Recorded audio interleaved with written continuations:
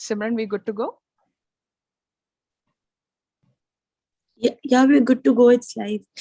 Great. Piyali is Over to you. A leader par excellence goes extra mile to do what is right and what is required. A very good morning, ladies and gentlemen. Namaste. With great joy and immense delight, I extend a warm welcome to our respected speakers and panelists, each and everyone who has joined us today from across the country and overseas both for the People First HR Excellence Awards 2022. Yes, ladies and gentlemen, we are here again for the People First HR Excellence Awards 2022.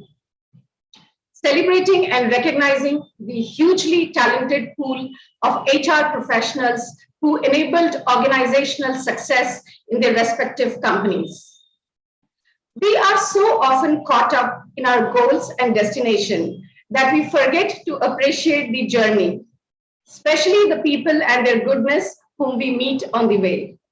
Appreciation is a wonderful thing to do.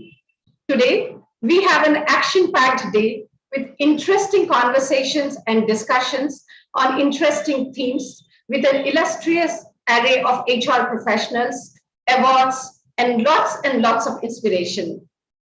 We are what we do repeatedly. Excellence is therefore not an act, but a habit. And we are celebrating this excellence today. With these words, let me take the opportunity to invite for the welcome address Mr. Umesh Rateja.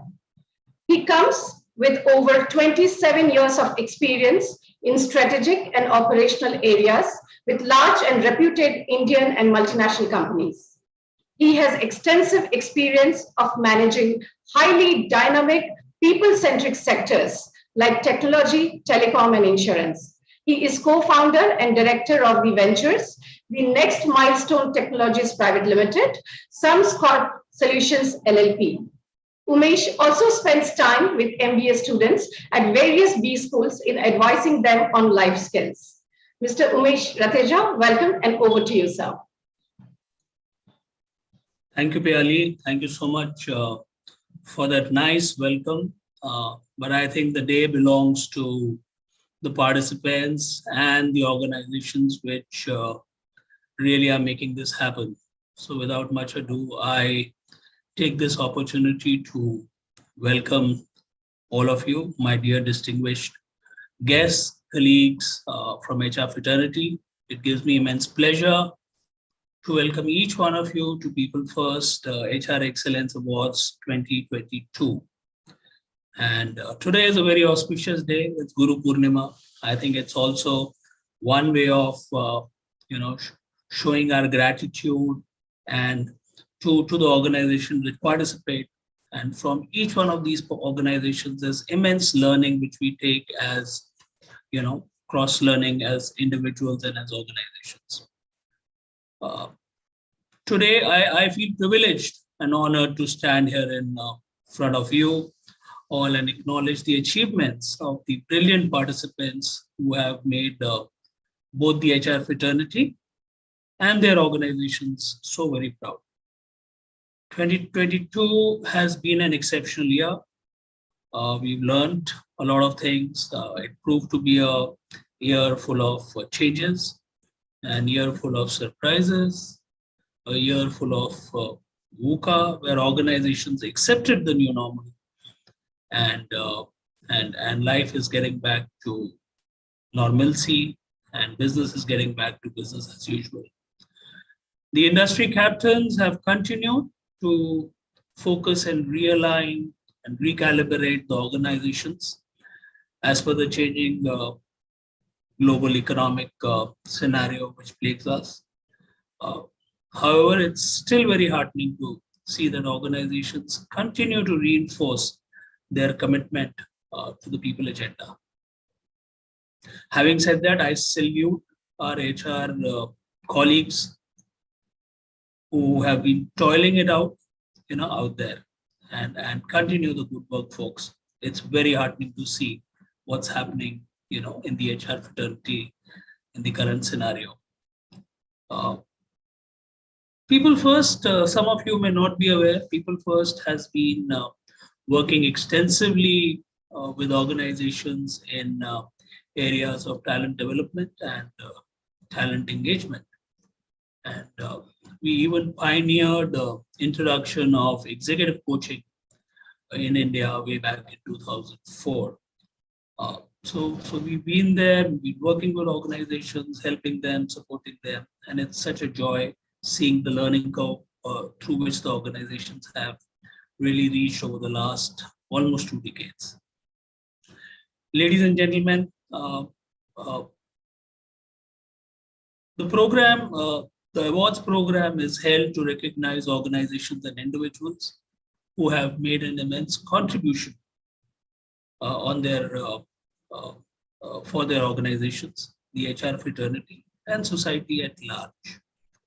These brilliant organizations and individuals have exhibited such an outstanding contribution that has not only helped them in achieving their goals, but also bring glory of success to their organizations.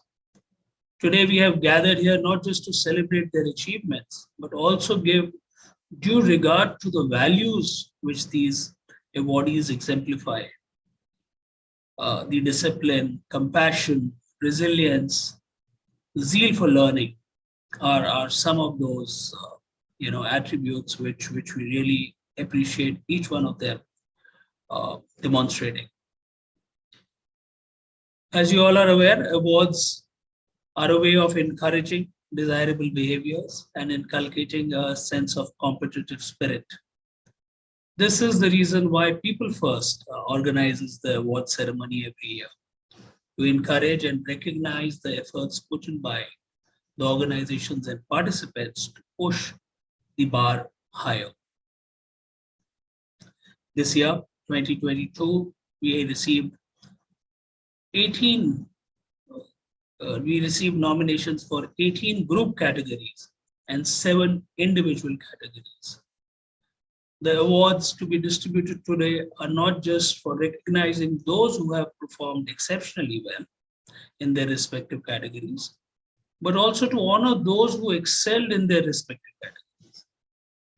Suffice to say, we have a very rigorous two-round jury level process. In the first level, the jury panel sifts through all the categories and comes up with a shortlist.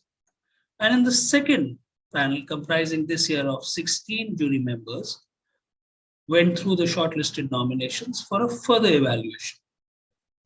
At this juncture, given the rigor of the process, each nomination is a winning category, winning entry. Having said that, it's natural that 1 or 2 entries may stand out even amongst the winners. And these are the ones which compel us to call them as champions. Therefore, in each and every entry, we would like to congratulate everyone, both the winners as well as the champions. So without much ado, I welcome you all and hope you enjoy this ceremony as we take off. Thank you so much for joining us. May I request Payali to take the proceedings of the day further. Thank you so much, Umesh. It was absolutely delightful listening to you as always. And I completely agree with you. Absolutely a big salute to our entire HR family, who have continued to work in all the difficult times. And, 2 years have gone and still there are so many difficulties that we see, even coming back to work has been giving us. So such a great work that has been done by them tirelessly and effortlessly throughout, all these years. And a big thank you to you for explaining to us about this rigorous process that you talked about for the selection of these awards. Thank you, and it was good to know. And I'm sure our audience also probably, wanted to know how this entire process of such a big annual award takes place. Ladies and gentlemen, with such a great start of the day, let us now move to the first part of the event, which is a panel discussion. We are scheduled to start this panel at 10:30. So I would request that we, have you all 2 minutes prior to 10:30 and be on the platform, and we will start shortly with our panel.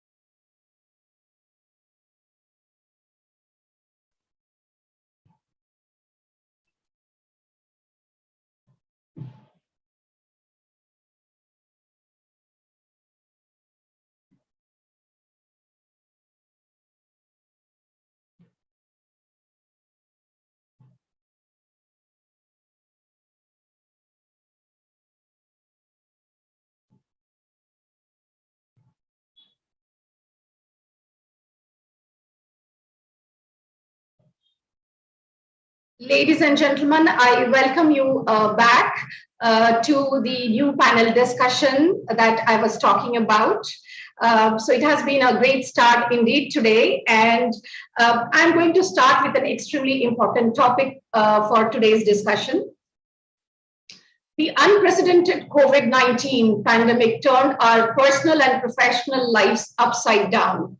Unparalleled changes are a new normal, and the continued related disruptions are exposing blind spots.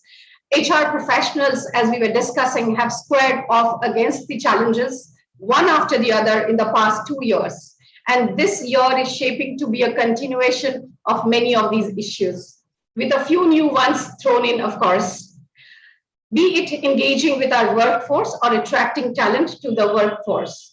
Business leaders have to navigate through these difficulties and move into the new paradigm. Yes, ladies and gentlemen, complexities and challenges of a new reality.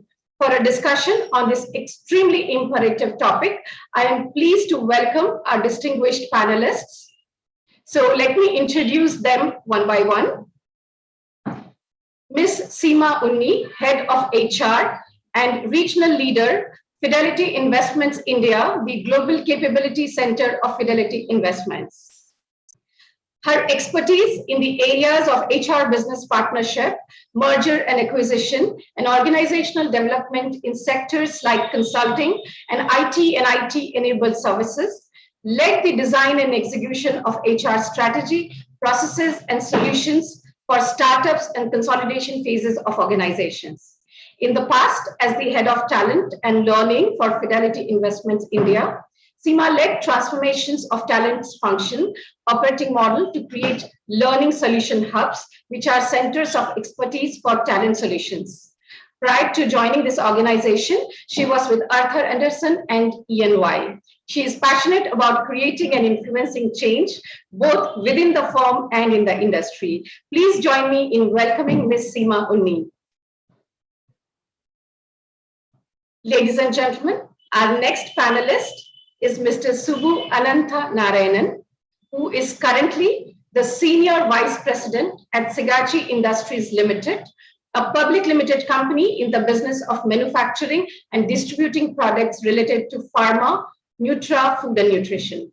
Prior to this, he has led HR teams successfully at MetLife Global Shared Services, Countrywide Financial Corporations, GE Capital, among others. Apart from HR roles, he has also led operations, sales, quality, compliance, and audit teams in his 32 years of experience. He is an alumnus of Indian School of Business and is based out of Hyderabad. Pleased to have you here, sir, for the discussion. Good morning, everybody. Now let's meet our next eminent leader, Mr. Shantanu Bhattacharya, Vice President HR at Grab, a Reliance retail company. Over the past 20 years, long enriched career in human resources with multinational companies and Indian conglomerates, Shantanu has acquired specific skills and competencies in HR with an exposure into building the right culture, managing performance, engagement, capability development, coaching, leadership hiring, OD interventions, restructuring, M&A deals, everything with the strategic HR interventions to support the business growth. I welcome you, sir, to this extremely important discussion today. Thank you, Piali, and very good morning, ladies and gentlemen. Yes, sir. Pleased to have you here. Now, eagerly waiting to introduce you to the moderator for this session.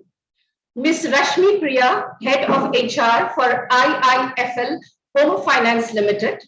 Her work and efforts have been to focus on improving the workplace culture, its policies and systems, scaling the HR analytics, diversity, inclusion and equity, employee wellness and safety, while keeping the balance between the strategic and tactical work in the HR space.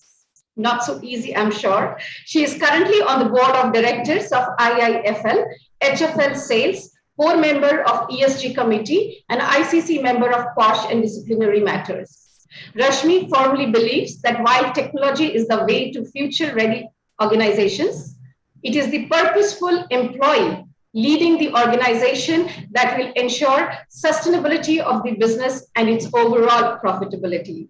Ladies and gentlemen, and our panelists, great to have you all and looking forward to the discussions. Over to you, Rashmi. Thank you so much, Piali, for the very warm welcome. Good morning to all of us here. And I'm very happy, excited, and privileged to be moderating this elite set of panelists. And the topic also is quite relevant to us, which is complexities and challenges in the new reality. The panel will be for a 45 minutes discussion within the panelists, and then we'll have 15 minutes of open discussion with the audience in case there's any kind of suggestions or queries to which we can address to. So I was thinking, and we all have been thinking about this new reality, metaverse, which has been quietly, abruptly ushered the organizations have been ushered into thanks to the pandemic. So every day there's a new technology that's coming up, catering to things which we earlier thought could be done only manually or physically, or probably was just a subconscious thought. It has now become a technology-enabled stuff. And while the organizations are exploring, deep diving into these new digital disruptions, it's going to be a wait and watch game to see if this extended digital reality experience, if they actually shape up to become a single connected metaverse. But yeah, of course, there's no two thoughts that these technologies will increasingly interconnect with each other and mature by developing ourselves. But with this technology, with this new reality, it has posed us a new set of complexities and challenges for the organizations across the globe. And so let's start the discussion with the first and foremost question that we have on our mind, which is what are the significant changes that will reshape the way HR is being managed in an organization? And I would ask Shantanu if what are your thoughts about this new reality? All right. Thanks, Rashmi. Am I audible? Yes. Okay. Great. Thanks and good morning to all of you again. So a couple of things which runs up to each of our minds. And honestly, we all have been grappling with a similar situation, a similar set of problems, challenges into our own ways in each of the organizations that we come from and we belong to. Honestly, there's no right formula, there's no right methodology or approach. We all are still searching what's the right formula to adopt to and implement to. There are a couple of things working, there are a couple of things not working, there are a couple of things still evolving. So I think we are in the midst of all those adjustments, honestly. But while we say that and while we take that our own time to sort of settle down, a couple of things which runs up to my mind pertinent to what we are talking. First is productivity. I mean, during this hybrid or remote working era, how do we measure sort of productivity? And this is some of the food for thought that I'll probably leave the other co-panelists to also sort of focus upon, and would like to hear what are some of the best practices that they are adopting in their respective domains and organizations.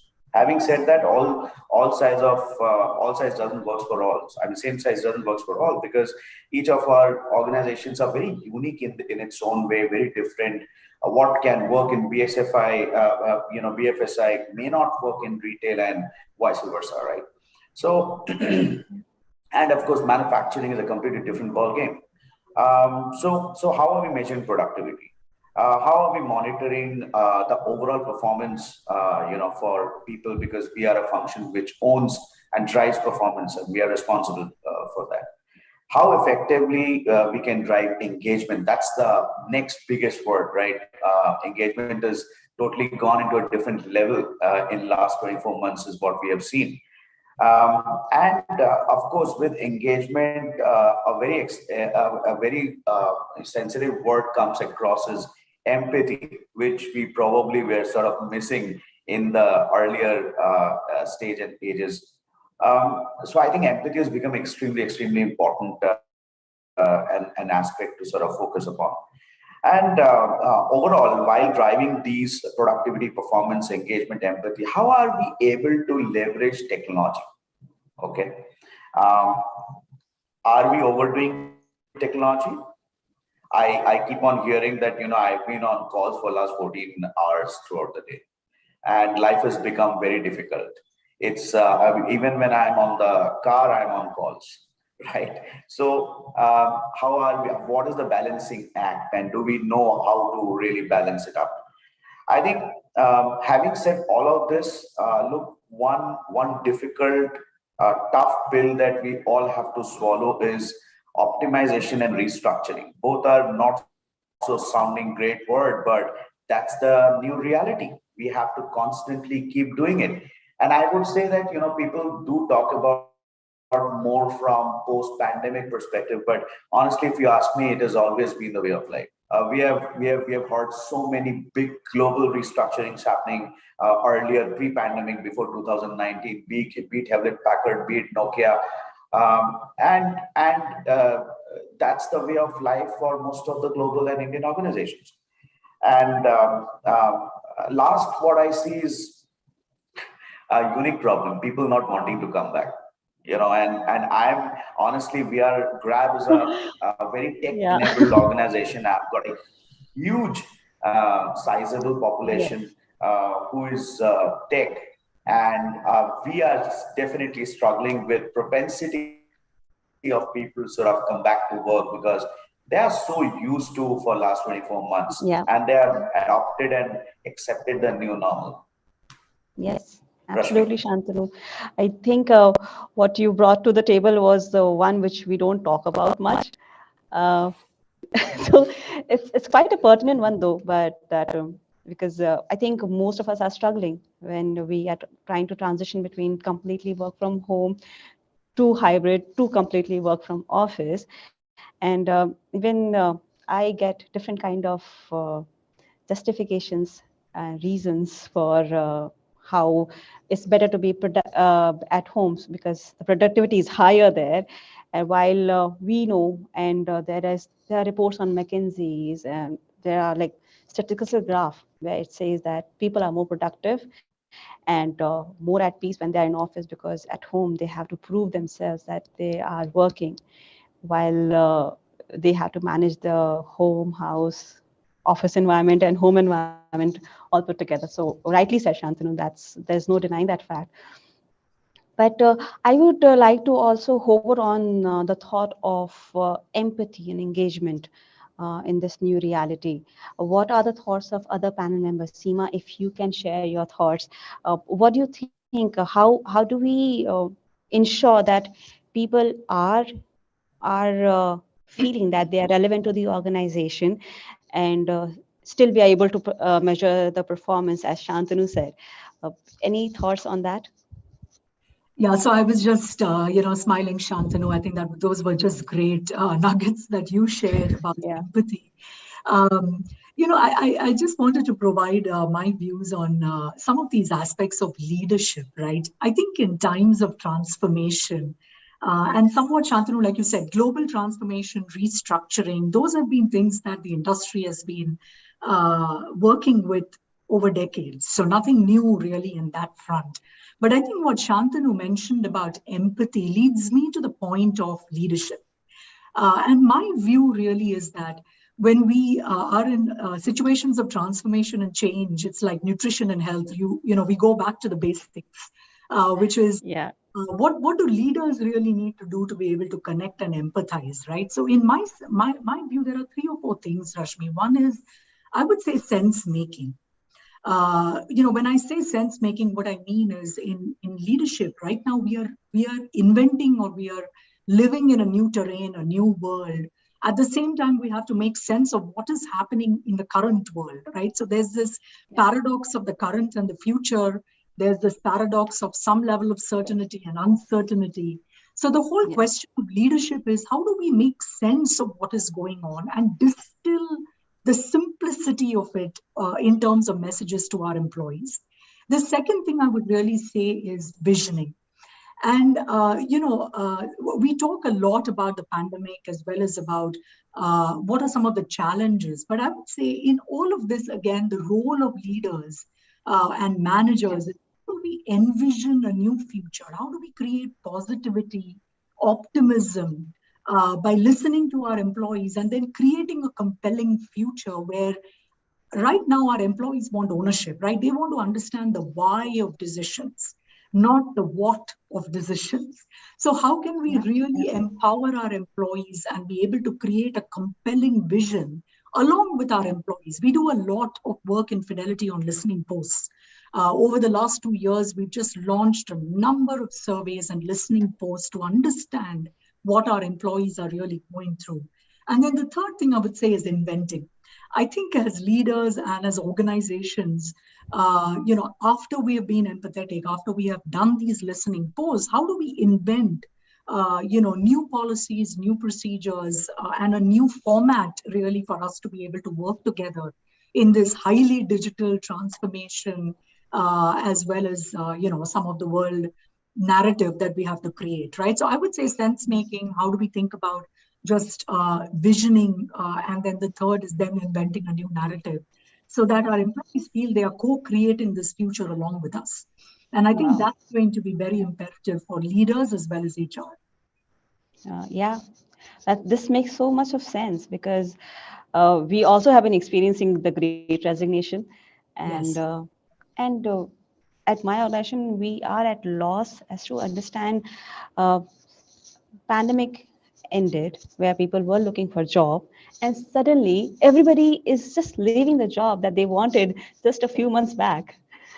And so here also, within my organization, we started this process of listening to the employees. What exactly is happening? What are they undergoing?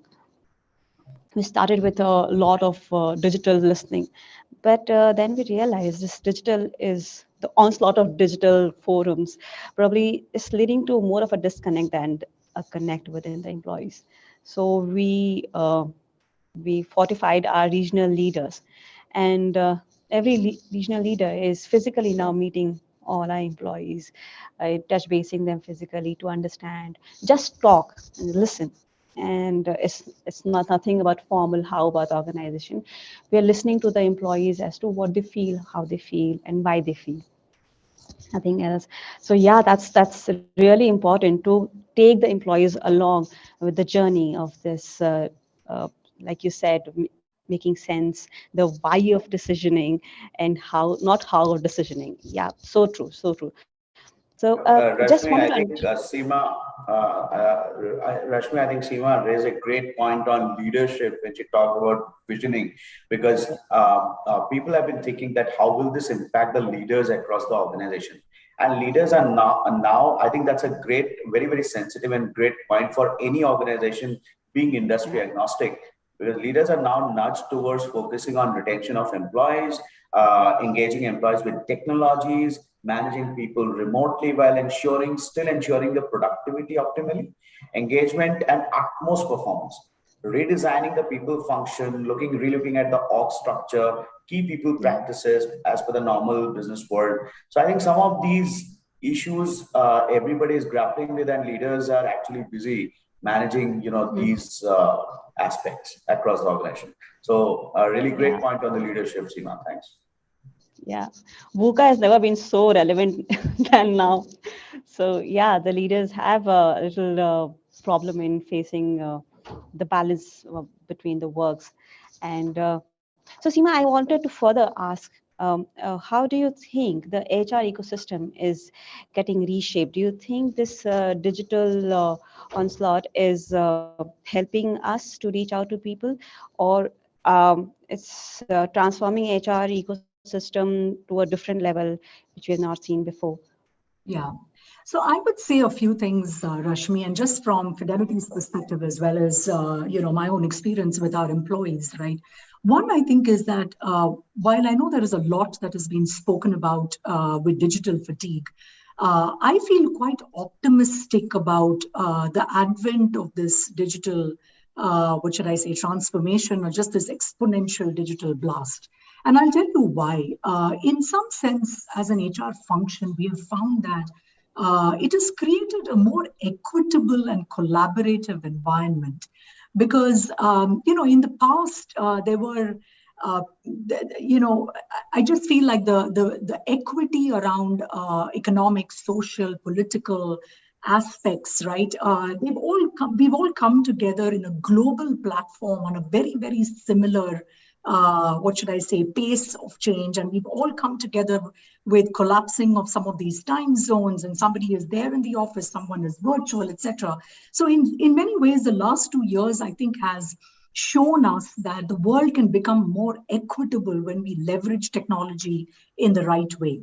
What we have done in Fidelity is we've actually created a stack of financial and investing knowledge in the metaverse for our clients, where our clients can go through multiple kind of, floors of a building, move from one floor to the other, understand the depth of investing tips and tricks and knowledge. And that has received a lot of positive feedback from our client base. Similarly, when we think about HR function leveraging either metaverse or any of the other digital, technologies, we're even thinking about things like holograms and VR and aspects. What has happened is that learning, hiring, the ability to, bring a number of different diverse populations in a very inclusive way on an equitable platform have been some of our benefits. So for example, in our learning world right now, at the click of a button, we have provided our employees the ability to access universities across the world. It has really gotten democratized, revolutionized in many ways, because we brought all the professors across the world to our employees to talk to them about it, right? The second thing I would say is hiring. In the past, it was always about, physical travel that would become a bit of a hindrance. Right now, we are seeing our hiring is more authentic. We are able to reach out to many of our candidates in a very authentic but proctored fashion, of course, so that we're protecting the firm and all of the any mishaps that can happen, etc. But I would say that for the largest part, our hiring, whether it is in digital platforms, we're exploring the metaverse for both learning as well as other digital platforms has also seen a big rise.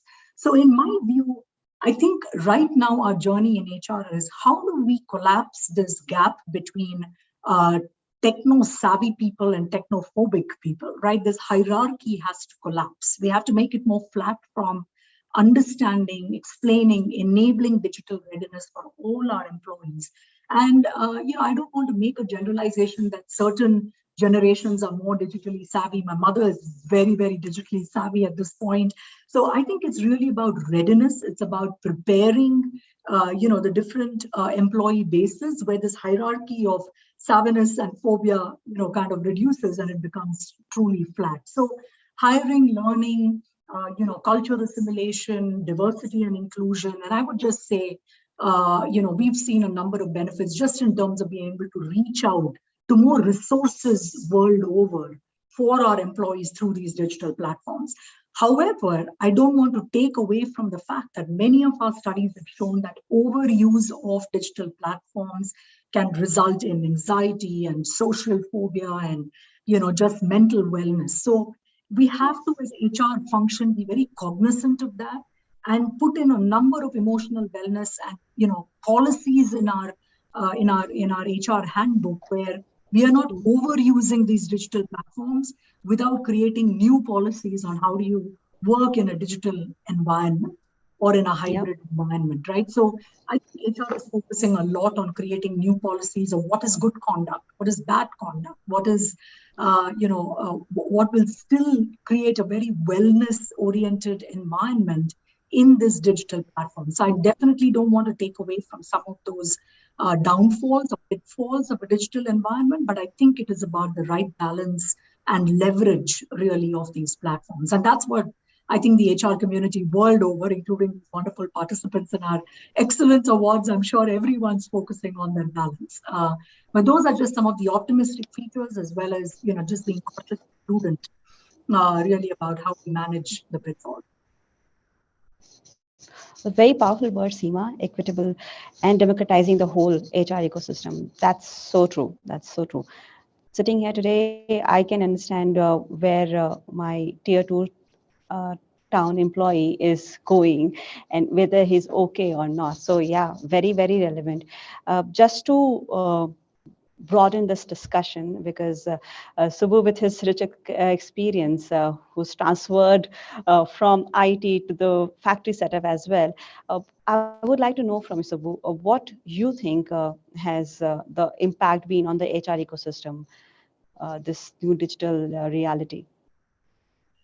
So, from my perspective, the one thing that I always love to believe is maintaining the balance, right? So the entire universe revolves around balancing, and I think whenever there is an excess of something, there is always going to be a problem.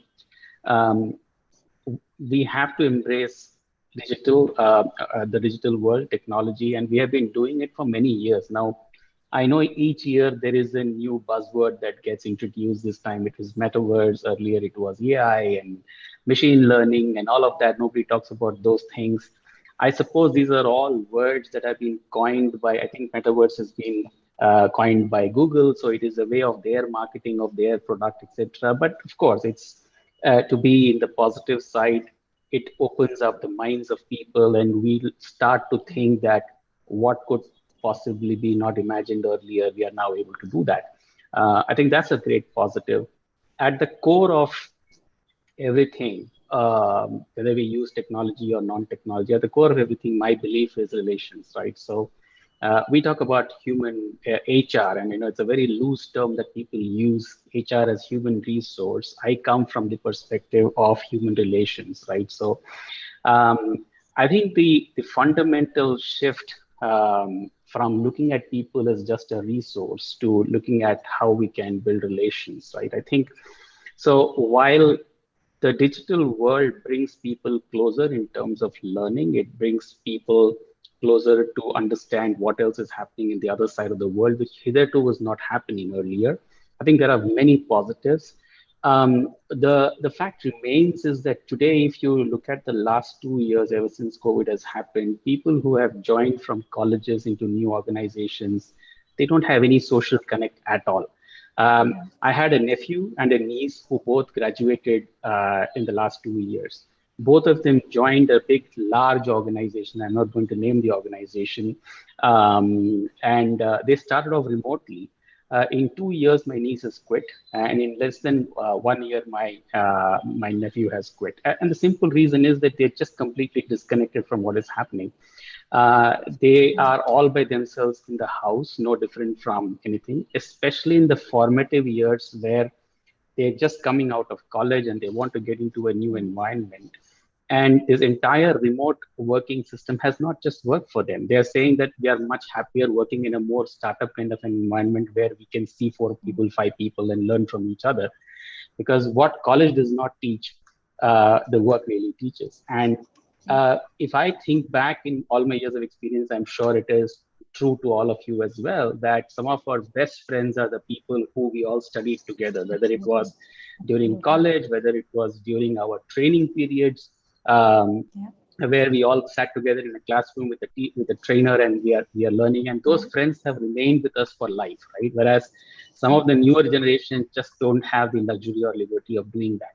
So where I come from is to focus on the relations rather than the resources, is what it is. So, but at the same time, we cannot discount the technology aspect of what we do, right? So if we use technology in a more positive manner, I think it's going to help. And I think there are umpteen examples. Hiring is the best example. I think we are now able to access talent across the globe, across many remote locations. I think that's definitely an area that has really helped.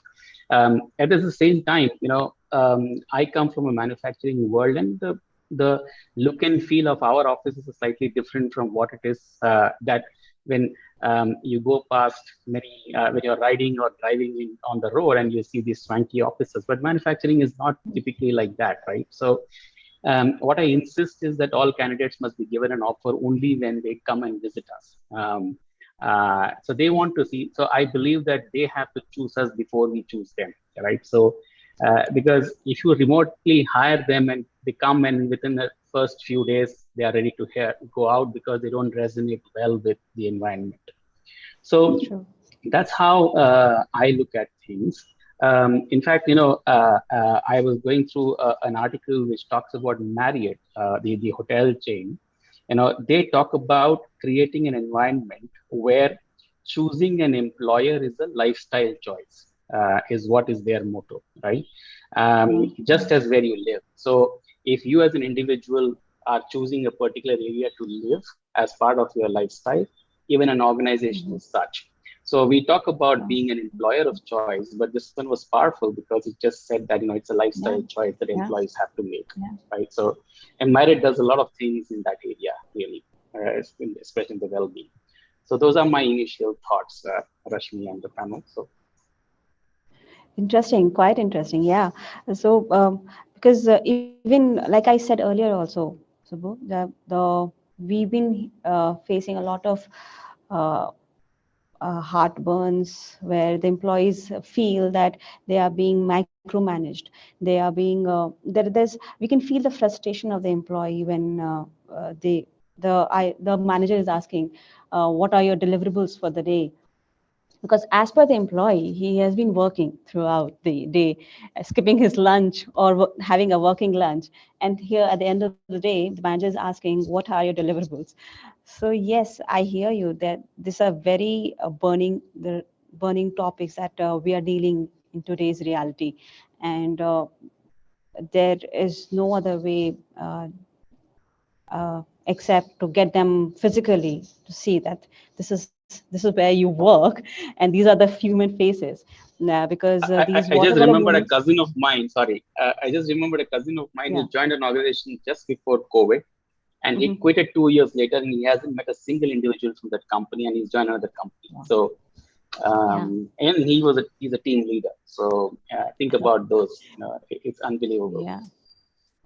So we earlier pre-COVID times, we used to say these water cooler discussions are such non-performing times. People are eating into our office hours. Suddenly we realized that they were the actual bonding time, which are helping our employee engagements a lot. So yeah, with this thought, I think the burning topics. So uh, let's dwell. So good that you brought out that topic of a team leader. What do you think the leaders of today, how should they be reacting to this new reality? How should they converse with the organization? Because everybody is looking up to them. All the blames go to the leaders as to how they are managing well, not managing well. What kind of impact the leader should be creating on the organization, or what kind of process or systems they should be building in this new reality to tackle all these nuances of technology disruptions. Sure. Okay. So I broadly have, I want to put it into a broader umbrella. I think the most important thing is how do leaders set up a culture of adaptability, right? And how well do people have to adapt to new changes? And one of the fundamental areas that leaders have to focus on is how do you define your mission statement and perhaps include it as part of the value system, right? So it's just as basic as that. So day in and day out, if people are seeing and hearing or the adaptability as a buzzword across, then they're all getting conditioned to become one, right? So one is to have it as part of your vision, mission, values. The other thing is just not let it be in paper. You need to be able to constantly communicate it, right? So I've been lucky enough to work in an organization in GE Capital, JECIS, and I think one of the few organizations where you would see this being in front of you almost on a weekly basis, right? And that's how they drive the culture, because the more you see some things, the more you are able to mentally tune yourself to those things, right? And I think that so one is, of course, inclusion as part of your vision, mission, values, and also being able to communicate that to people constantly. What typically happens is that when a company redefines, so either they are creating this or they are redefining this.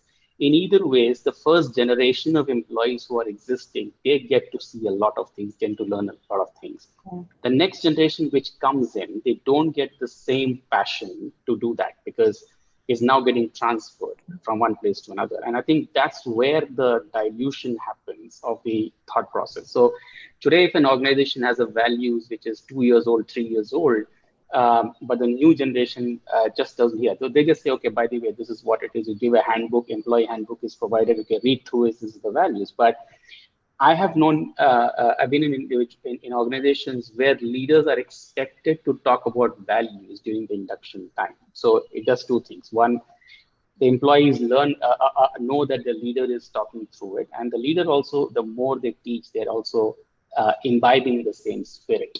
So it kind of helps that, right? So that's an area, and I really think that setting up a culture where people learn to adapt to changes, especially the digital changes, should be there. Mm-hmm. The second thing I want to talk about is the change management process, right? So how well a leader adapts to the change and then communicates that change is something which is there. And then being able to follow up. Now, obviously, every change will have early adapters. So they call it the adapters, the naysayers, and then the people who are lagging behind. So how do you convert the people into the adapters is what we need to be looking at. I think change management comes in as as an important aspect of being a leader. But the more important thing, and I know a lot of the early conversations were speaking about empathy. Leaders, so empathy is, in my view, a very misused word, sometimes even abused word, I would say, in our culture. So culturally, we Indians are never exposed to empathy, and this is something that we've been doing for many years. It's a very, most of the time we sympathize, we don't empathize, right? So the empathizing is slightly different. And schools in India don't teach empathy. It's a conditioning that happens right from schools. And, if a tragedy happens in our neighborhood or in our family, we tend to stay quiet. That is our way of acknowledging that something has happened. Whereas the Western world is much more vocal and they talk about it. But our way of empathizing is to stay quiet. Whereas what we want our people to do is to probably imitate somebody else. So there is a lot that happens, and leaders have to bridge the gap of what is truly the identity of the organization versus what we want to adapt. I know there is a lot of noise in the system. It's like, a new mother who goes into the Google and says how to change the nappy. There are at least 1,000 videos which will tell you about that. But the fact is that what works is what works for your child. So if you try to follow a style which is there in YouTube and your child is kicking away the nappy, then you have to know that you have to hold on to the legs and do that. So primarily what I'm saying is that you need to adapt to what is relevant for you and not just rely on what is all the noise that is happening around. Wow, Subbu. That's so. The example is so very unique, and drives the point very well. Actually, I would say more realistic. Very, very realistic. Yes. But yes, as a mother, I did that. So, but I found my balance. But the points that you raised was quite interesting one. We many times we as leaders, I've seen that they learn to adapt, they communicate, but the important thing that is getting missed out by the leaders is the follow-up, which you very rightly said. The leaders are so busy in the catching up the next disruption that there's no follow-up. So the last change that we got in the system, what happened to those changes, nobody's aware of. Everybody's catching up with the new change, and hence that's leading to the dissatisfaction among the employees. They feel the frustration, they feel lost, and hence the great resignation probably, but we're still tackling what and went wrong where. But on that note, Shantanu, I would also like to check your thoughts. What do you think? Where is the leadership? If there's anything that leadership should be doing more, like Subbu said, about the adaptability and communicating and the empathy bit, is something else that the leader should be doing for the employees and for the organization? Rashmi, at the onset of the discussion, I remember that you talked about finding from McKinsey, right? And I'll just build over the same point. I think that was a great touch that you did. A report from McKinsey stated that almost 90% of the executives reported that they were currently experiencing a huge skill gap, or they would soon be. Okay, and this realization sort of happened during and post pandemic era, more and more. Okay, now uncertainty has made it necessary for people to learn additional skills. Companies are planning to upskill, reskill their workforce with the right training, knowledge needed to meet the challenging job requirements. But that's not about it. So the focus areas that I see completely shifting, and during different reports, researches through HBR, etc., there are multiple problems that leaders today sort of need to focus across the organization. Building on the empathy part, of course, employee well-being is one of the top trends, today that leaders are focusing, not only HR, but across the board leadership. People analytics, that has become an absolute essential for any organization. The data-driven insights will be used for better hiring decision, expansion plans, improving engagement, effective performance management, and reducing overall employee attrition. Deloitte report says that 71% of the worldwide organizations consider people analytics as high priority for their organizations, respective organizations. So I think virtual onboarding is now a pretty well accepted reality.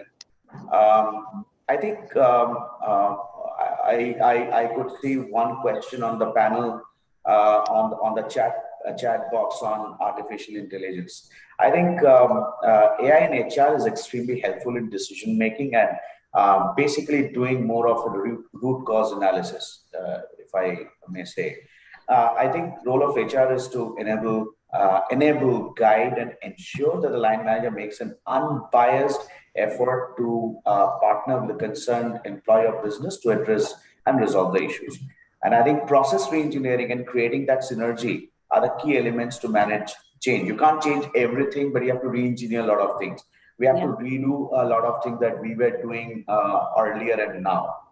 I think from an whatever we may do at an organizational level or at a corporate level, until it reaches to the grassroots level and sort of touch employee and touch business, and that role is typically played by most of the HR business partners. Okay, and they become extremely important. So 5 simple concepts that I see is that I've learned over the years is if your mindset is wrong, your skill set will hardly matter.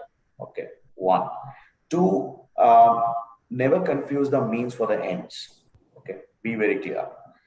Data is everywhere, insight is hard to find. So analytics plays a key role there. Teams outperform individual super performers or super stars. Simplify. I think complexity doesn't work, so we need to sort of simplify. These are the 5 basic elements from an HR business partner perspective, which all leaders in their own way are grappling with and sort of trying to focus more and more to get and bind the organization, together. I think personalization is the key element now, whether it is employees or whether it is attracting talent. So how can we ensure that the offer dropouts go down?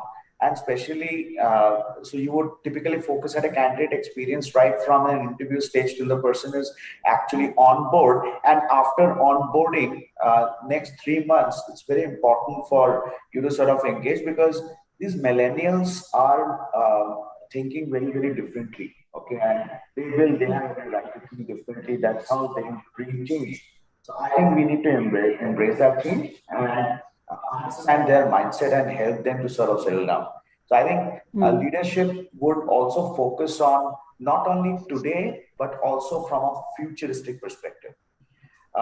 Accelerated digitization is definitely something which everybody is trying to sort of adopt to in their own way. The future of digitization will play a huge role with transaction and stitching together the tactical business elements and to social economic aspects also.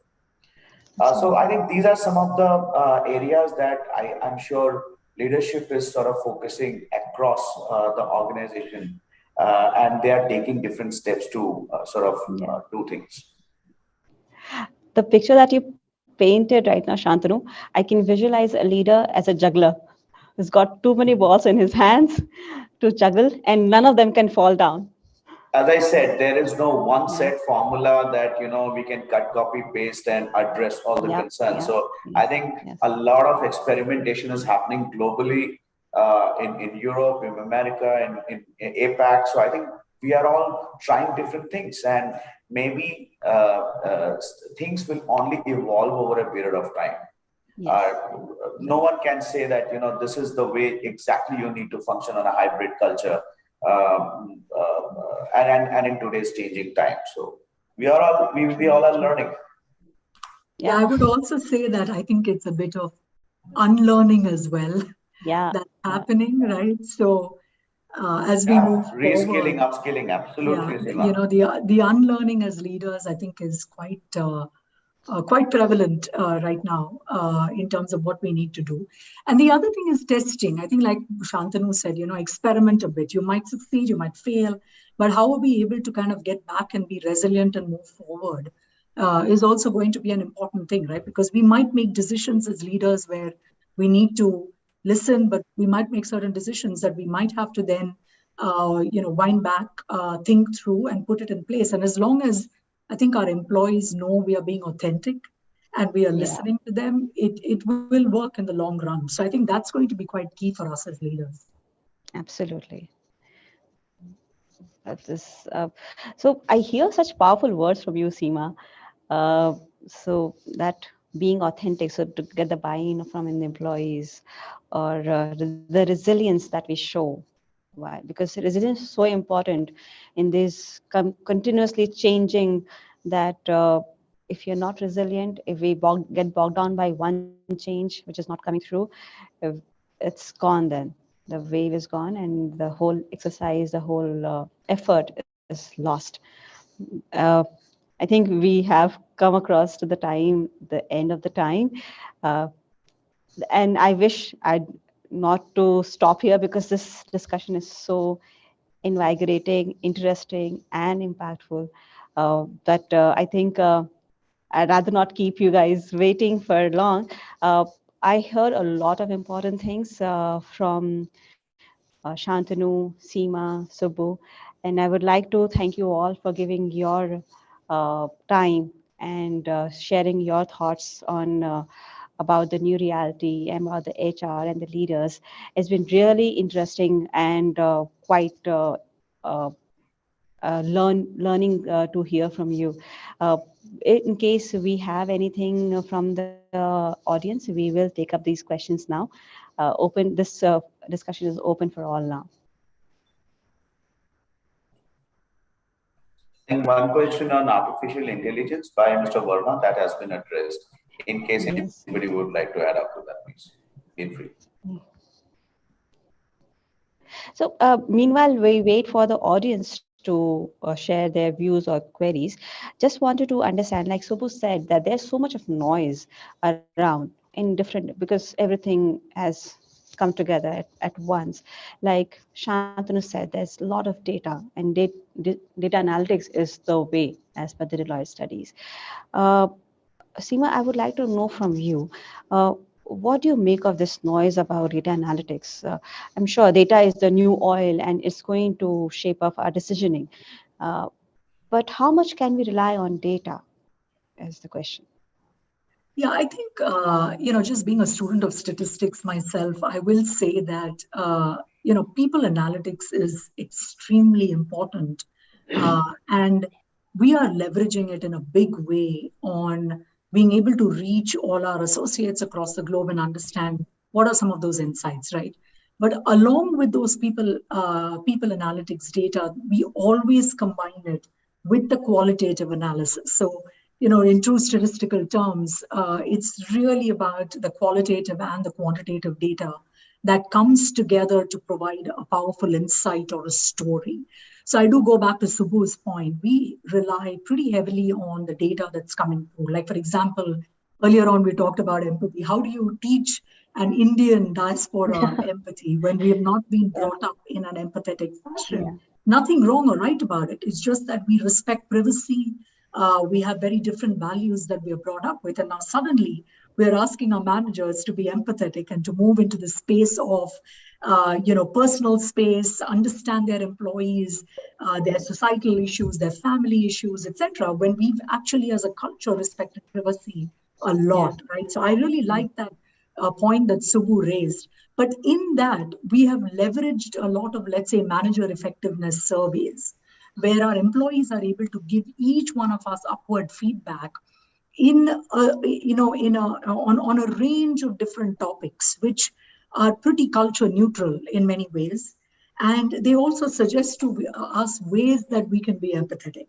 And it's beautiful to see that when you respect the identity of every individual who's giving a manager ways that I can be empathetic or ways that I can be more empowering, then I have to go back as a manager or a leader and think about, okay, what ways can I really deploy? So you'll find an introvert and an extrovert giving very different suggestions on how a manager can be empathetic or a manager can be, respect privacy. And I think it is very important to understand individual members in one's team. So I will say that that's kind of, we leverage a lot of surveys, a lot of upward feedback tools to give us the data and the analytics, but we combine it with the qualitative analysis that comes through in terms of verbatims and suggestions on how we can operate. So I'm just giving one example, which is real, around how a manager can operate differently or can be more effective.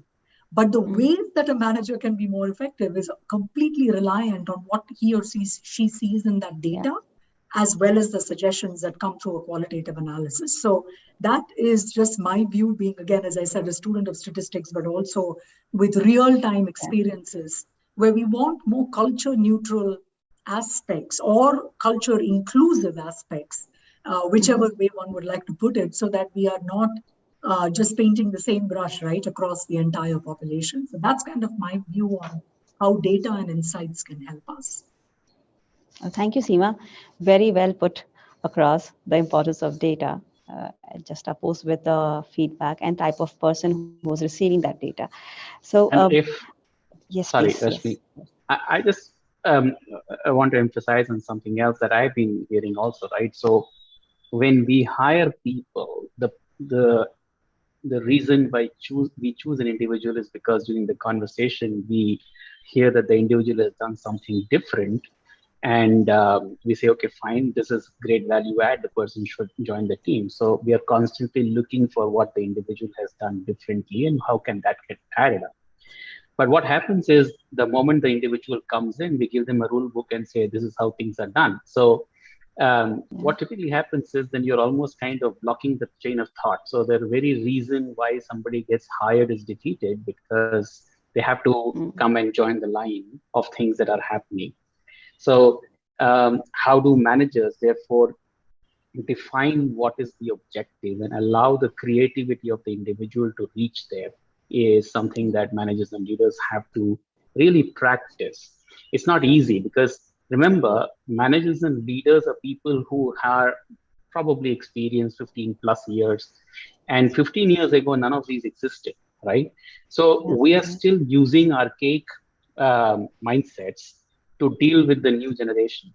Do organizations have the courage to hire a 20-something as a CHRO who hires the younger generation and who understands exactly what happens out there with their mindset? Is just a question for everybody to ponder about. That's how I look at things. Yes, experimenting is the way then to understand where is our balance. All the technology is being invented by new generation, right? It's not mostly the old generation. And then that technology, if it has to be understood, you need somebody with that mindset to lead teams, right? So that's how it is. Yeah. And we might be skeptical for the new changes or because we are not aware of the new changes, but it is here and we have to embrace it. I don't want to sound negative, but at times these technological disruptions do cause a little flutter in my tummy to how to address this now. Now what next? Because my employees, they are disconnected when I come up with a new engagement plan for them. And say, for example, if I start a new coffee series calling it Cup Shop, the first reaction is not again. Well, and to get them connected digitally and get them excited, while I know that they are not going to get connected easily, is what is leading me to the thought that how well my organization is going to get aligned digitally in this metaverse. But yeah, okay. We've got a few more questions now, I think. Ashish Gakre is asking, your views on gig workforce model. Is India market ready to adopt this model?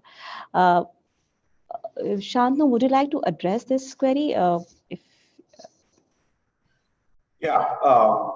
So I think that's a very interesting one, honestly. So there's so much of it happening on the gig model.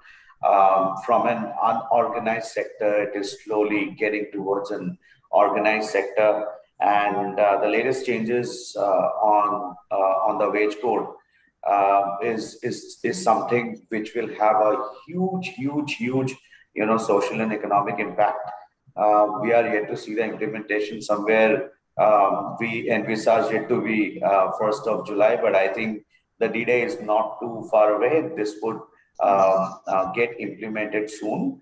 And organizations, the best part is that, a small or bigger organization won't have choice but to adopt to it. And that sort of brings a huge reform in the way, gig has been or currently functioning.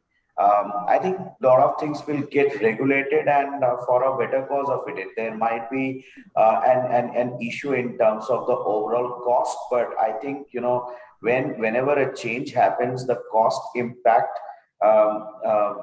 will get absorbed over a period of time in the way we do business. And those rates would get adjusted. The bottom line may impact initially for some time, but once it gets evolved over a period of time, that sort of gets adjusted and absorbed, and therefore the mindset changes. But I think it's so important to make it more structured, make it more organized, and definitely, gig will go through a transformational change in next couple of not even years. Just watch out for next couple of quarters. Yeah. Yes. Rightly said. The new wage code, which is changing the whole HR ecosystem again, related to compliances. The next question, I think, is coming from the discussion that Seema, we just had. It was in virtual workspace, most of the times we do not get enough sample size of employee surveys. What modes could be most effective to get the right pulse of the employees? Yeah, I would say very quickly that, a couple of things, right? One is surveys is only one part of it, but cohort-based engagement is probably another idea where, for example, let's say you want to get the pulse of different segments. You could break them up into different cohorts, like tenure in the organization cohorts, or other inclusive cohorts. It could also be innovator cohorts. So if you have a systemic way of how you're defining different cohorts in the organization, you can actually have we do a lot of casual conversations where people actually come in and just have anything on their mind that they can talk about. But we segment them in terms of different cohorts that we have within the organization. It could be age, tenure, it could be location, it could be, as I said, innovation, COE cohorts. The more you engage in different cohorts, you're able to kind of have those casual conversations. So that is kind of one way that we have found quite a bit of success, because, as I said, the survey alone is not going to work. Yeah, right. I think we've got a lot of questions, but I think with the paucity of time, we'll take 2 more questions. There is another question from Ruben, who's asking, what suggestions do you have to build trust between the manager and the remotely working team? Subbu, would you like to take up this query? Okay, let me unmute my mic first. I think it's a moot point. Trust is so fundamental in every relationship, right? And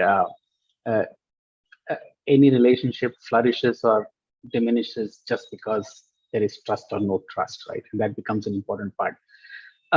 Primarily, what should managers do? Managers should just build the trust by demonstrating integrity, right? So that is the most critical thing. Now, when I say integrity, it is just not about doing the right thing. It's also being able to walk the talk kind of a thing, right? The other thing is to very clearly articulate the intent.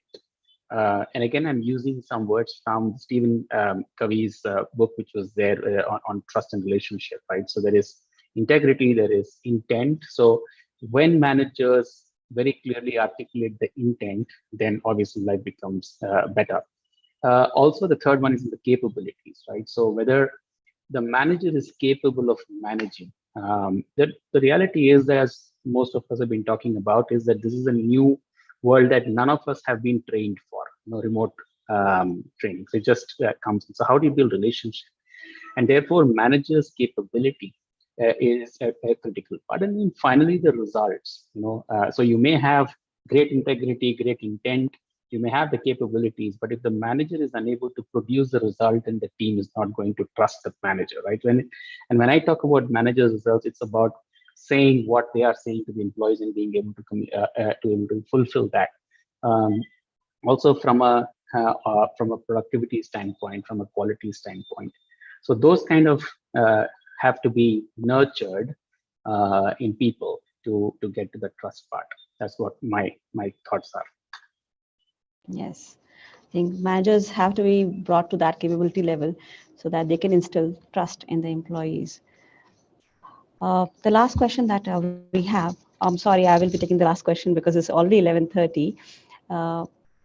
This question is again from Ashish Kakre. How much training percentage-wise must be online versus offline? That I think we are still figuring it out. There is no right answer, I guess, in this. We're trying to figure out whether nudges works, whether the before pandemic, we thought the online is the answer to the learning and development.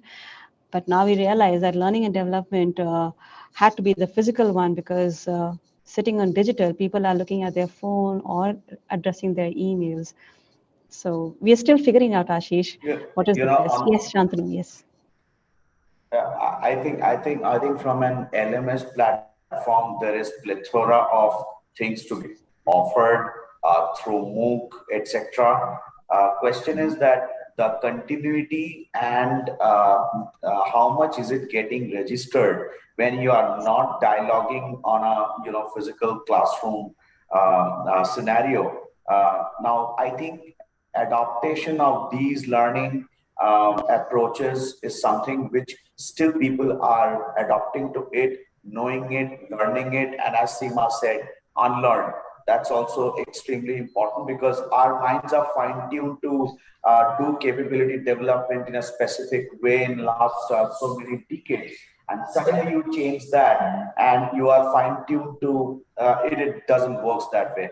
So I think today people are working on nanobytes, okay, where small short modules, and you can do it even 2 at night and or afternoon at 2. So it's up to you. So you have to leave that to the individual's discretion, as long as they are able to learn, adopt, digest the content part, right? So the offering is really on a nanobyte module nowadays, right? That's what works, honestly. Yeah, it does. It does. Okay. I think without taking much time now, it has been an amazing interaction. I feel that we are sitting in a room and discussing. It's so immersive. Thank you so much for your time. And I close this discussion now. Over to you, Piali. And we all have a good day. Wish you that. Yeah, thank you, Rashmi. And all thank you, Rashmi. Terrific job in moderating. Yes. Great to meet all of you, Shantanu, Seema. Yeah. Thanks, Piali, and thanks meeting you, Seema. Thanks a lot, Rashmi, again. And thanks People First. For the People Thank you First so much, panelists, for this lovely discussion. There was some amazing insights that we could all get. You talked about your own experiences, so many different examples. So that was wonderful to know. And I'm sure there were many takeaways for all our audience. And we could see it also from the questions. I think we still had a couple of them, which because of the constraint of time, we couldn't. But I think more or less the theme got quite well covered.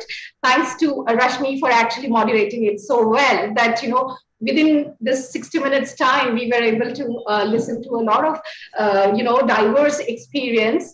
A couple of things like, what are the most significant changes that HR has begun to do to manage the new reality? This seemed to be a very difficult question to answer, keeping in mind that every sector is different, every industry is different, and everyone's journey is unique too.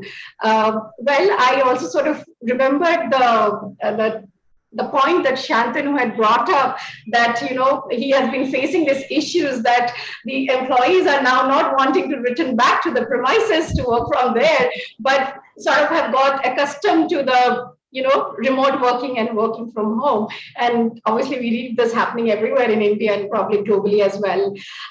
So some of the very important things about the role of a leadership that probably needs to change, and how it has become more important for the leaders to remain connected, because as I understood, there are many instances where the employees have felt a little disconnected, and that's why probably they're not even coming back sometimes. Techno-savvy versus the technophobia, I think it was an extremely important point in discussion about how the employees and the teams got classified.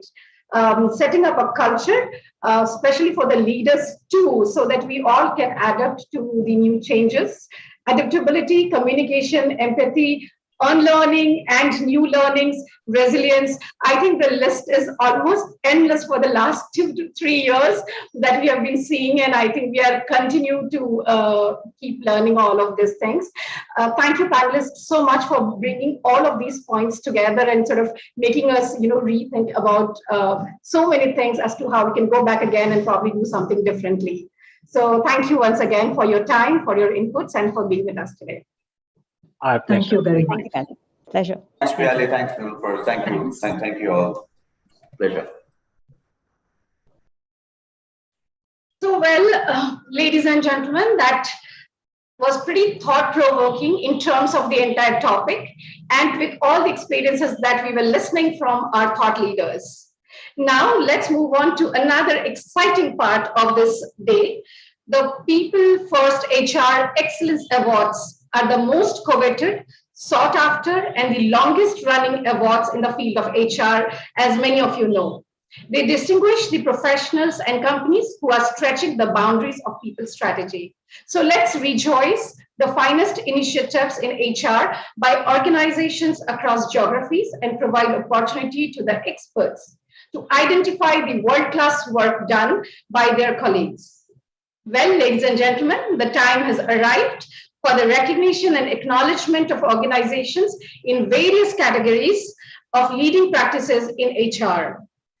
I'm thrilled to begin with the first set of awards for People First HR Excellence Awards 2022. So let's start with our first category, Leading Practices in Diversity and Inclusion Initiatives. This category nominations have diversity and inclusion at the heart of its business, providing outstanding support and opportunities to women, people from diverse backgrounds, differently abled people, and so on. It demonstrates that the intent is not to have a D&I strategy because it is a nice thing to do, but to recognize and embrace the benefits of a truly diverse workforce. And I'm delighted to announce the winners. Our first winner is Runaya.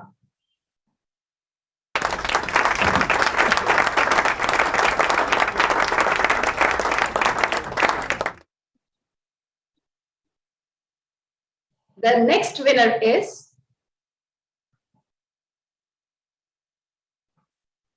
M2P FinTech.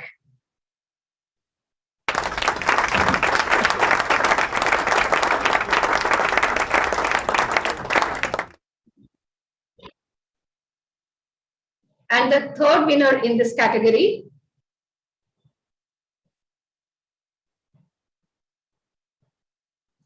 Times Pro, a Times of India group initiative.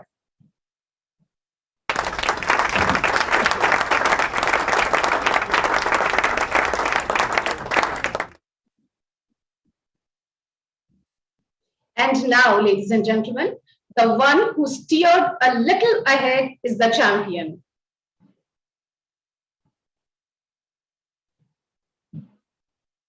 Hindustan Zinc Limited.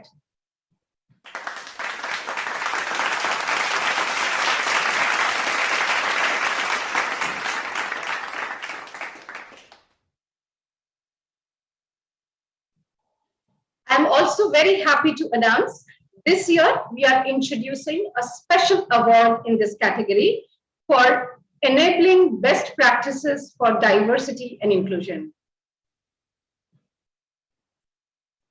And ladies and gentlemen, we have a champion in this category, which is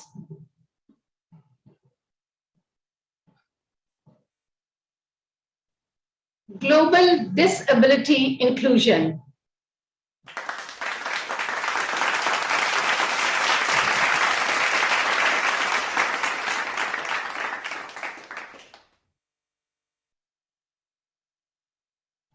With this, let's move on to the next category.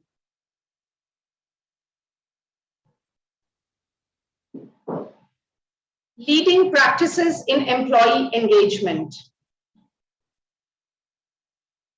Nominations in this category include a well thought out strategy linking employee engagement to the heart of the business. Also, it comprises motivation programs that have made a significant difference to an organization's productivity and performance. And we have got our winners too. The first winner is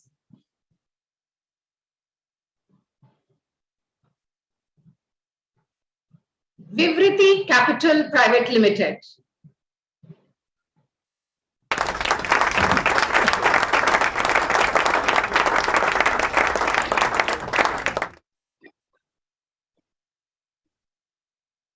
The next winner is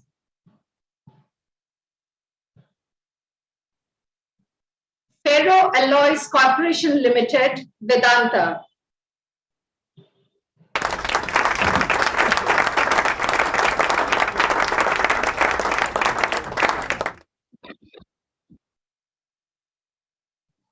And now let's give a big round of applause to the champion in this category.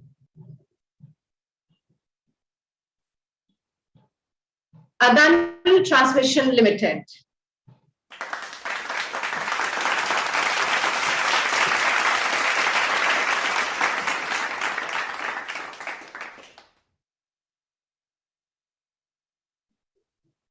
Moving further, let's move to the leading practices in talent management. Nominations here in this category give the details of the practices on how their company define and spot talent, where the responsibility for managing talent lies, and how they deliver relevant development opportunities, and how the implementation and the outcomes are monitored and measured objectively. And I am excited to meet the winners for this amazing work done in their organizations. Ladies and gentlemen, the first winner is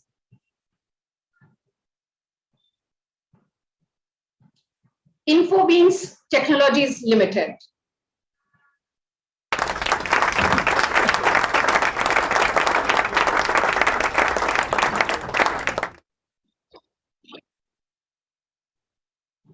The next winner is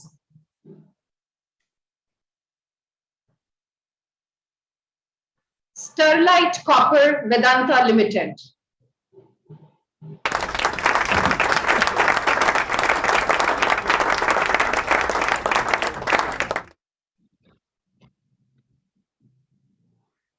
And the third winner in this category is Adani Transmission Limited.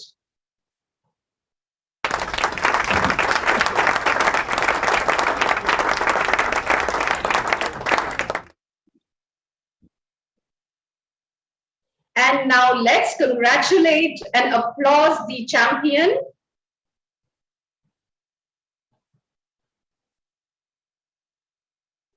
Hindustan Zinc Limited, ladies and gentlemen, is the champion in leading practices in talent management.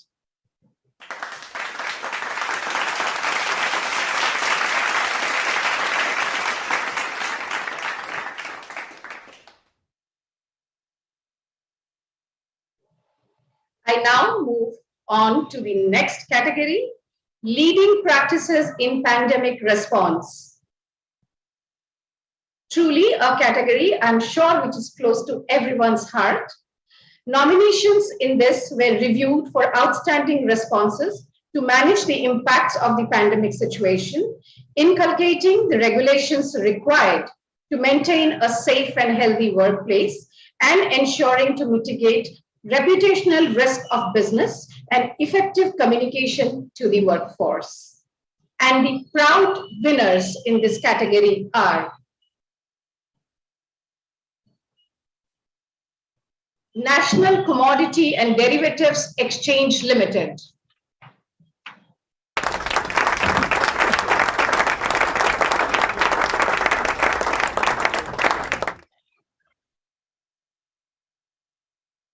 let's welcome the next winner, Link Group.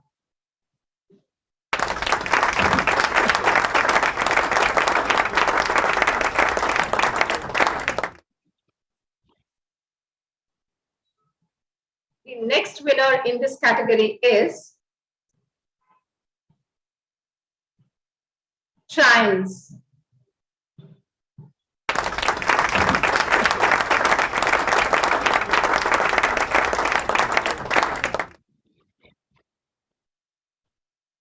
And finally, the last but not the least winner in this category is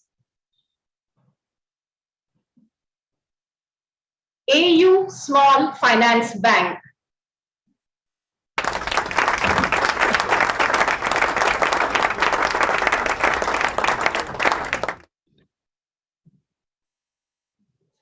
Ladies and gentlemen, now eagerly waiting to announce the champion, the one which emerged as the champion of all in this group.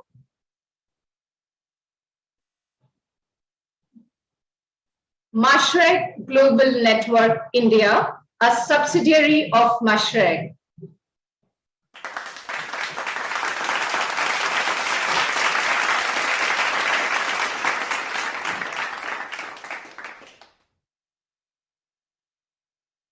So while I'm congratulating all the winners and champions till now, we have few more very important categories as well for the awards this afternoon. The next one is Leading Practices in Benefits Administration. Well, in this category, the nominations are about practices where an organization has closely aligned its benefit strategy to the business objectives in order to incentivize and enhance the productivity. Also, how the strategy had a direct impact on employee engagement and subsequently the organization's bottom line. Well, we are proud to have one winner in this category. And the proud winner for the incredible work that they have done, Ferro Alloys Corporation Limited.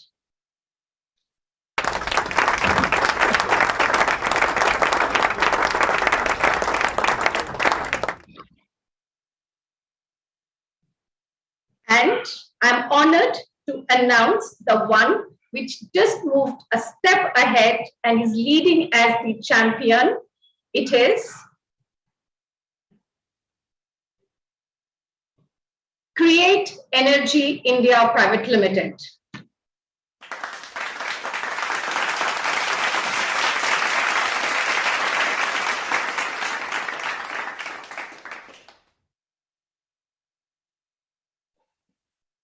So the excitement is building on, and we have a few more categories to go on. As I had mentioned, today is a day which is full of awards and recognition for lots of people who have done some fantastic work through the year.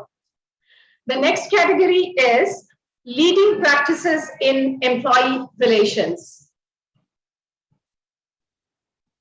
Nominations were received and reviewed for the innovative approach and efforts put in by an organization to form strong relations with its staff and workforce. This may range in scale from industrial relations across large sections of the workforce or in the management of disputes involving individuals, or how they deliver the relevant development opportunities and how the implementation and the outcomes are monitored and measured. ladies and gentlemen, let's take the opportunity to meet our accomplished leaders and the organizations who are our winners today. The first winner is Sesa Goa Iron Ore Business.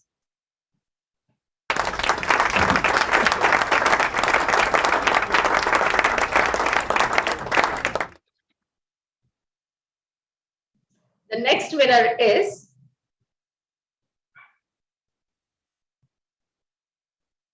Piaggio Vehicles Private Limited.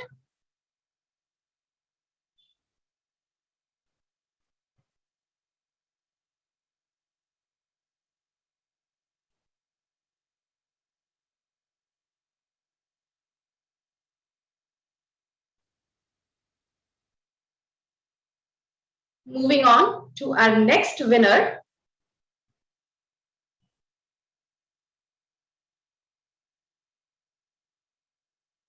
PNB MetLife India Insurance Company Limited.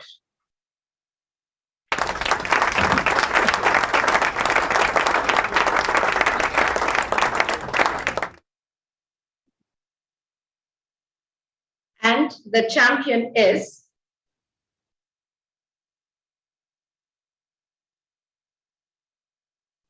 I'm pleased to announce the champion for leading practices in employee relations with a step ahead in this category, Hindustan Unilever Limited.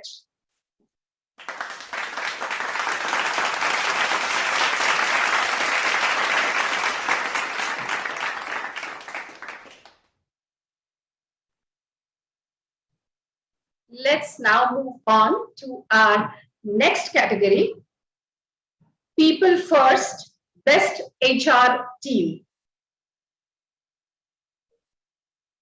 This award recognizes HR teams for their work within the function and their business partnering with our other functions.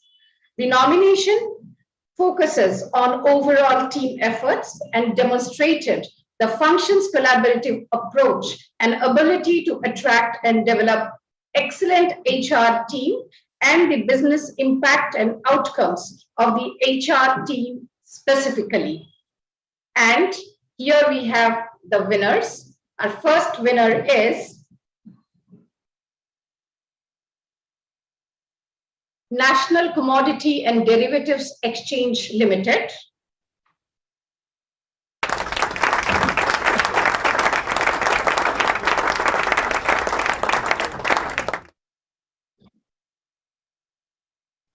The next winner is Abu Dhabi National Insurance Company.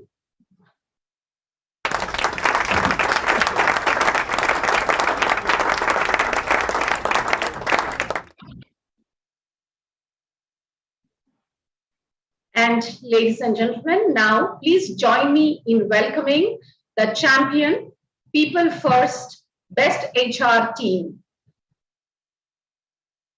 Cairn Oil and Gas Vedanta Limited.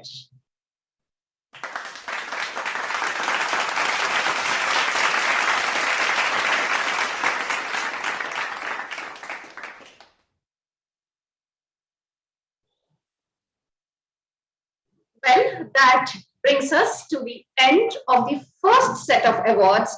Ladies and gentlemen, there are a lot of more awards coming up during the event. Super congratulations to all the winners and champions on their well-deserved success. Best wishes, and I'm sure many more to come on their way.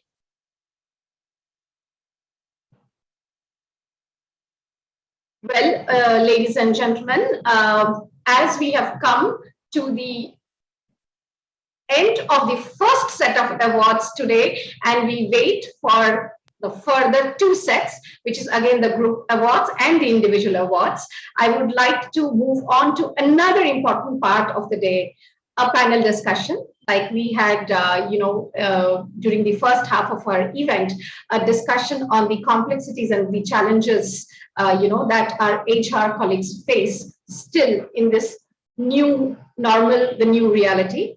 we have some very interesting topics for the day as well, where we will be discussing with our esteemed panels on their experience, their learnings, and they'll be putting their thoughts together on it. I think we still have a couple of minutes before we will be able to start with our next panel. And so while we could have a couple of minutes to ourselves and continue to stay on this platform, our panelists are joining us, and in the next 2 to 3 minutes, we will begin with the discussions. So be with us and be on the platform.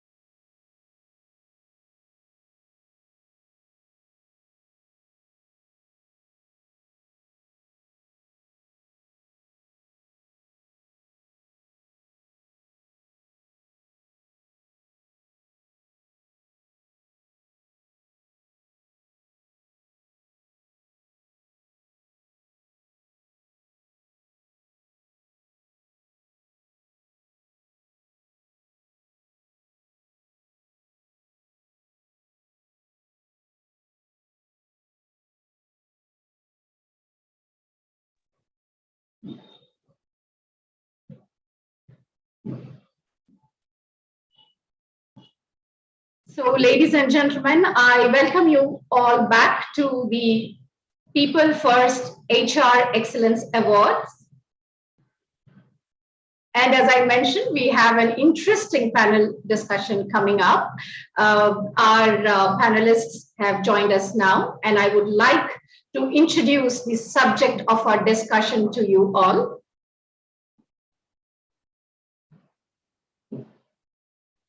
Well, these super exciting Excellence Awards and remarkable achievements, that was a lot, and it was really thrilling for each of us.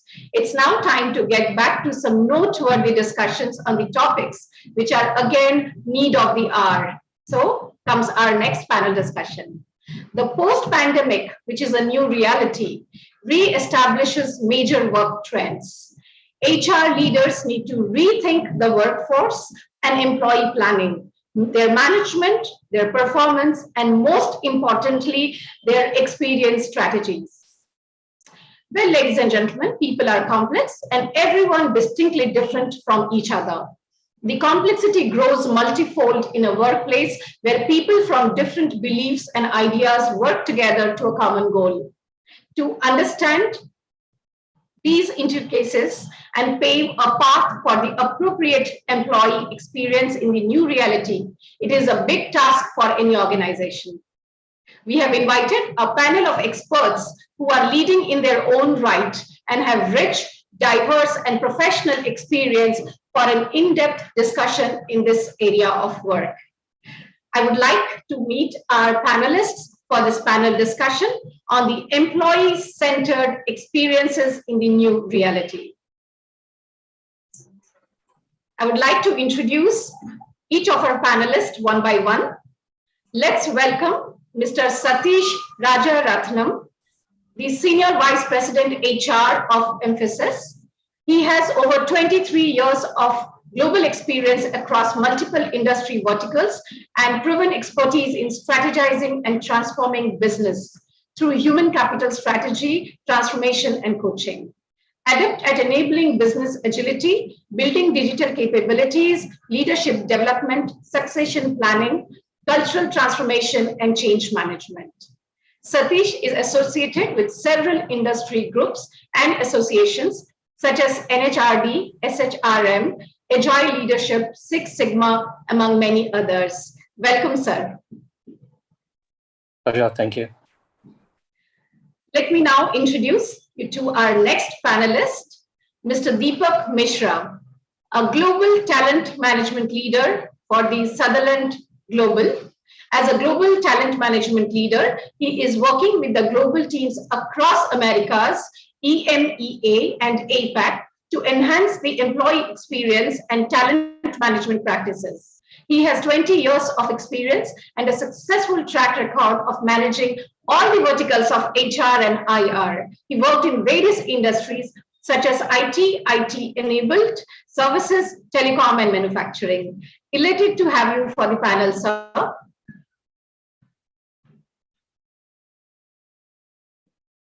Our next renowned panelist is the head of corporate HR for Star Union Daiichi Life Insurance Company Limited, Mr. Deepankar Sadhu Khan, heading the talent management, L&D, employee experience communications of Center of Excellence, in addition to the HR business partner for corporate functions. He has 10 plus years of experience across BFSI, manufacturing, and retail industries, and deep experience into talent development, acquisition, business partnering, employee experience, analytics, and HR technology, most importantly. Currently, he is on an exciting journey to establish SUD Life as the most preferred employer brand in this space, along with creating meaningful experiences for the employees. Welcome, sir. Thanks, Piali. Glad to be here. Thank you. And last but not the least, our moderator for the panel discussion is none other than Dr. Kanupriya Manchanda, the Vice President HR of Infobeans. Well, in her words, hearts are tougher to handle than minds. And HR is all about building heartily relations. Kanupriya is a self-directed and motivated professional with over 15 years of diverse HR experience and is a subject matter expert in talent management, employee engagement, employer branding, change, and culture management. She specializes in weaving the cultural fabric in the organization, has been a key contributor in Infobeans' journey of being recognized as Dream Companies to Work For, Great Place to Work, Asia's Best Employer Brand Award, Best CSR Practice Award, Best Exporting Company, and many more. Needless to say, her journey has been all about self-learning and the zeal to beat your best every day. Welcome and happy to have you all with us today. I'm sure it is going to be an inspiring and thought-provoking conversations. Over to you, Dr. Kanupriya. Thank you so much, Piali, for such an august introduction for all the panelists. It's been an esteemed honor here for me today to represent and the entire HR fraternity, such an esteemed panel, and talk about what is the real need of the hour, right? So millennials and the Tech Z that is coming in, they are no longer interested in just experiences. It's about creating an extraordinary experience, creating that personalization, that uniqueness that it brings in. And especially post-pandemic, the way the market has been chasing out around, and it's a blend of hybrid to permanent remote working. It is an equally challenging task for HR fraternity to keep the workforce engaged and involved, especially with the newbies, to get them imbibed onto the culture. So probably in the next 40 minutes or so, team, we are going to have put our esteemed panel and my dear friends, Dipankar, Deepak, and Satish at a little tough spot, some hard-towing questions, some real runtime elements where they can go and implement it right from the elements. So really looking forward for it. And to begin with, so without any further ado, I would like to start off, and probably Deepak, the first question that goes out for you here is like, so post-pandemic, the new world has new problems and new reality has new challenges, right? Metaverse is exciting and a futuristic technology. As per your opinion, what it is it a hype? Is it a hope? Or is it help, right? So what do you feel about metaverse and how it would unfold and transform the industry? So thank you, Dr. Kanupriya. I think the first reality I faced is we still don't have proper bandwidth in place, right? So we're talking about metaverse and it's going to be soon a reality. There's no doubt about it. And it's going to pose several challenges. It's a big hope that we all have, because new technologies would emerge, new jobs would emerge, help economy in a very different way. And the way changes will happen in the society will also be noticeable. So yeah, it's a mix of everything that we could even imagine as of now. Great. Deepak, that's insightful. And as you rightly said, it's no more far off, right? So any thoughts from you, Dipankar, on the same question? What do you feel? How would metaverse transform the industry? So is something, so let me go back in our times. When I was young, so metaverse of course came in sometime around 1992 in one of the movies, but the one that I remember, which is Matrix. So you can to some extent do that, and still it's with me. It's one of the best movies, action movies of that time. So we liked it, and that's why now if you see on because of COVID, we have understood and that work from home also works, or work from anywhere also works. In our type of an industry, in a BFSI space, there are regulations related to data being within the geography of the country, that given, so work from anywhere works. And now we started with an MS Teams or a Zoom and all of this, and that has become a passe now. That experience is over.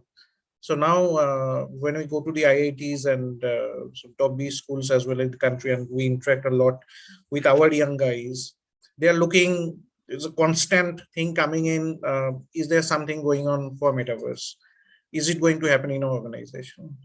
And I think that's the echo everywhere, wherever we go. So it's, of course, it's a great thing to have, not only for HR, but for all services, be it sales, it is going anyway, it's there. So a lot of organizations are already using it, and it's giving them great leverage. And for employees too, it will probably be a game changer. Of course, we'll have to understand what works best for whom, what are the certain infrastructure requirements we have that Deepak also talked about in the beginning. So all of these are there, but definitely a positive move. We can look forward to it. Huge potential. Very true, Dipankar. No longer one hat fits all, and it has to be customized in. So over to you, Satish. Any opening remarks from your end? Well, I'm gonna bank on Dipankar as well, right? If metrics is, if I were to put in Web 2.0, the Marvel Studios is Web 3.0, right? And that's a metaverse that you're looking at this point in time, right? From an analogy standpoint, it just shows us how close, how real it's shown in, at least in the real life, there are multiple universe and you can jump between one and the other. If that has to be moved into what all of us call as the next big thing of internet, I think that's metaverse to us, right? How can you use an environment, make it very human centric? It can be self-sustaining. You can share, or in other words, right, create your own avatars. What you see right now in the video, I won't look the same with the same gray hair in the metaverse, right? I can show myself young, but yeah, there are quotes and unquotes to it anyway. But the point is, it's going to be the next big thing, right? If to the second part of the question that you had asked, is it real? Well, the journey is something that's seen virtually. There are big FAANG companies that are totally into this and moving the entire ecosystem towards metaverse. So for all that you may know, you can become a farmer on the internet. You can become an artist on the internet. You can become an IT developer on the internet. You can quote unquote any profession on the internet in the days to come. But having said that, there are ifs and buts, and there are pros and cons to it, which we will discuss in our conversation. Yeah. Very true. And probably, Satish, next time, instead of buying a flat in Navi Mumbai, we might end up buying a piece of land on the moon with the help of metaverse. So definitely a lot to unfold in. So jumping on, probably my next question goes to you, Dipankar, which is like from pixels to voxels now, right? How will metaverse reframe the human-centered experience, and what aspects of employee journey in together you feel it could have a deep impact and touch upon? Yeah. So a good one, I guess, in terms of the question and how metaverse actually blends into HR practices in organizations.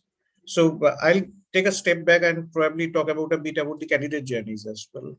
Absolutely. So so how do you really attract people to join an organization? Yeah. Today, there are multiple areas. They go to websites, they do this and that, there's connect programs, all of these are there. There are these simulations that they go into and all of these.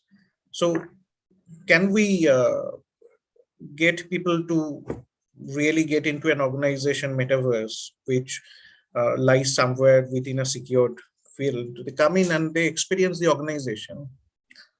They speak to their peer group. They engage in an office environment. Okay. Internships can happen through metaverse for sure. Yeah. Certain internships can, of course, happen through metaverse. There are immersive programs that can happen. Live projects can happen through metaverse.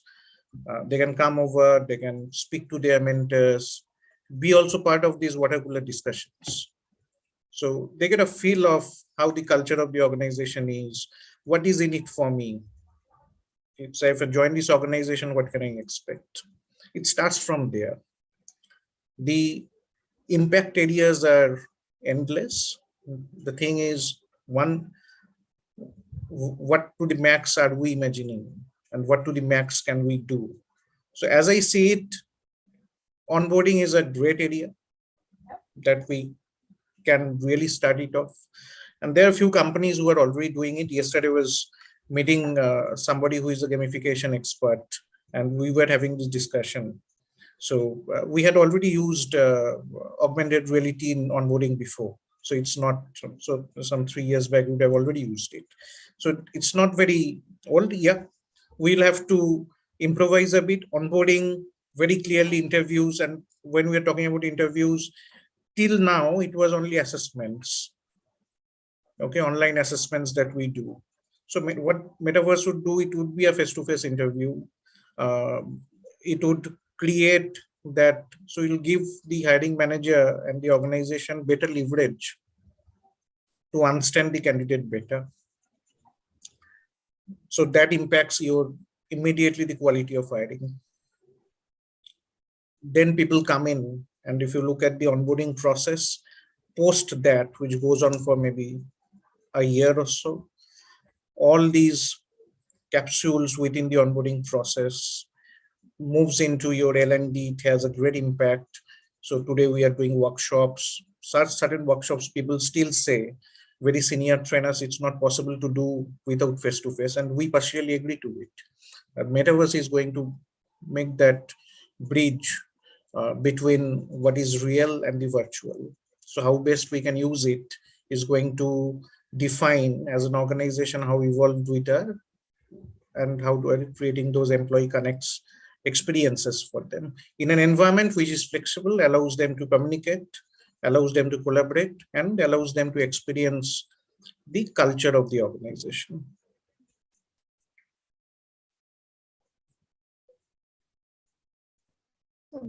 Very true, Dipankar. So beautifully touched on onboarding, recruitment, L&D, and the entire life cycle that falls in place when it comes to the entire perspective of the employee journey that comes in. Right. So, Satish, let's delve deep into one of the first elements, which is onboarding. Right. So, when it comes to so there are a number of businesses, as Deepak rightly said about. Dipankar said about you, we were already using VR for the onboarding process earlier as well, but aim to substitute the traditional in-person onboarding process with the digital VR metaverse-based alternatives. How would metaverse reinvent the onboarding experience? If we can go a level deep here and understand within the onboarding domain, what else would change it? Well, I'll pick a leaf from where Dipankar had left, right? So when you talk about metaverse, the other quote unquote cliches that would also join in is about blockchains and NFTs and AR, VRs, and all of these are jargons that get added on in the metaverse world that we're even talking about. Specifically, because you want us to focus on onboarding. Look, traditionally onboarding is like what Dipankar said. It's all been through a link that an organization sends a potential incumbent saying, look, why don't you upload all the documents, right? Once the documents are uploaded, it's been sent for BGV checks and other stuff. And once BGV is cleared, organization sends back saying, thank you, and this is your onboarding date, blah, blah, blah, and you join in. And then you send a welcome email or welcome kit, joining kit, and all of this stuff happens, right? That's a cycle. It's a waterfall that happens. But look at it in the same in a metaverse, right? If you try to reimagine, or rather imagine in the first place, then we can do reimagination. If all of these are going to happen virtually, like what Dipankar said, using augmented reality, right? So you're going to send the incumbent, or maybe the incumbent may have a 3D glass or a Google Glass or whatever glass that it is. You're going to just tell them, look, scan this and wear your glass. There you go, your onboarding is done, right? It might sound very, very cliche. It might sound very, very James Bondish, futurish kind of concept, but that's where we're heading towards as well, right? How do in today's world, how do the internet create an environment in the name of metaverse, create a very highly interactive platform to say so, right? We've seen this in reality world, in the sense the realtors world, right? You walk into a interior designer, for example, right? They take you through a journey saying, this is your living space, this is your drawing space, this is your kitchen, this is your, whatever, right? You put in a color, you take out a color, you can plant a tree, you can take out a tree wherever you wanted to. That's the VR in even kind of getting a home space done, for example. Reimagine this in an onboarding space as well, right? You walk through a potential candidate through a journey saying, look, you're entering the world of Mphasis. I mean, that's my organization, right? You walk in, we are a digital next company, and everything is done digital. So you're able to connect a potential candidate digitally and also take you through your organization's prerogative of we being next-gen digital solution providers as well. That would sink in much more, right? And jumping back into your onboarding question, if all of these onboarding is going to happen through the cliche that I said, using blockchain technology, how often in HR that we do background verifications, right? Every company that you go 3 years, 4 years, 5 years, right? Every company does your past 5 years and 10 years background verification. Look at the amount of time, effort, and money that's been spent. Let's presume if there is a blockchain collaborator who does all of these in single sign-on, like you use your Aadhaar, your thumb impression gets your entire history through Aadhaar. Can this be done for blockchain on your background verification? Look how simple that it could get. You don't need to wait for 14 days to 30 days, or if it's going to be pandemic time, you don't have to wait for enormous number of days to get a educational background check done or previous employer check done, right? All of these are going to be done using blockchain, right? In the metaverse, that's going to be possible. There will be technologies that will come in and say, hey, Satish, you're joining this organization. All we need is your thumb impression or Aadhaar. It'll do all the background verification. You don't have to submit anything at all. Up until your previous last employer, your data is there. You don't have to redo everything. You don't have to submit forms. You don't have to submit multiple validation cards, your photos, and all of those are done, right? In just click of a second. And that is what you're looking at blockchain in the metaverse world that you're talking about. And what's going to aid this? It's already there. Like what Dipankar said, in the learning world today, we are implementing what we call as NFTs, non-fungible tokens, right? How do you contribute towards a learning? That'll get added on to your credentials. This is like your flying miles points, right? Or you flash a credit card, you get bonuses, right? It's like that. So it's already a reality. I don't want to say it's futuristic, right? NFT is already a reality. Blockchain is already a reality. Now, Metaverse is trying to bring in all these technologies under one umbrella. If that's going to happen, I guess the first function that will be benefited enormously through this is the people function. Yeah, not just onboarding. Look at a you want to do a candidate screening. It's all done. Your NFT is taken care of that, right? Your blockchain will give you the transition from social to meta, if I were to put it that way, right? You give a thumb impression, it'll say, hey, here you go. Here's Dr. Kanupriya. She's been there in the LinkedIn for so much time. These are top 5 jobs she's already done. That means she would have been well versed in these capabilities, and hence she's already pre-screened. Go ahead and interview, right? And that's going to happen in metaverse, right? Your recruiters are going to be in some avatar which you like, for example, right? Kanupriya, whoever that you like the most, right? All that you may know is someone who's favorite as your character in a movie could be your avatar. You could choose your avatar and say, be my recruiter. Making life simpler, making life much more interactive, making life much more faster than what it is today. That's metaverse to me, right? Whether it's recruitment, whether it's onboarding, whether it's learning. Look at the number of gamification, performance management. It's a big fat elephant in any HR function today.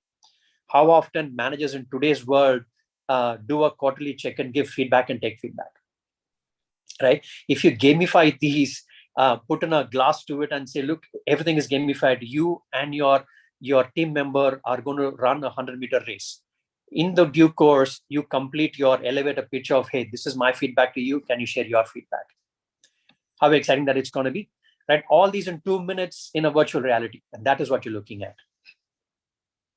Awesome, Satish. I think you touched upon some beautiful nuggets about learning and development, the trust element coming in, and everybody speaking into the new avatars that comes in.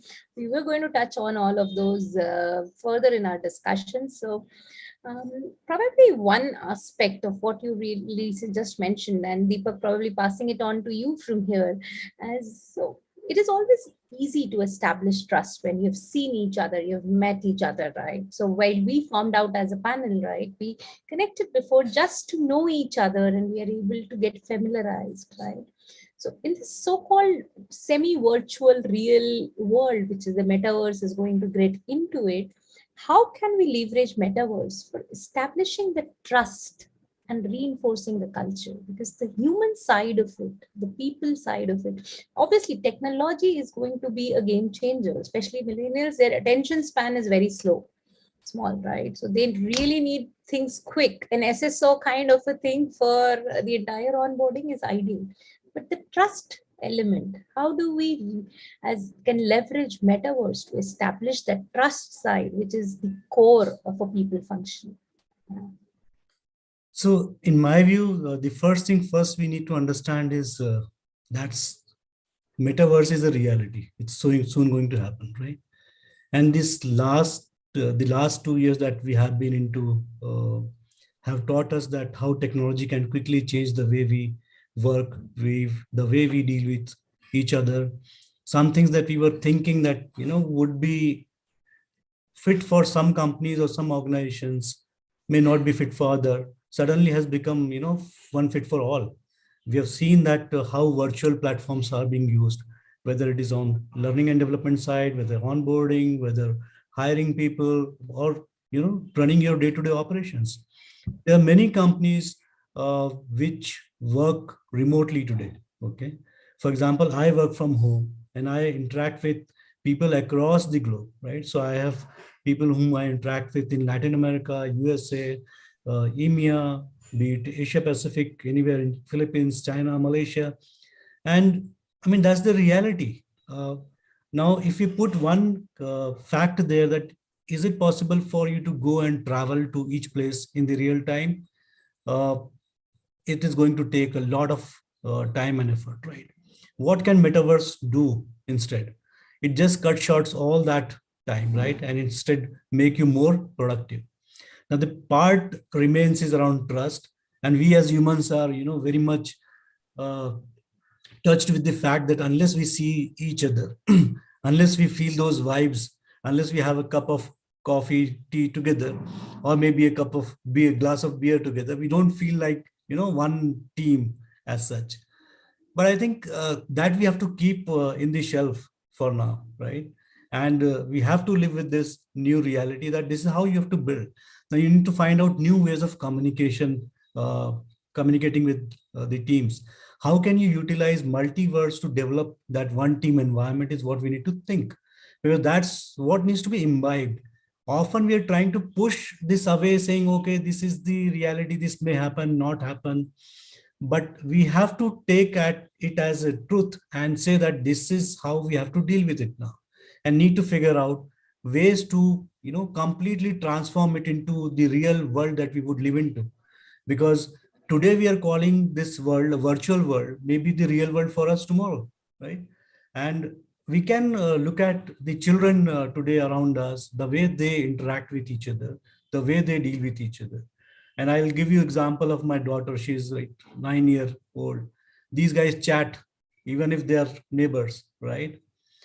And they chat even if they have friends in the US or somewhere else. They plan everything. They play games. They come and watch movies together. They do team building games on phones. I mean, it is beyond anyone's imagination that how can an 8-year, 9-year kid do that? But if you just apply that and exponentially see it in next 10 years or 5 years time, I mean, that's how they would behave. And that's how the workplaces would be. So there is no point in running away from it.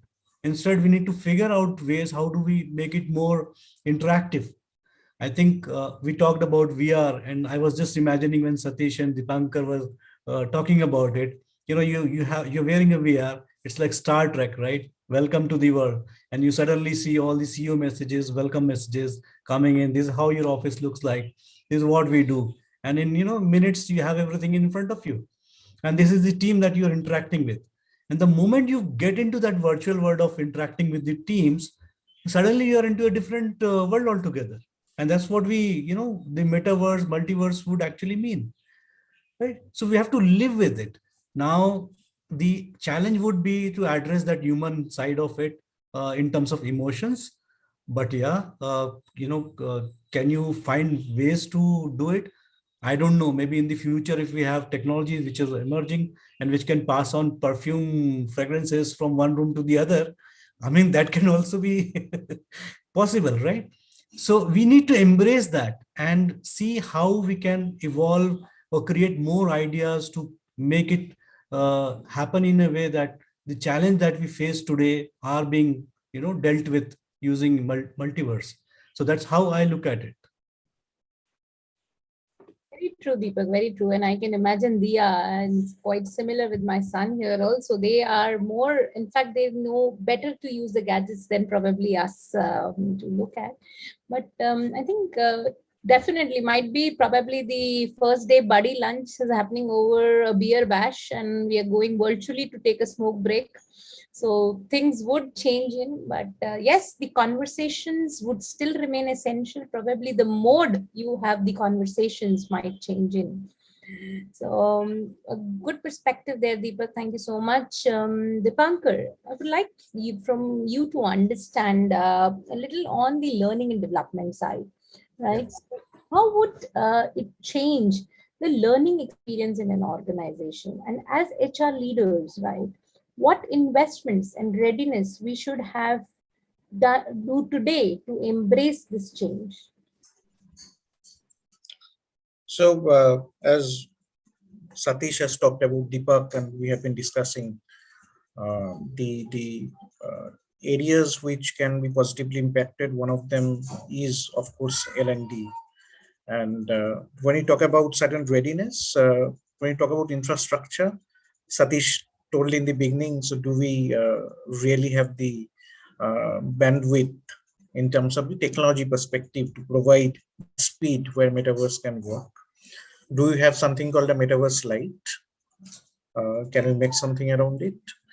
And so those are certain basic things that needs to be there if we want to really provide great experiences for people. Now coming, so as you asked for, focusing on learning parts and journeys.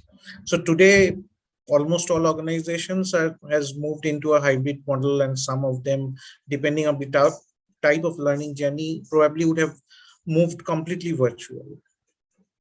Now, imagine, and we have also had workshops done virtually, which are development workshops as well. A very clear feedback that keeps on coming is probably that's not effective to the extent it would have been done in a F2F type of an environment. The next best thing that can happen against a real F2F environment is where you have your avatars and you interact with people in the virtual world the way you would interact with them in a real world, and that is what metaverse gives us, that opportunity to do it. Now you just imagine for a moment you were having a brainstorming discussion within a workshop, and that is not happening on MS Teams, and that's happening on the metaverse. So in a moment, I'm sure if you imagine the productivity, the quality of results coming out of it, quality of the discussions happening just goes up maybe 10-20x, just like that, only because of the change in the environment itself and where it is working. So I just gave one example, but if you really look at the entire picture, these discussions, then whiteboarding is happening, and there are multiple, I would say, arguments flowing here and there. Okay, that brings out the quality of discussions.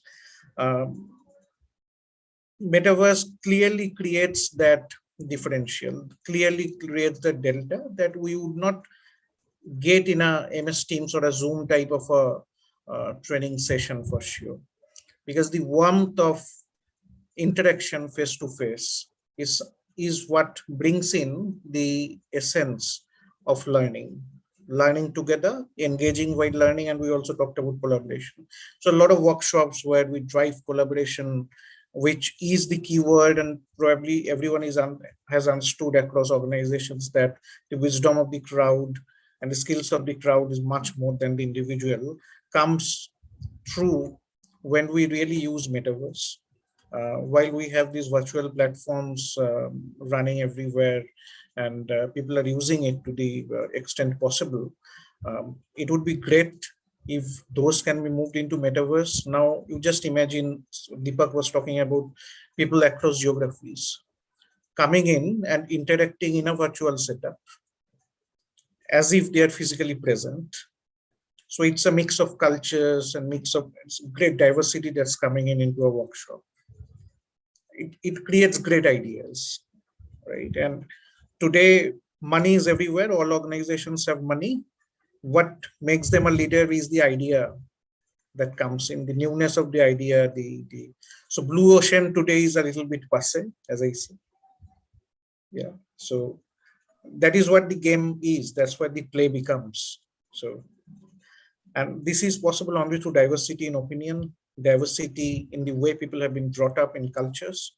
And that is where if you can merge these two in a great learning platform, okay, that will create great experiences, one, great learning, and of course, innovation in ideas, innovation in process. And that would create the delta between the best and probably the good organizations. Great, great. I think quite true. And probably what we need to explore together out here is that as organizations, having that readiness and getting people used to it and creating that collaborative culture which embraces diversity would definitely be the future to look at.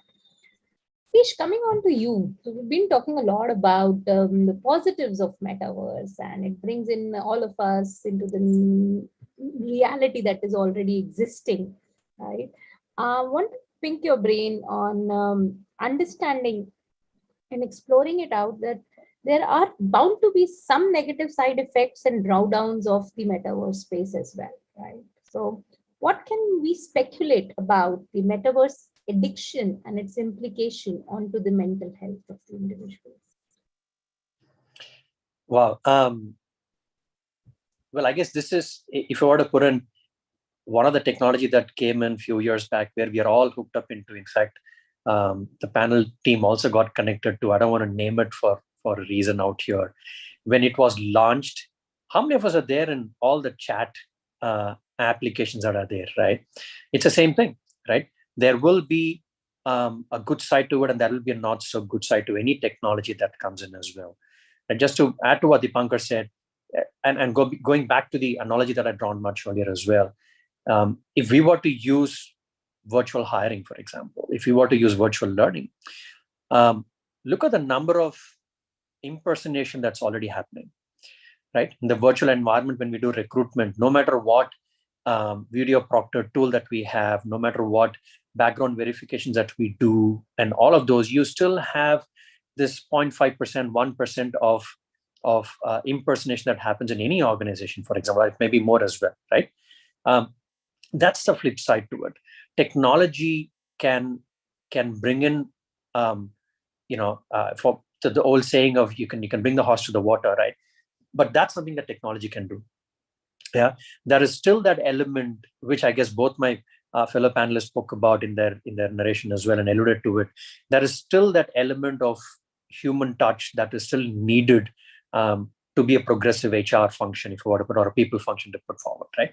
Technology, again, in my view, is a great aid. It's a great enabler, but you would need to have a human element out there to kind of negate any of these negatives that are going to hit in as well. Like I said, cybersecurity, to your point, Kanu, cybersecurity is going to be a huge factor that's coming in. And today you've seen headlines, you've seen news by top technology firms, top internet firms. All of them are saying, look, that's going to be a big roadblock for us, right? How do people hack into the systems, right? Into your virtual reality. Your virtual reality will have everything. This is more like your SSN, your social security number. It's more like your Aadhaar. It's more like your PAN being on the metaverse, right? That means you're exposing all of you in the metaverse, because you need to have blockchain based, you need to have crypto based, you need to have secured tunneling, if I want to put it technology wise, when you get into metaverse. And for that to happen, you need to kind of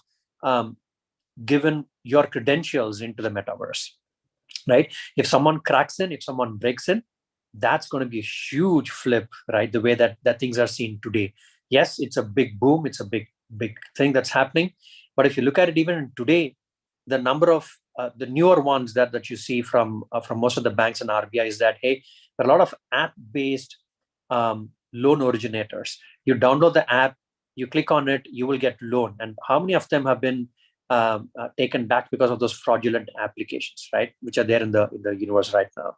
People apply, they divulge all their social securities and all the other information, and suddenly you're pulled back into a different universe by saying either you pay or you're going to go to the internet and social and kind of demean you, right? There are a lot of such applications that are there that's come in midst of all the chat windows that are ease of use that's been created, right? Likewise in metaverse, there will be this non-inhuman elements that would try to kind of get in and try to kind of destroy this entire purpose of creating metaverse as well. That's a huge flip you need to watch out for. That would mean you need to have backup, you need to have cybersecurity geeks out there sitting and monitoring the entire virtual world and any virtual world that you get into, any avatar that you play in. So that's a big question that we have. Secondly, Dipankar spoke about it. what is your attention span, right? In the virtual world, you gag along, in what in IT parlance we call as an agile world, right? 8 or 10 member team get together, they try to resolve a customer problem statement, solution it, and what we call as in sprints, they release it to the customer saying, we've done this and implemented it. But let's presume in one part of those sprint, there is some issue that's happening in the avatar that you're playing. It's a big issue, right? For you to crack it, for you to go to the crux of it to find out where the issue has happened is going to take a very long time. Again, I'm for want of better words, I'm hallucinating right here because the metaverse is still not a reality in most part of it that what we spoke about. But if it's going to come in, no more hallucination that could happen, right? You have to be on guard, on vigil every now and then. You have to be 100% uptime and runtime, right? Even in today's world, in internet, it's 99.99% uptime that's committed by any player in the virtual reality right now. But that 0.001% makes a lot of havoc, right? So like I said, you need to have an ecosystem that would beat all these non-social elements coming in.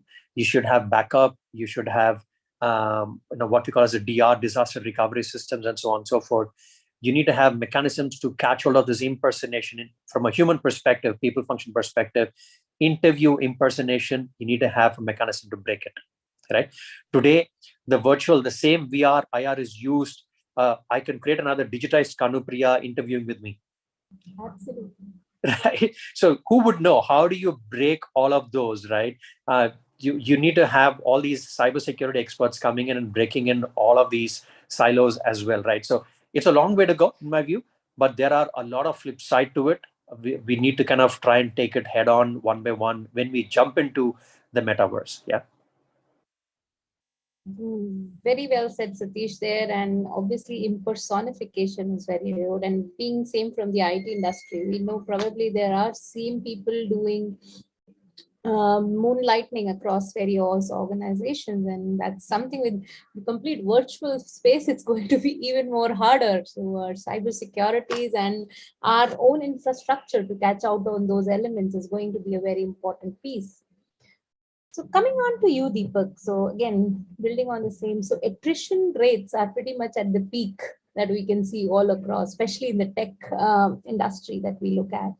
So, and enterprises started testing waters with engagement and various activities on metaverse.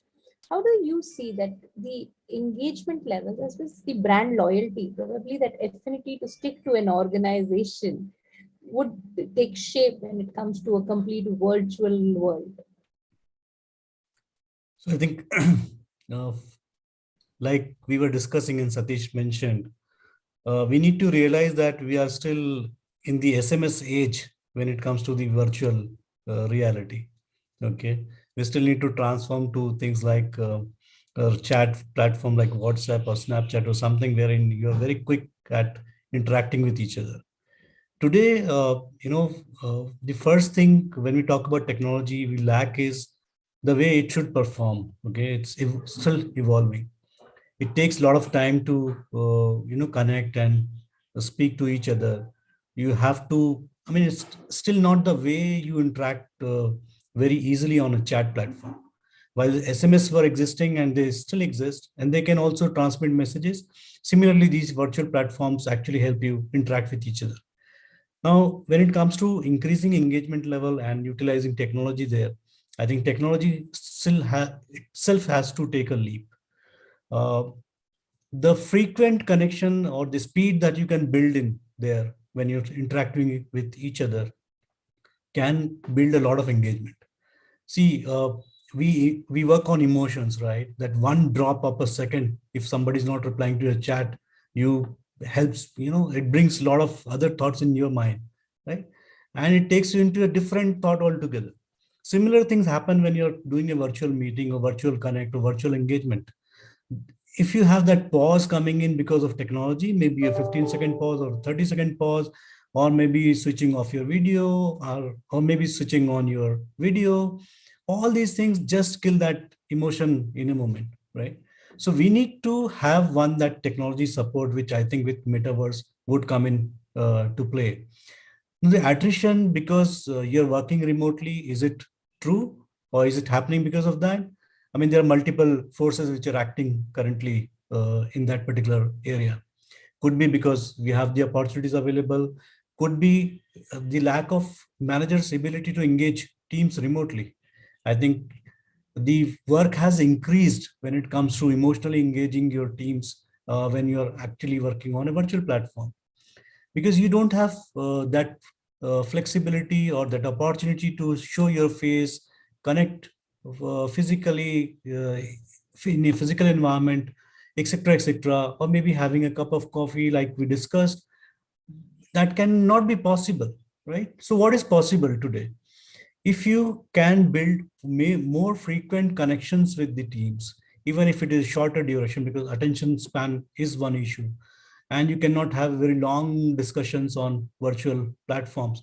You need to be very specific to the topic, but at the same time, you need to ensure that while you can't have coffee with someone, but you can respect people, right? You can motivate them in a way they feel good about it. They feel good about interacting with you, right? So all those things can remain.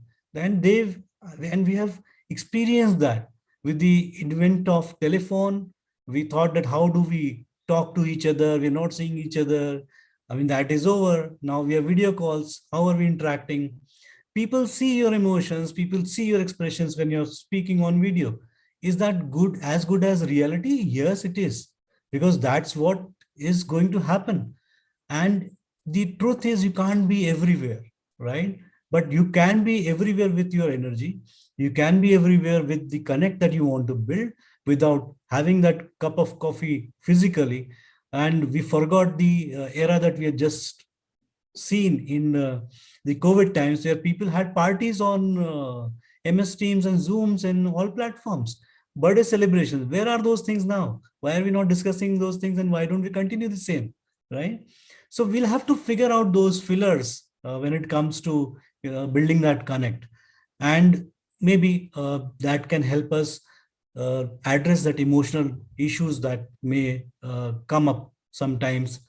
And also on the communication side, we need to be very, very clear about it. Because when you are talking, writing, and you're not physically there, you don't have time to say, oh no, I didn't mean that, I meant this, right? So, all those learning needs are emerging, and people need to be aware of it. Managers need to be more aware of it. Managers need to see that this is how these guys would behave. So what do I do? Why should I only force them to be the way I am? Why can't I be, flexible enough to meet their requirement?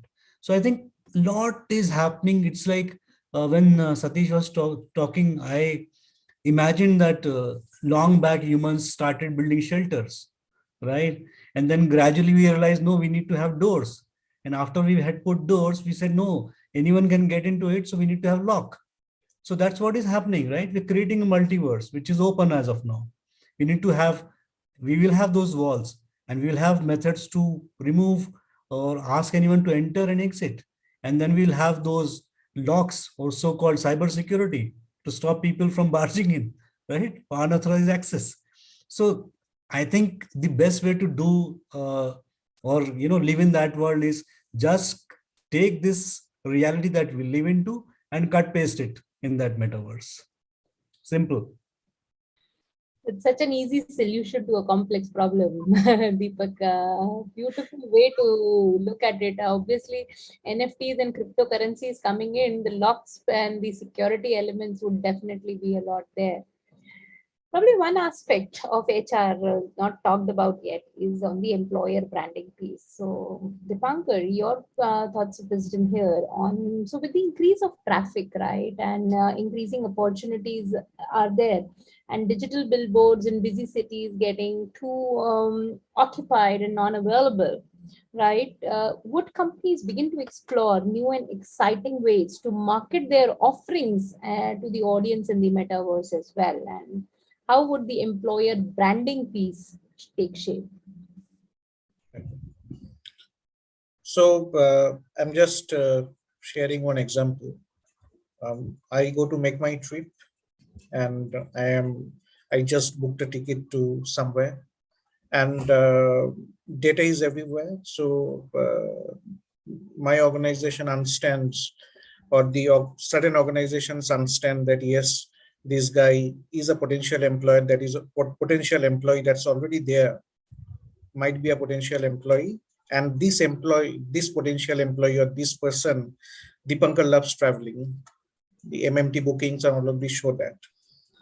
Immediately when I book, certain things can come in saying that, why don't you explore an opportunity like this? You have been doing that probably on Naukri and some job boards. We have an employee benefit, which is this one, which will really help you to pursue your these hobbies of traveling. So why don't you just click here and take a look at the organization? So I click on it, I move into the office. Somebody comes and greets me and takes me through, and probably takes me somewhere and speaks. Let me speak. As I said in the beginning, a colleague is just coming in, or an employee is just coming in and saying, okay, these the workspace, and these are certain policies we have. So if you like traveling, so we also have a traveling club. So you click on it, all of these guys who are on the traveling club of the organization comes in.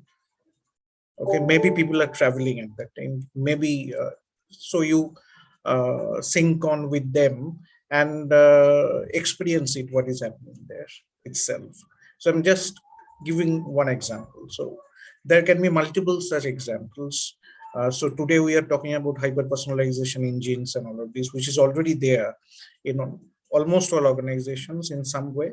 So we can use HPE and then use it with something called a multiverse or a metaverse, or even AI will also help, okay, to create those experiences. So what I'm doing is I'm creating a nudge. I'm getting the guy in and not letting him move out at all, because he's enjoying the experience. Okay, I'm playing to what he or she enjoys the most. And then comes the other stuff, your comp and all of this come in. Those basics always remain. So that's one area that I feel can definitely be looked at.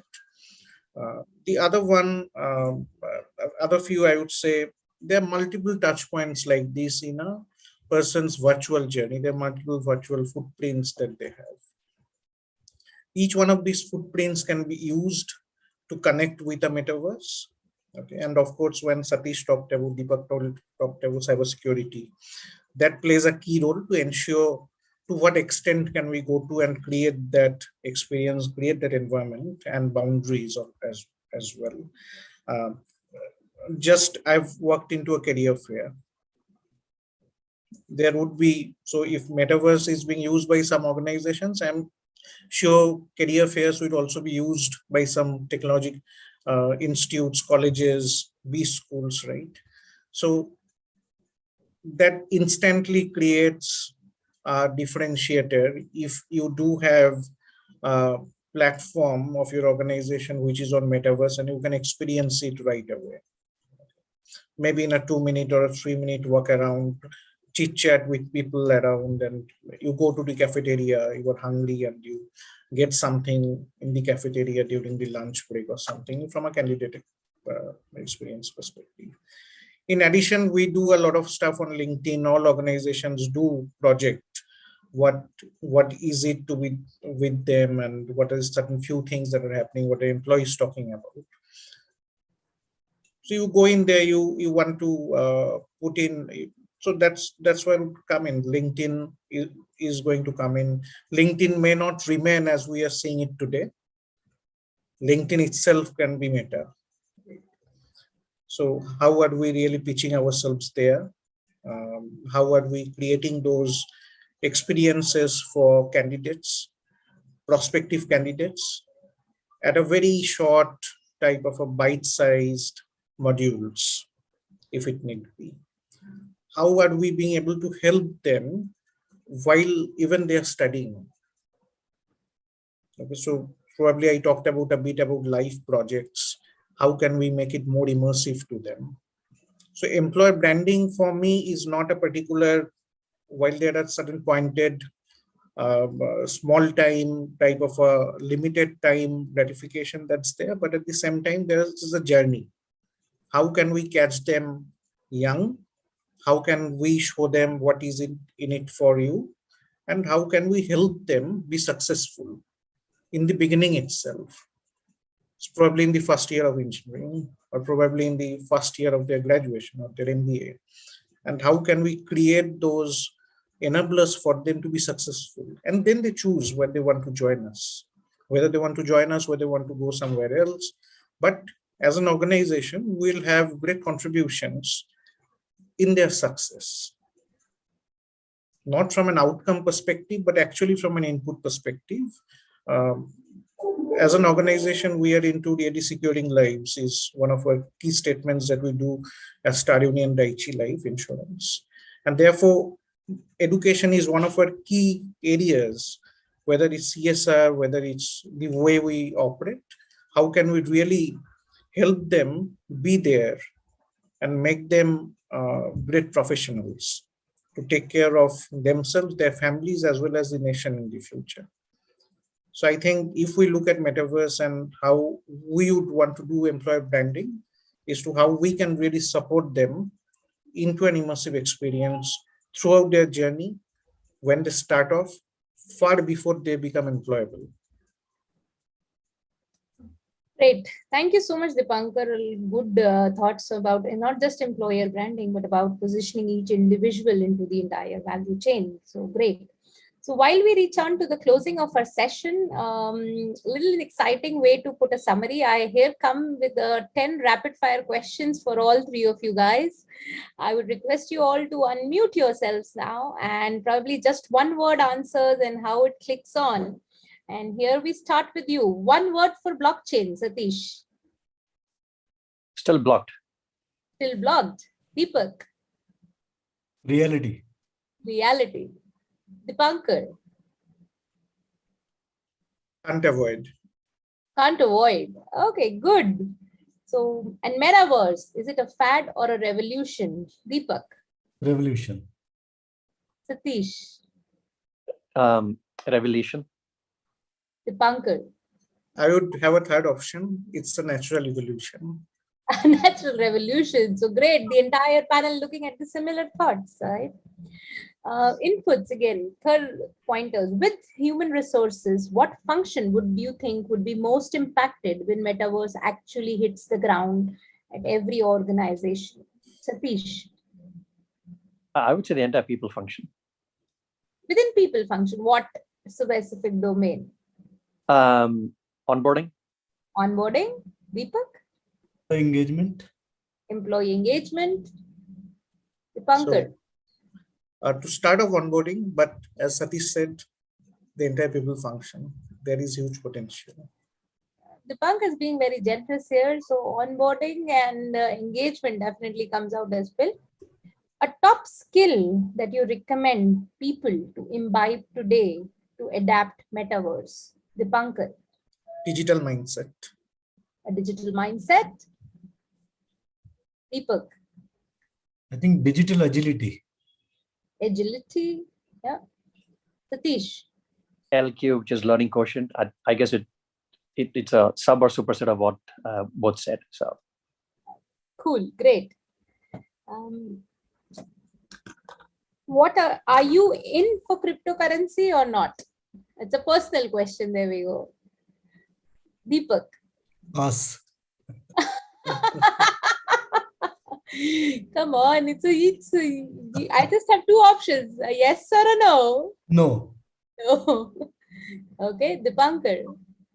Clearly no from a BFSI background in India. Protecting in Satish.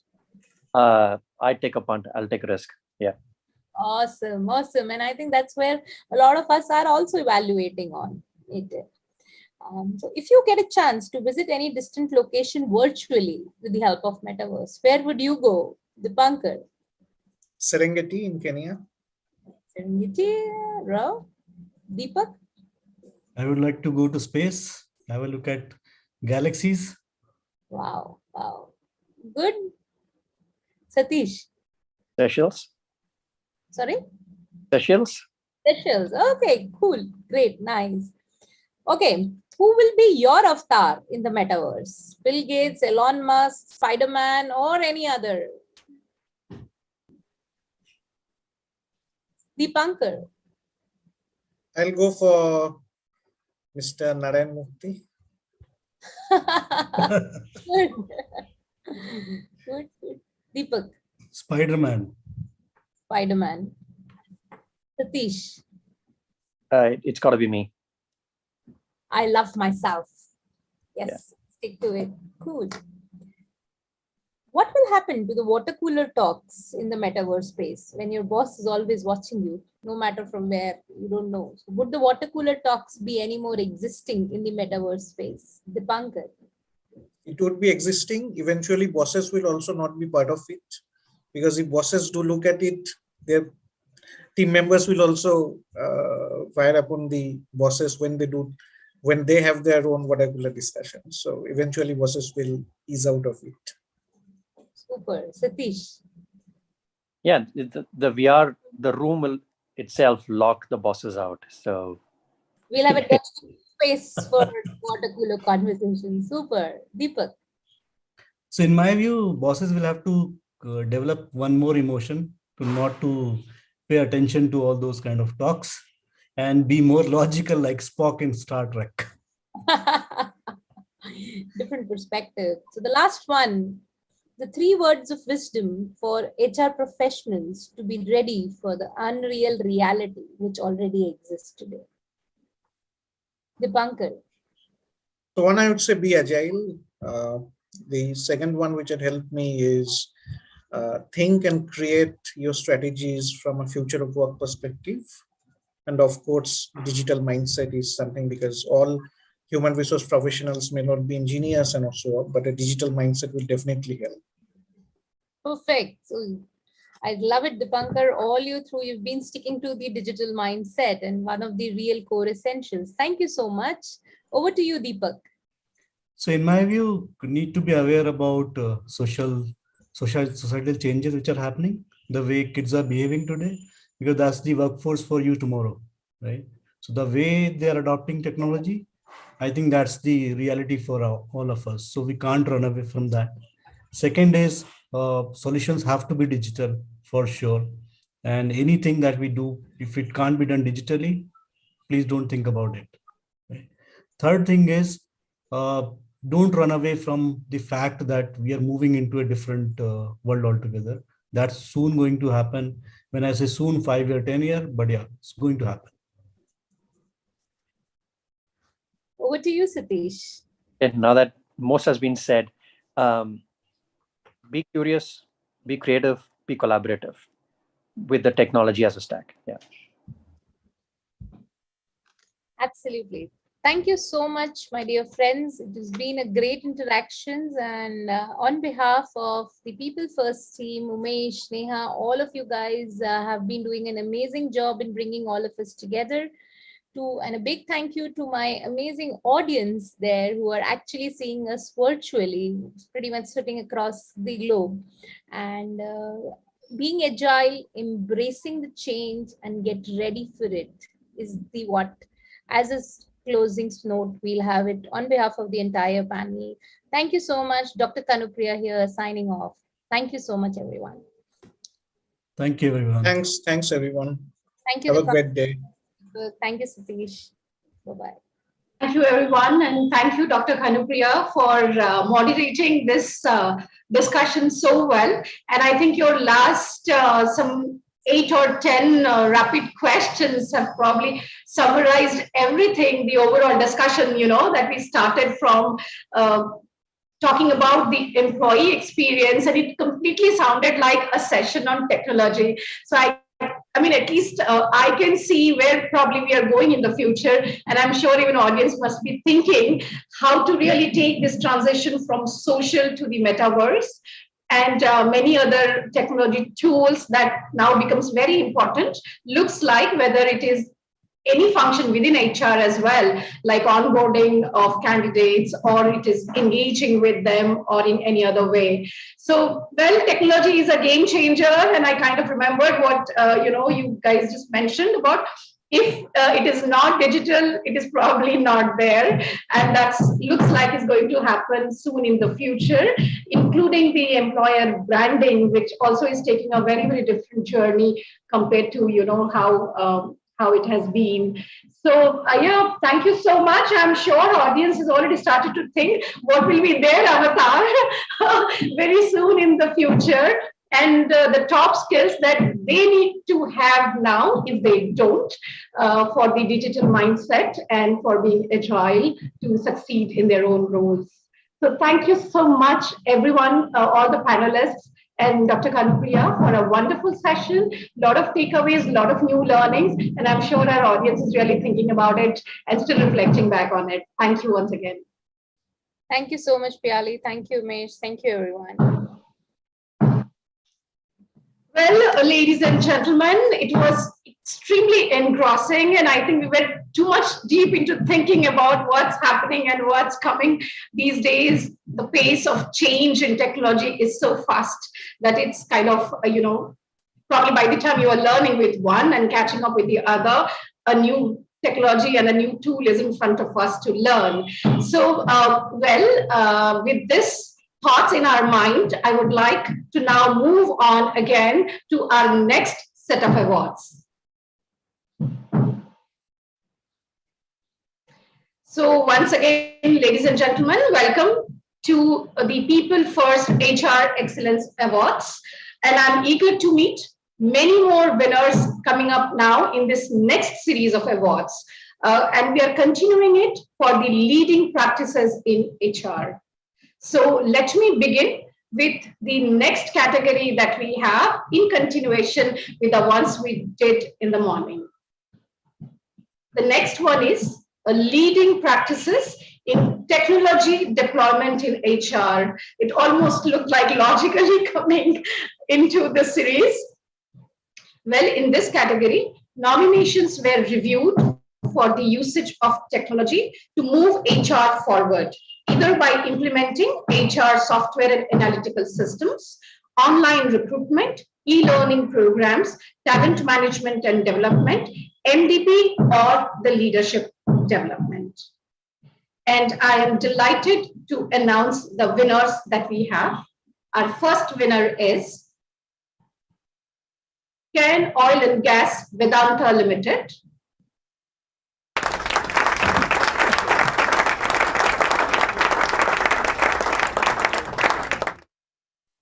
The next winner is Sandhar Technologies Limited.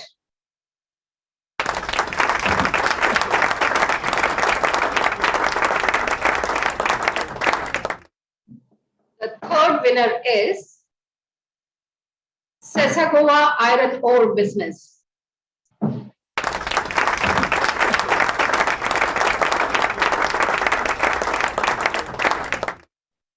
And now let's welcome the champion in this category.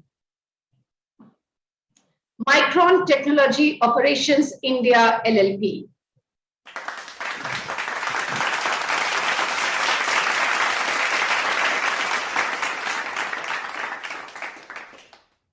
Ladies and gentlemen, I'm happy to announce this year we have introduced a special award for technology deployment in recruitment. And I'm very excited to announce the champion for this debut award. Abu Dhabi National Insurance Company.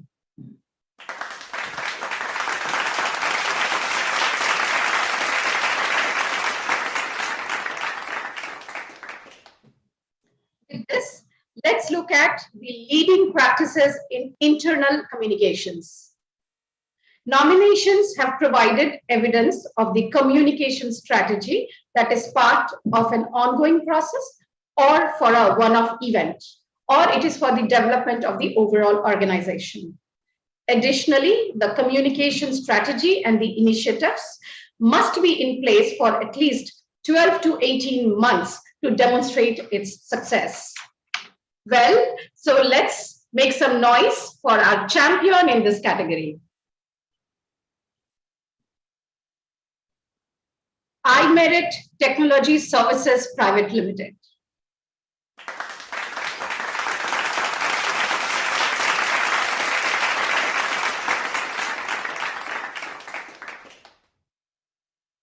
Next, we move on to leading practices in corporate social responsibility. Well, ladies and gentlemen, CSR is quite self-explanatory. The award scope includes an organization's embedded corporate social responsibilities across the firm, in particular through its people. Entries demonstrated the role HR has played in these strategies and the execution of the CSR initiatives. Also, how the CSR initiatives establishes a clear link between corporate strategy, community benefits, and societal responsibility. So a lot of it together as leading practice. And we have our winners here, very proud winners. Let's meet the first one. The winner is Odisha Mining Corporation Limited.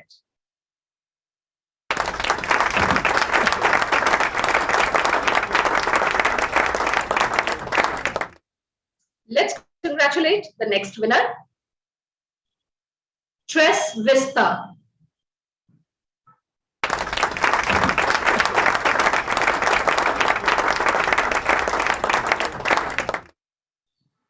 The next winner is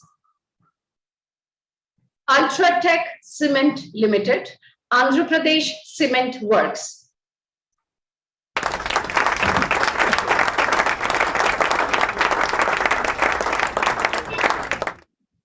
And the one which steered ahead of others, ladies and gentlemen, the champion for leading practices in corporate social responsibility is Tata Consulting Engineers Limited.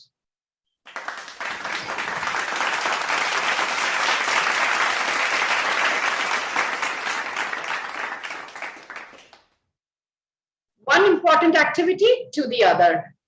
We are talking about leading practices in the HR risk management.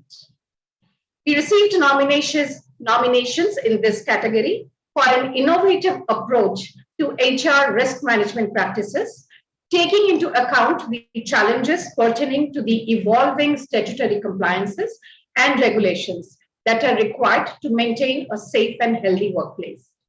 Evidences that indicated effective investment in technology, systems, procedures, etc., to mitigate the reputational risk of business and effective communication to the workforce. In this category of awards, we have got our champion. Let's meet them.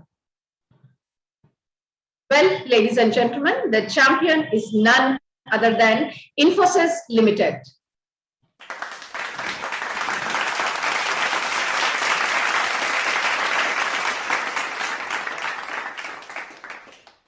Congratulations to the entire team for this outstanding work done. Moving on, I now have the leading practices in HR transformation. Nominations in this category included organizations that have completed a successful people-focused business transformation program. Areas that were assessed involved making the business care for change, for communications, implementation, and measurement. Entries also had those where external interim resources have been brought in to achieve a positive outcome and successful merger and acquisition programs. Truly difficult job, but successfully achieved by many.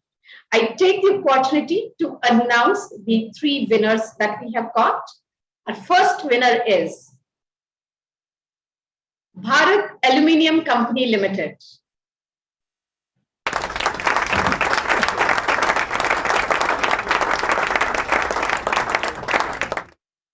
Excited to announce the next winner, Moglix.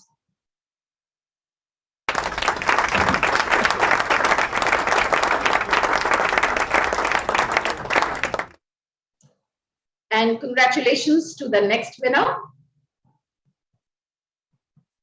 Lead Squared.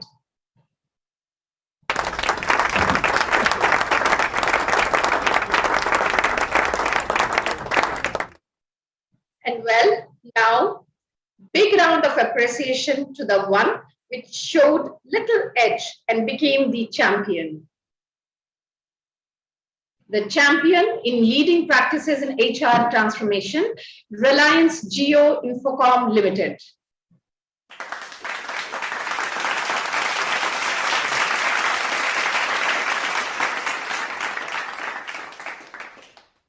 Moving on to yet another key function within the HR, leading practices in HR business partnership.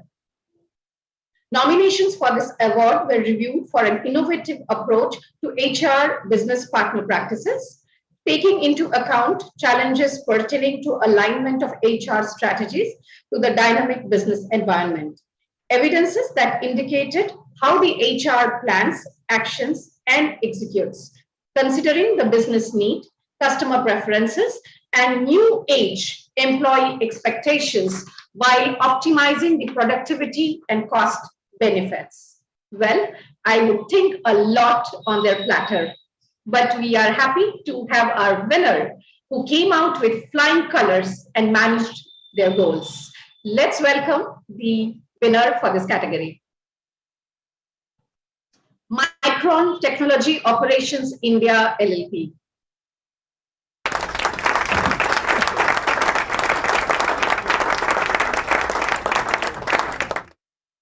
And let's give a thunderous applause to the champion.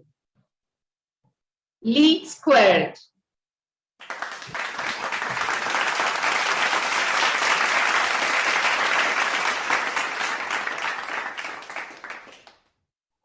Now, next coming up is the leading practices in the best POSH strategy for safe place to work.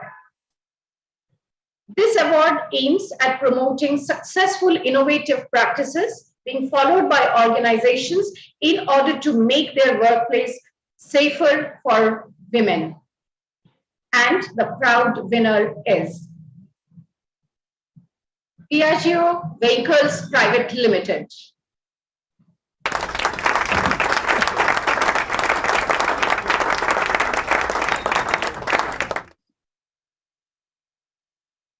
And ladies and gentlemen, the one which emerged as the champion for this Excellence Award 2022 is Infosys BPM.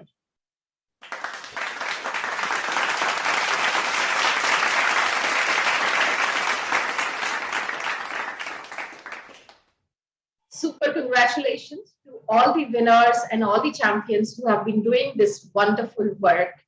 I can completely understand, listening to all the panel discussions since morning today, that how challenging and how difficult it is becoming for all our HR professionals day to day with the continuous changing pace of technology, the expectations of the millennials and everything around us, which has sort of taking different directions, and they are continuously managing people.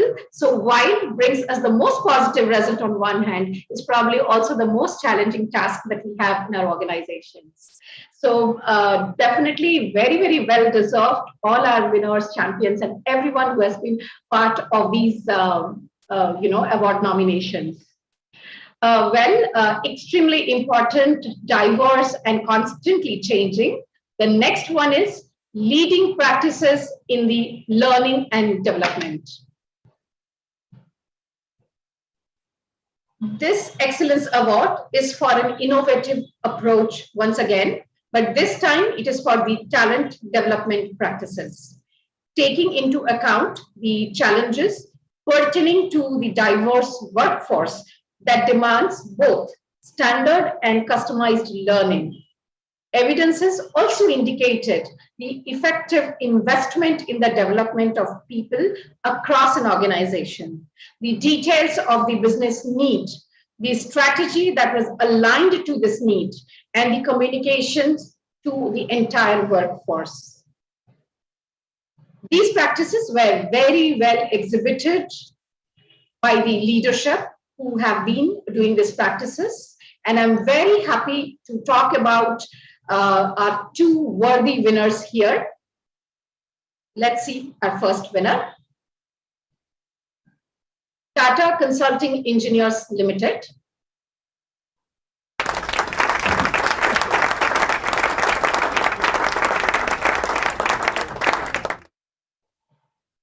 The next winner is Sesagova Iron Ore Business.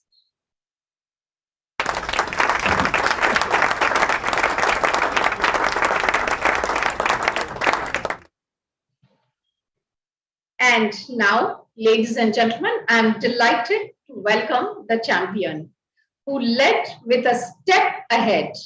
Let's meet the champions. Z Entertainment Enterprises Limited.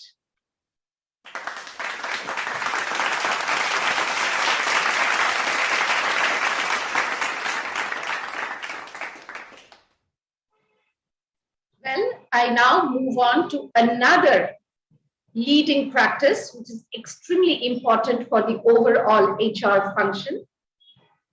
Most impactful HR strategy. This Excellence Award recognizes the innovative approach to people practices, demonstrating passion of the team to make it work and taking into account the environmental and the organizational challenges. Evidences also showed the impact of the HR strategy on the business and on the overall organization, including objectively the operational and financial measures. And I am delighted to have our winners to be announced here today. So let's congratulate our first winner, HCL Healthcare.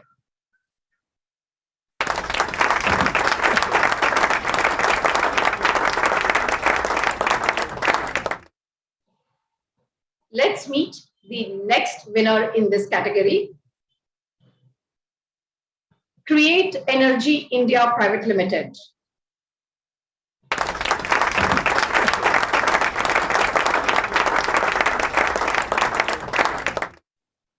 And last but not the least, our next winner is Runaya.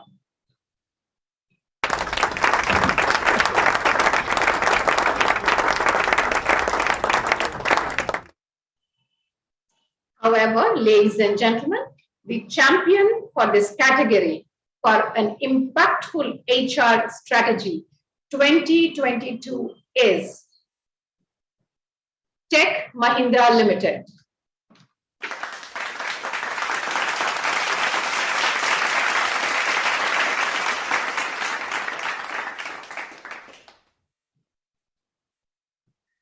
We have only a couple of categories of awards left now, but we are super excited to meet so many well-deserved HR teams in these organizations who have continuously worked through these last many years since we had this unprecedented pandemic, and there was so much of change which we had never seen before. Let's look at another scenario which has been changing very fast in this last couple of years. Leading practices in talent acquisition. Ladies and gentlemen, let's talk about the nominations that we received for talent acquisition.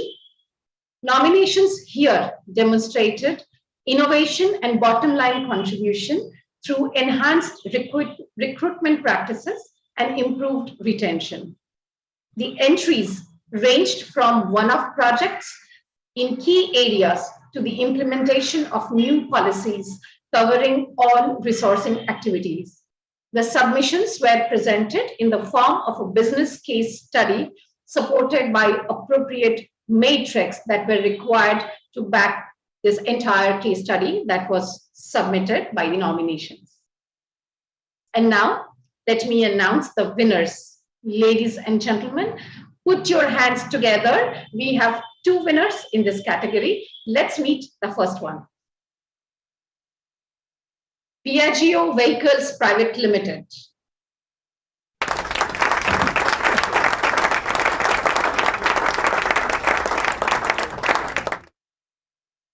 And the next winner is Emphasis Limited.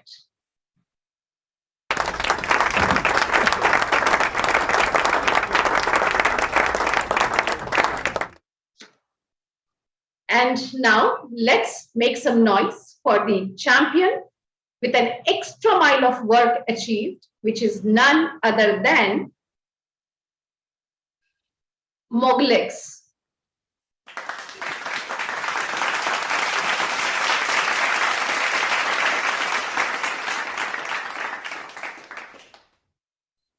Well, we are almost coming to the concluding part of this second series, second set of awards, which was for the organizations for the excellent work that they have done. We definitely have individual awards, which will be coming up soon in some time during the event today. But I want to talk about as our next leading practice, which is in health and well-being. Ladies and gentlemen, must have been one of the most difficult one in this entire last 2 years. So the nominations that we received in this category and which were reviewed were for compelling evidences that their strategy was for health and well-being in the workplace and how effective it was, not just that much, but also how it created a clear and measurable return on the investment. So all the leading practices towards health and well-being with objectively measured indicators on the return on the investment. And I'm immensely thrilled to announce the achievers here. Our winners for 2022. Let's look at the first one. Bharat Aluminium Company Limited.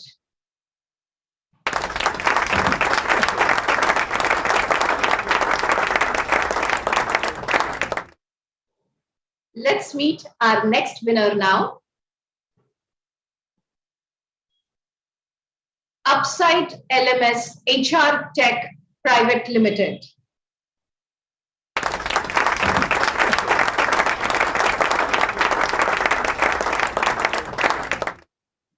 And with big round of applause, the champion for the leading practices in health and well-being is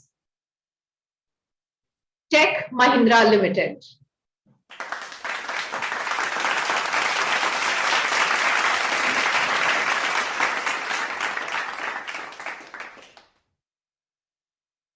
Way to go, all our winners and champions. You all have done a fantastic work and have set up an incredibly high benchmark, raising the bar for everyone else in the HR fraternity, looking for all the aspirations and looking for all the inspirations to do really, really well in their job and make a difference, make an impact in their own organizations. So congratulations once again for this outstanding work that you have done in your organizations. And I'm sure there'll be a lot more coming with your help in your organizations through the year.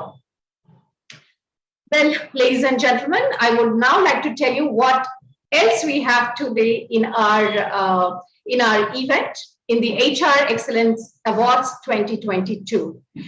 We will now take a short break as our lunchtime. And then after that, we have an interesting panel discussion, which will be about the overall talent management in the new reality. So definitely do not miss it.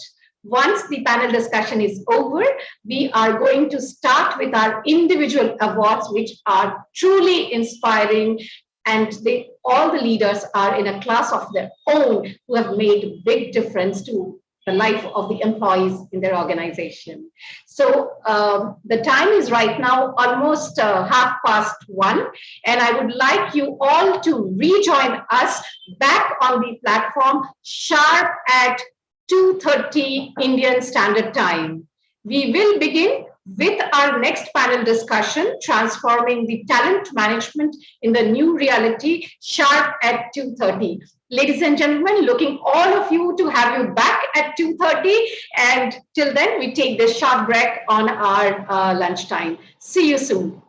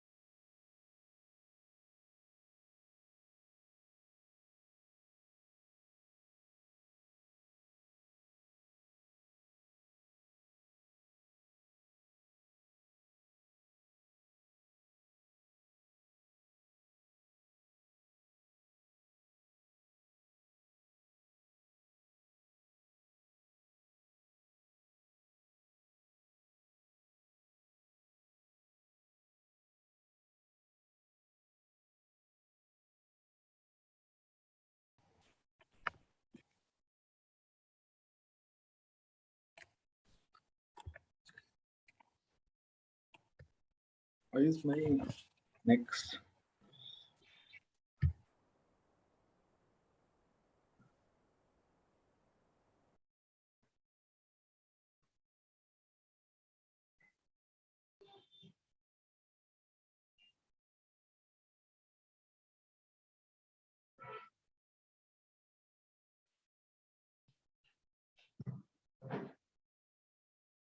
Good afternoon, everyone, once again, and welcome back to the HR Excellence Awards 2022. Well, ladies and gentlemen, once again, welcome back to the People First Excellence Awards 2022. We had a wonderful beginning of this event with lots of inspiration from our winners of the leading practices in HR and the new heights that they have achieved, and in turn building our ambitions and maybe in moving our own goalposts. The takeaways from the two insightful discussions are certainly among the highlights of the day and has been great learnings from the well-experienced leaders. We still have some remarkable individual HR awards to announce, but before that, we have brought in another key HR theme that is trending globally for the views and thoughts of the experts. The pandemic has deeply stirred and shaken up the roots of everything that we knew once, throwing the businesses, people, and their distinct beliefs in a confused state of what we are calling the new normal and the new reality. Employees' changing expectations is one of the many challenges companies face in this new normal. And this pace of change seems to continue. The most critical implication of the new normal comes for the HR managers and the leaders of the company, urgently calling for a rapid and effective transformation in talent management and leadership strategies. Well, with these words, to discuss transforming the talent management in a new reality, we have an esteemed panel who brings with it enormous knowledge and understanding from talent acquisition to the development to their retention. Ladies and gentlemen, please join me in welcoming our celebrated panelists. Let's begin with Mr. Rakesh Patel, the Vice President and Group Head HR of the Equus Group of Companies, Scanpoint Geomatics Limited, Coverrise IT Solutions, and Blackstone. With over 2 decades of working across diverse industries and closely with the leadership teams in successfully driving people's agenda across development, coaching, strategic planning, and business process improvisation. An inborn trainer, facilitator, counselor, and coach, he is a perfect blend of sales and human behavioral proficiencies and has managed the training and engagement effectively, along with establishing an organization's value system and people management competence. Beyond the professional life, Rakesh is an avid reader and a canvas painter. Welcome to the panel, sir.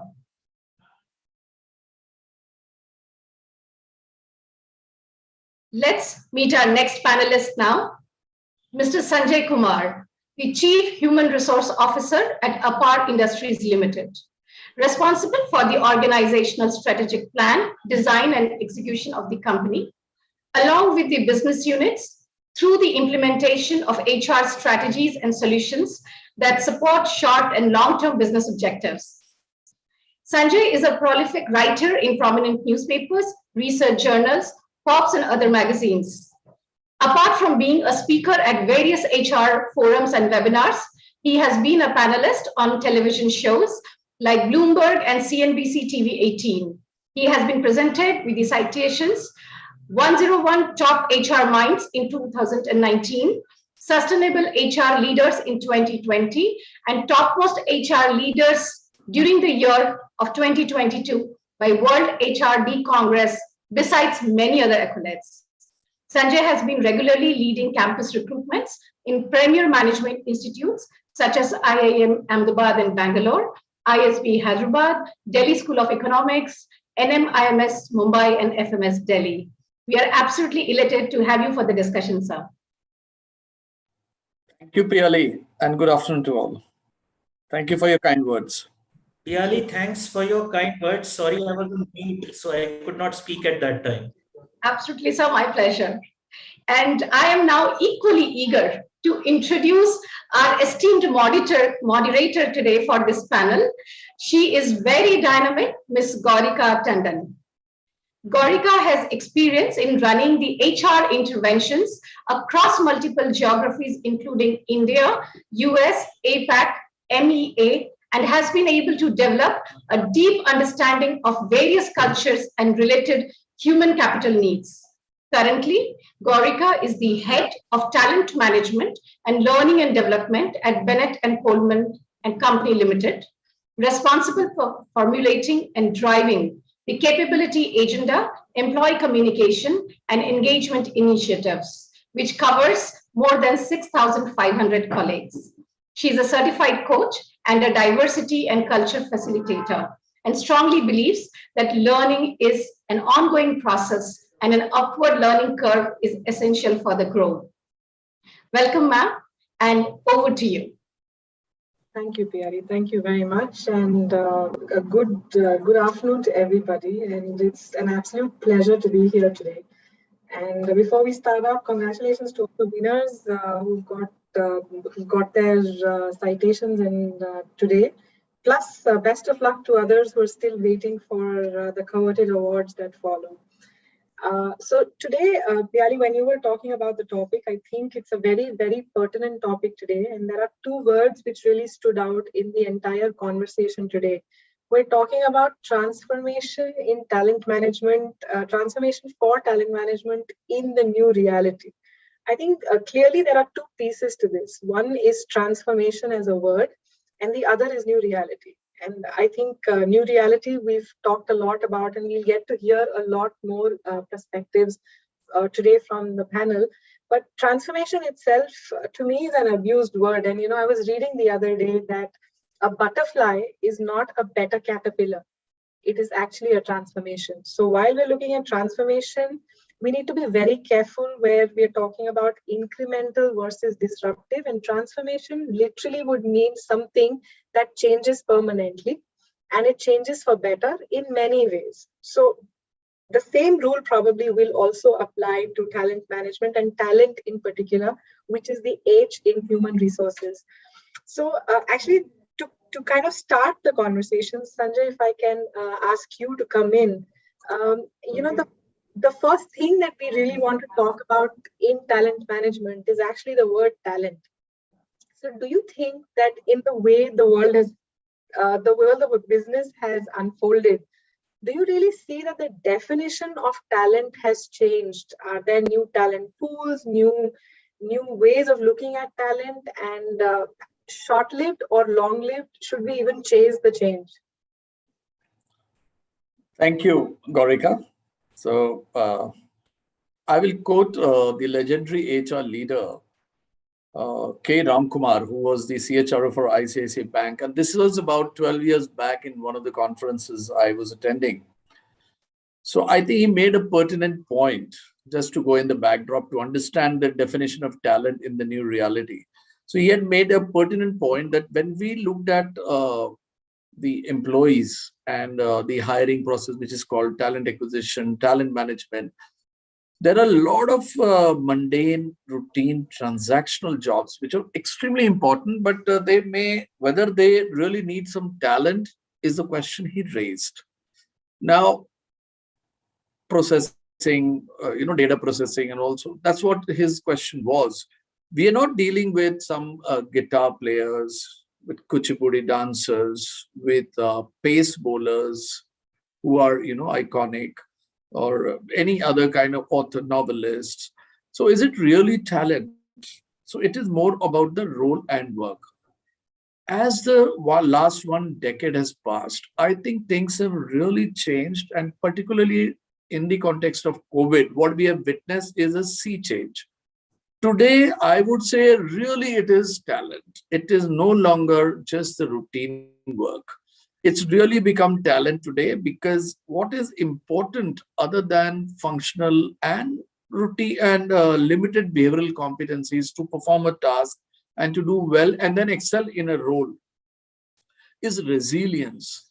The demands today are so much more on how much resilient as an employee I am today. How much of emotional quotient? How is my emotional quotient? My empathy? How much creativity do I have? And what is the kind of flexibility that I bring to the table? Innovation. With all this, gaining more and more in the entire spectrum of the activities that I perform and the needs of the hour.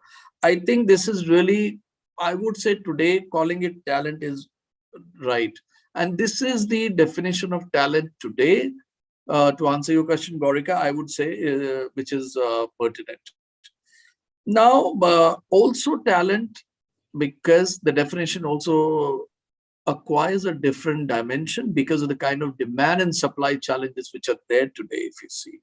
So post-COVID particularly, there was a time during COVID when people were losing jobs. Today, if you look at, I mean, it's an entirely different ratio. So that is also, whenever something is scarce, definitely it is important and it is talent. Also, because, you know, it is also the demographic change. In one of the conferences a few days back, I was there with Krish Shankar. What he mentioned was very interesting, and later on it was seconded by the other panelists as well, by Mr. Tandon from Adani Group, who used to be with HSBC. So I think what he interestingly said that earlier, Krish Shankar, what he mentioned was that earlier people used to work for the basic needs or for their living. Later on, their next generation, the parents had already done it for them. So they were living for a standard of living, the EMIs for a home loan, for the car and other stuff. Later on, as the new generation, which is going to come now, actually, their grandparents took care of the standard of the basic needs. Their parents have taken care of their standard of living. They will more and more look for purpose, the joy of working, whether it is ethical in the context of sustainability, environment, and many other, you know, much larger dimension. So I think that is another interesting way how to define talent today, which is going to come. Also, what is important is whether, like leaders, is talent born or is it made? So that we can touch upon, time permitting, later on. So I think it is made today, but how to make it is the question. The second aspect of your question is the new talent pools, the segments. So here, IT and the consulting companies post-COVID have really created an entirely different segment, which is of transformation. And there, I think there is a lot of hiring happening in those domains, and companies have really increased. So there, they require an entirely different set of talent segment. Also, digitization, which along with this has brought in it. So that is the other need of the hour. Startups call for a very different segment of talent. The young leaders, the young CXO who are taking on who may be inexperienced, but are being entrusted with a high level of responsibility and position. They are delivering very well also. That is the other dimension of or segment of talent. The gig work, which is started in a very nascent way and is going to certainly come up in a big way. That is the next one. And also the millennials who have started stepping into the corporate world, how to deal with them and how they would deal with. I mean, there are so many things talked about them, but we need to really learn more about them to be really able to qualify to talk about them. So that is the other segment of talent. Now, when I say it is more accentuated, this talent segments, because of if you look at some of the trends today.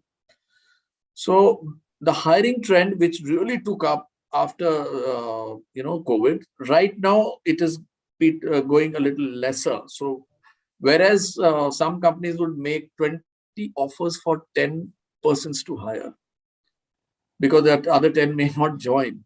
So today they are making 15 or so. The hikes, which were 50 to 100%, today have gone down to 30 to 50%. But this is not so true for the CXO level. At the CXO level, only thing which has changed is they could have had 3 to 4 offers, which has now gone down to 1 to 3 offers or 1 to 2 offers. Where it has not changed for them as well is the areas of cost management, wherever the expertise is there, of cost management, of operational excellence, and of digital and technology. So these are some of the aspects which really make it interesting. And one more point you should remember is the underprivileged children who are getting into the workforce, who are getting into joining the mainstream. So that is another area segment, and which is heartening to see. Actually, I am also mentoring a lot of, along with many other people, underprivileged children. So it's really heartening to see how they're really getting into the mainstream. So the IT teams in non-tech companies in another segment. So I would stop at that, and then chasing them, whether, do we have a choice? Probably no. So yes, you can make or buy. Making, as in developing people, is easier. Making them is more difficult. So, but we should be working towards it, but we don't have a choice. So I hope I've answered your question. Thank you. Sanjay. Thank you so much. I think very, very pertinent and important points you made about of what the talent needs to demonstrate today in terms of resilience, creativity, innovation, a part of that. And I really like the part about the demand and supply that you raised, because it's really true. It's true for all commodities, and even in the luxury segment. And talent today has really transitioned into becoming the luxury segment because of the war for the right talent. While you were talking whether everybody has 3 offers and 5 offers, it just means that it actually brings us to a very interesting point. And Rakesh, maybe I can come to you with this, that today, like Sanjay was mentioning, there are whole new talent pools that are coming in, and these are diverse people. These are folks, millennials, you said the underprivileged children, for example, or even for the fact that you have those demographic workforce where they're actually working for purpose. So when we have a lot of, we have an influx of the kind of talent that we have in the market, Rakesh, so attracting them would probably become a challenge. So I just think that maybe if we could get you to tell us what impact will this have on the traditional EVP, as we have called the value proposition that we take to the table. And today, in today's world, to attract this multi-generation workforce, what in your views could be a compelling EVP that we can build?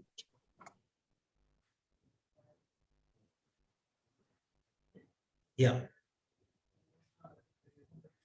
I lost the last 10-15 seconds. Oh, I'm so sorry. If I can just repeat what I was saying, Rakesh, I was basically trying to ask you. The last 15 seconds. Yeah, so I basically tried to ask you that, are there compelling elements we can include to actually craft the value proposition, the employee value proposition, to be able to attract this diverse workforce that's standing on the shore for us? So first of all, thanks, Gaurika, right? And before I begin, let me, first set the context a little. So when I look at my own role that I manage today, I manage both the new age industry and the old age business with newer dimensions. So while I share my insights at this point in time, since the topic is more connected with the new reality, right? So I'll be focusing more on the new age industries. So rightly said by Sanjay, and also seconded by you, that talent definition has changed and is still further changing. Skill set requirements also has changed drastically. Newer roles, existing roles have also acquired a new perspective completely. That is what I have been able to see through. One thing which I have reckoned is that whether you buy, build, bridge, bolster, or borrow, the fact still remains that every segment of this, right, has had a nuance, right? And maybe today, if we look at the borrow part, is now perhaps gaining more momentum. So typically in majority of the technology driven industry, the business plans change, and they change pretty fast. And thereby, my view always has been that one needs to have a hybrid model, coexisting to work in line with the business. And lot many answers in today's world is getting answered by the alternate work plans and the future ready talent we hire and nurture along with. However, a lot further gets guided by the clarity of the business plans, even if they are short term, right, for many reasons, right, which are governing the business changes today. But obviously, value proposition, if we come to that, it has to be comprehensive and also has to change to attract the typical category which we are trying to search at this point in time. So let's pick element by element as far as the employee value proposition is concerned. So if I pick the first element of compensation, right? As I said that we need to have a hybrid model, right, of acquisition in place. With this, as I mentioned, that the roles have changed drastically. So we need to have a set of, I would say, a mixed methodology of fixed variables and a yield sharing, right, for different segments, right, in accordance. Whether it is time-based or value-based is a proposition which we have to build in line with what we are looking at, what is the kind of a supply, right, and what value is it going to bring on the table.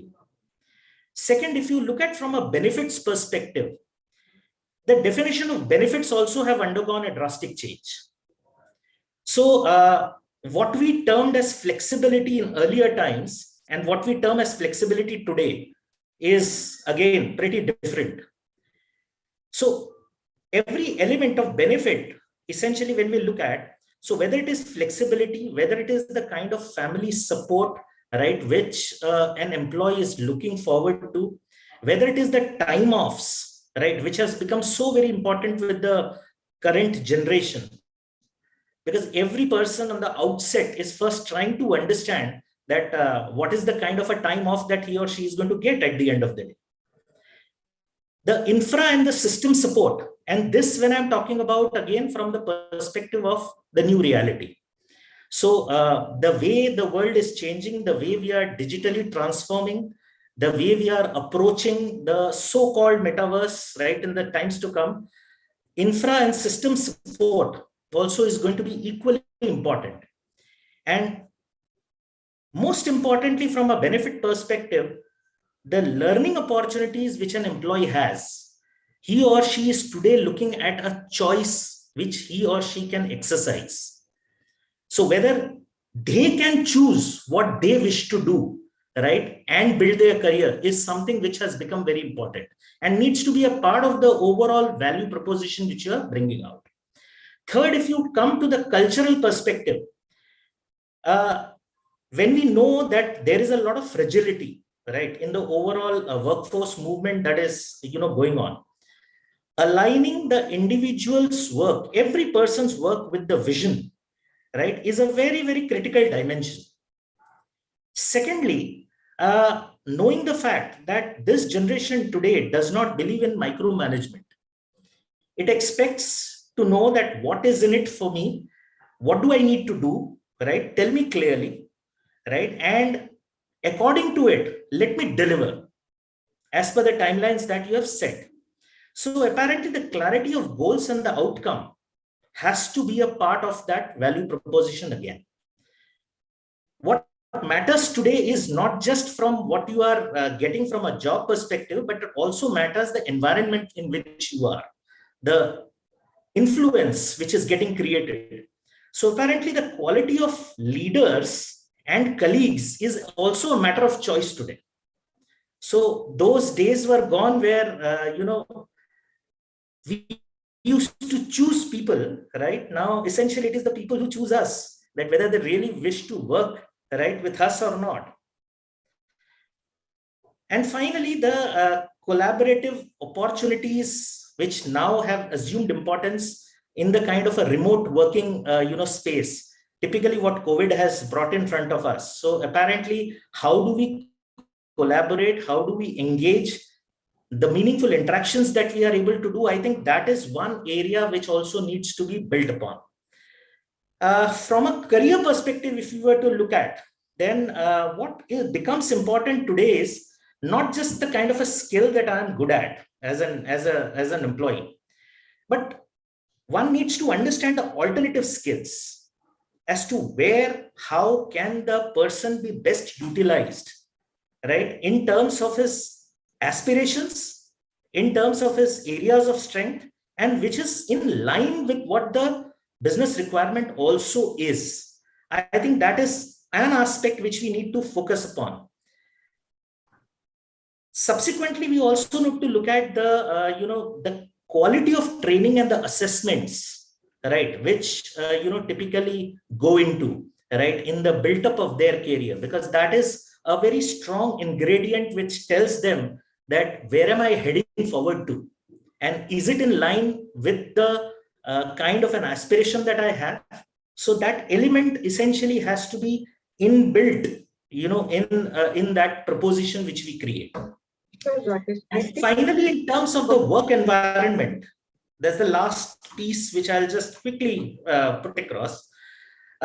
So what becomes important here again is the autonomy and the work-life balance, right? And in the scenario of new reality, when people are working at distant places, the kind of query resolutions, right, which are happening, which takes a lot of toll, right, in the employee's workability. So I think that is a part which needs to be built along with the infra support which you actually given. So that employee value proposition, to my mind, could be one which can actually compel, depending on the category of hiring that you essentially do. Thank you, Rakesh. I think very interesting points. The four main takeaways that I really had are the 4 C's that you really, or 5 C's. You put in a choice of learning.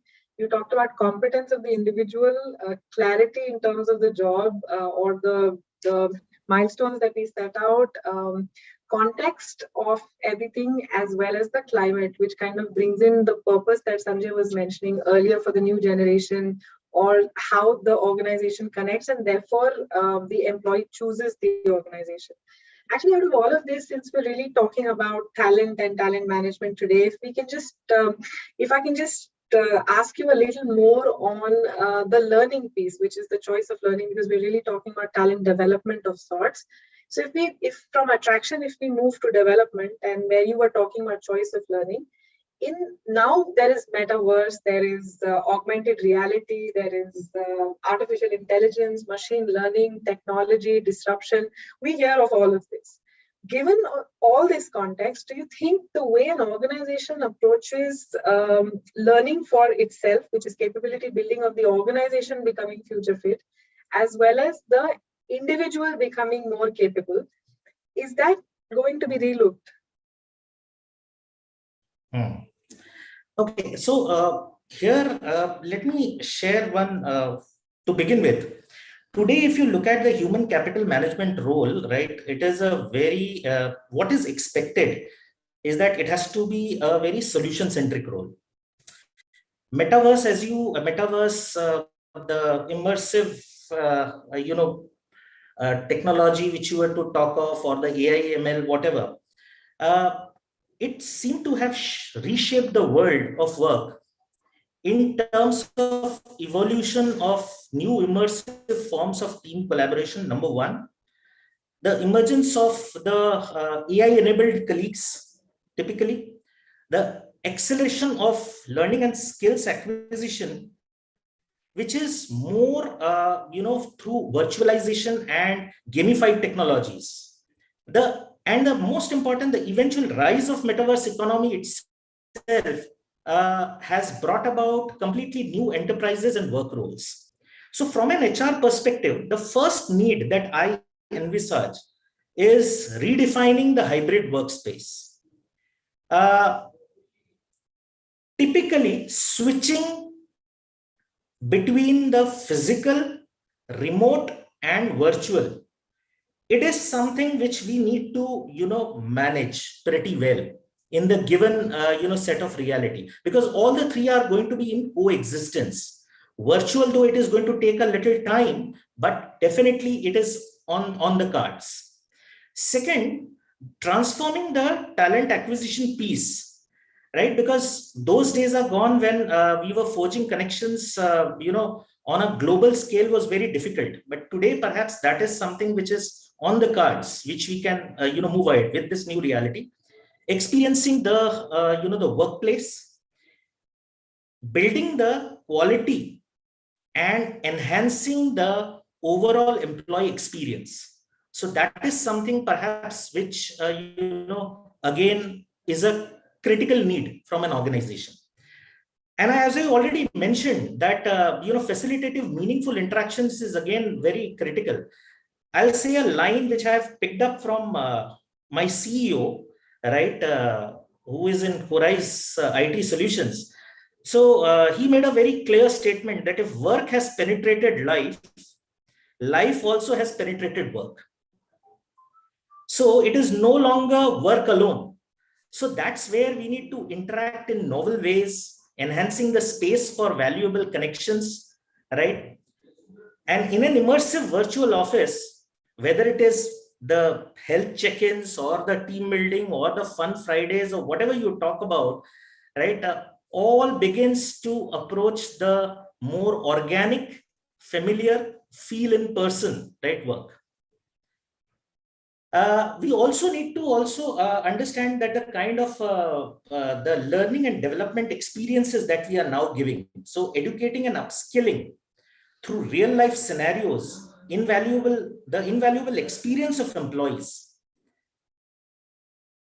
This is going to be again another critical dimension which we have to look at. And with no physical boardroom or workshop, right, the laser focused sessions actually will also help the organization in the longer run to cut the cost at the end of the day. So maybe that is something also which we can build on. And last but not the least, on this dimension, the evolving how do we do business.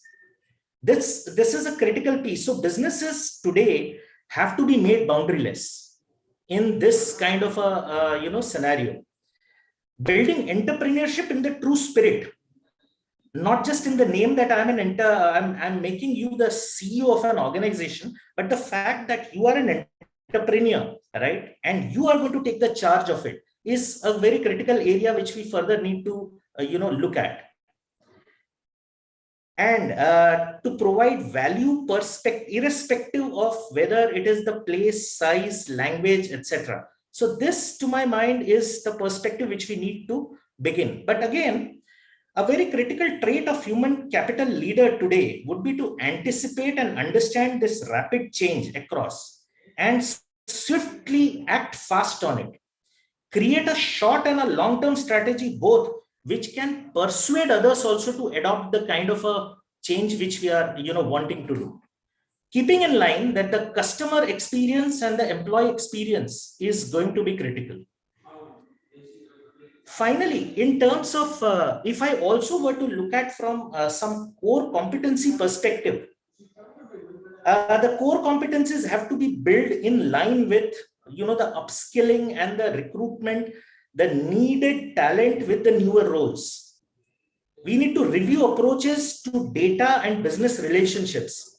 So our competencies have to be built on that. Accelerating our services of digital platform in using and building security of the infrastructure. And most importantly, on the softer side, enhancing the element of trust. Because this is going to be very, very vital in the times to come, right? Because it is no longer a one-way process, right? Today, the employees essentially are going to choose, those people, right, where they see that, the trust is building in, typically.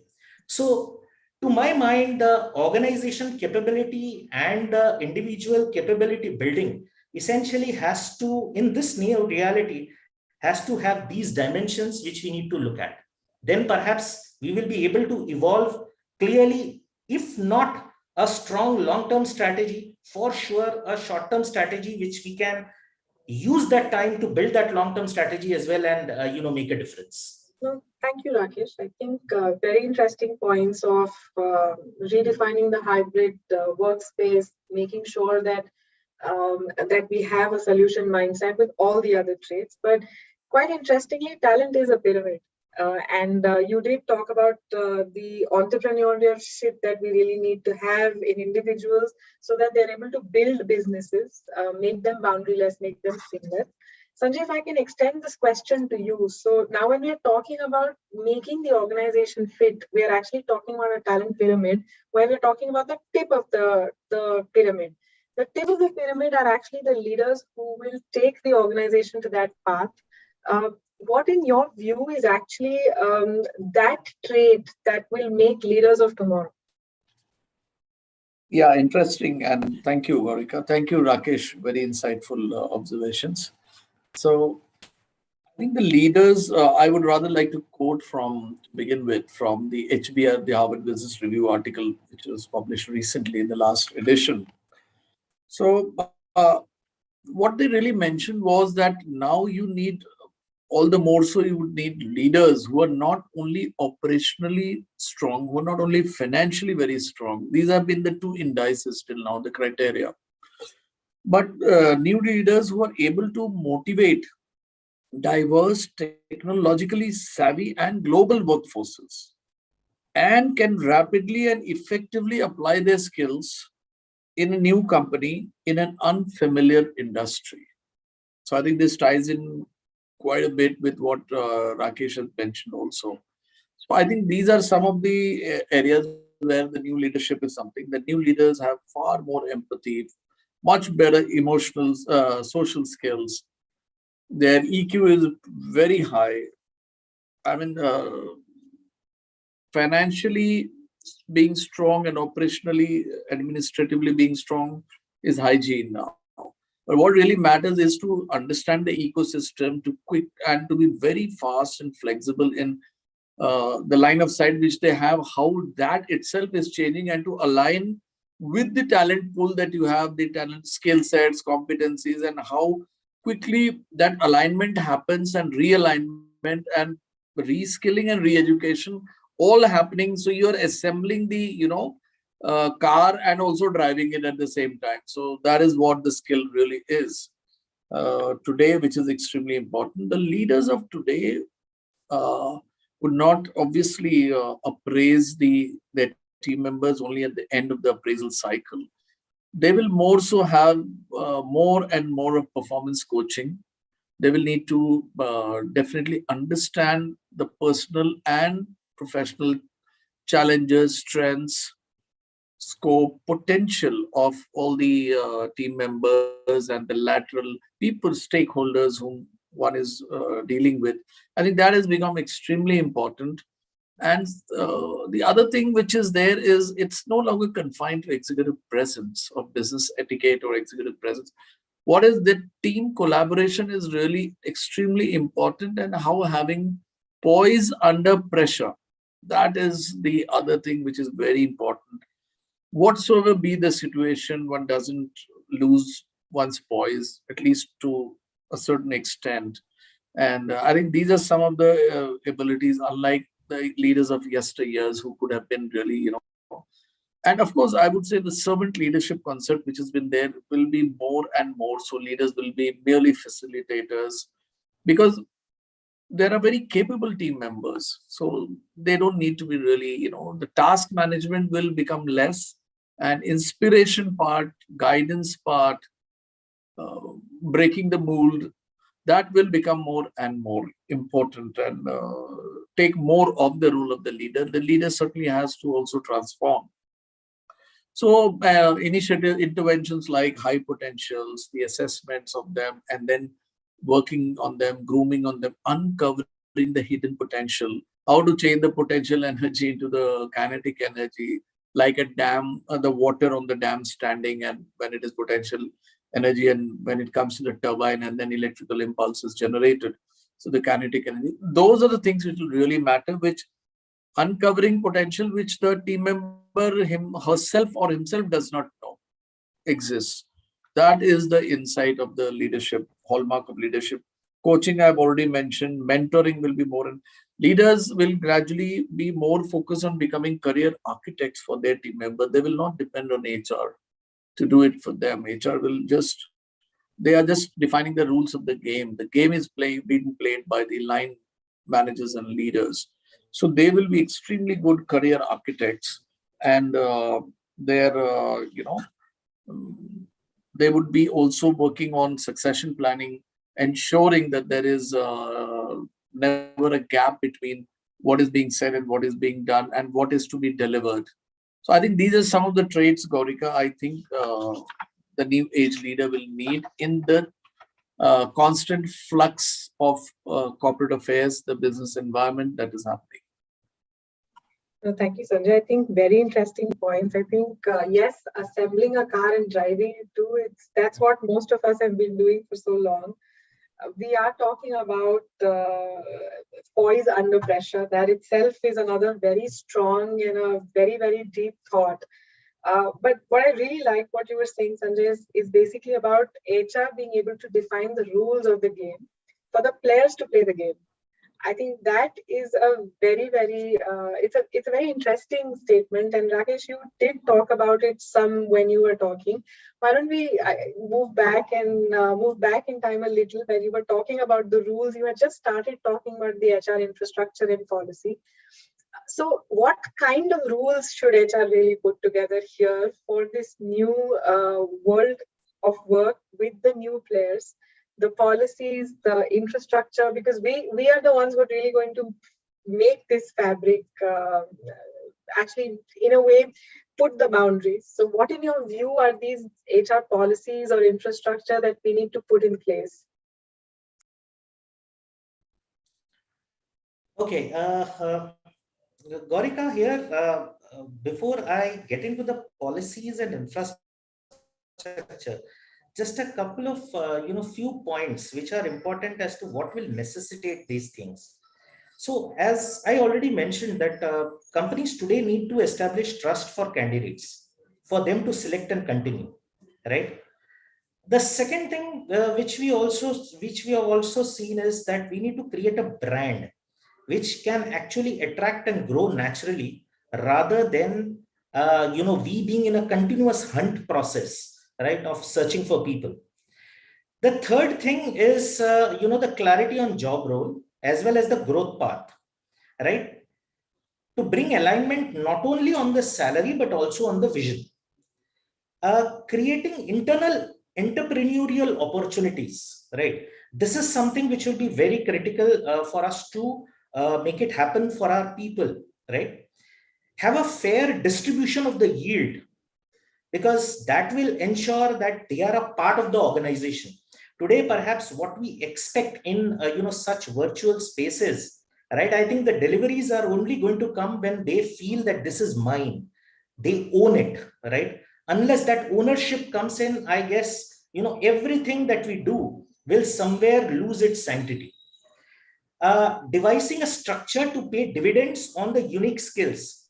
So maybe we'll have to very clearly differentiate that what skills and how do they need to get paid in terms of the dividends. Continuously investing in the new talent and making the market ready.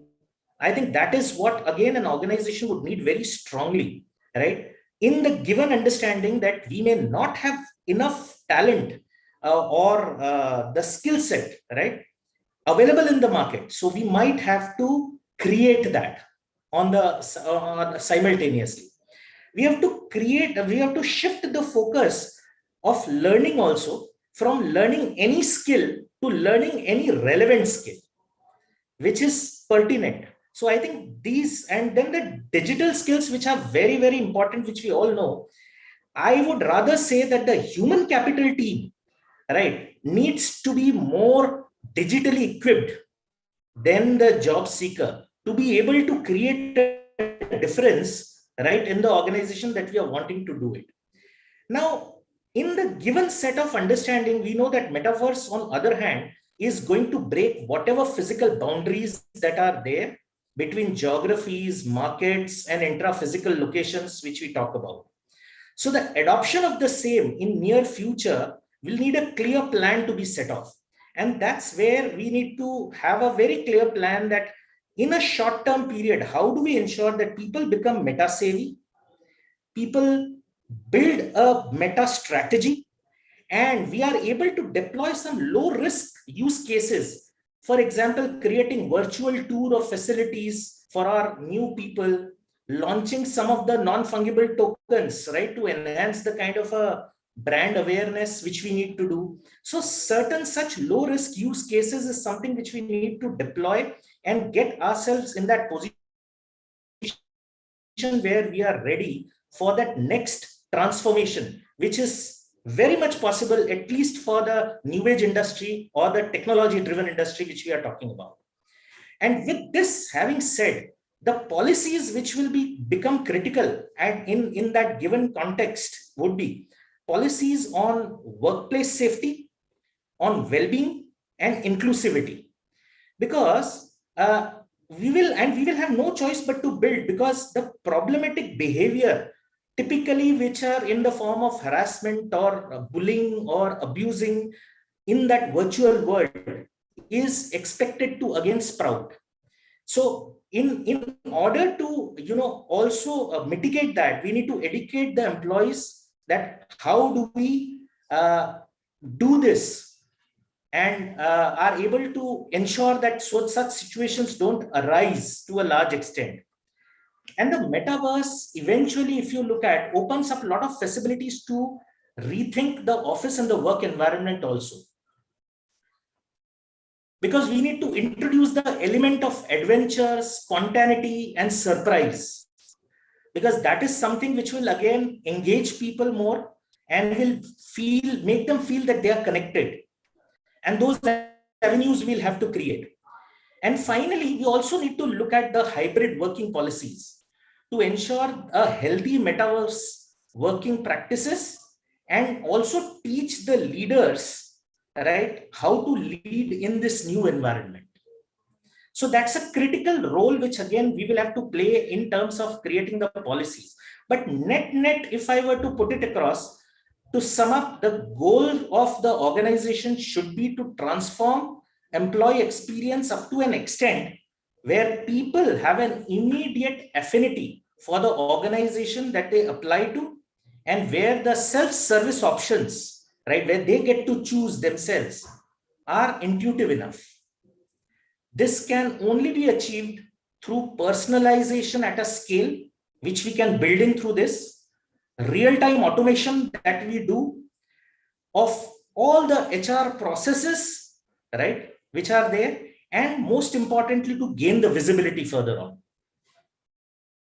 So that's what I feel should essentially be done, to mitigate.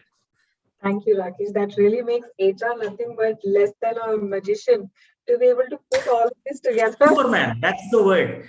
Superman, actually. We are like the superhuman resource now. Correct. We need to bring in adventure, we need to bring in stability, we need to bring in attraction. It just sounded like HR itself has to rebuild itself and reimagine itself. Actually, Sanjay, to you, a question here that, I think you ask an HR person, what were you doing in the last 2 years? And they will turn around and tell you that we were busy. We were busy doing something. We were busy with the business continuity that traditionally has never come to HR. I was listening to my own CHRO, and he once mentioned that, we've become chief sustainability officers. More than becoming chief human resource officers, we are sustainability officers, where we're actually, we became the center of the stage, where somehow safety was something we were responsible for. Business continuity we were responsible for, policy we were responsible for, attraction we were responsible for, separation we were responsible for. We were responsible for almost everything that was making business run. So to you, Sanjay, I think we've got a lot of prominence. I wouldn't say that it wasn't there, but I think it was just a refreshed, renewed prominence that the human resource function got. But going forward, assuming that now the pandemic probably is behind us, and even if it wasn't a black swan event, at least it was the gray rhino that they say, where the probabilities exist, the impact will be high. Predictability also tells us that we will get more of this. What is it that, in your view, the HR function must continue to do that we find ourselves in the spot that we've reached? Right. So thank you, Gaurika. I think that omnipotent role is almost like God's, as you said, or not only a magician. So it's tough, but I think what it has also done during the pandemic, the situation itself has given birth to a scenario where, we HR moved from a mere seat of the table to the center of it. So now, what will, let it keep the chair out there in the center is, in a way, your question. And so I think that's very important. What is important, I think, now for HR is to ensure the specialized approach is always maintained. It is not a commonsensical HR approach which is being applied, but it's the specialization and other professionals should also feel and functions that, hey, these guys are also, this is a specialization in itself. They bring in a difference to the table. It is not just based on commonsensical solutioning. So that is one part. I think the HR business partner model has been there for about 12 to more than 12 years now.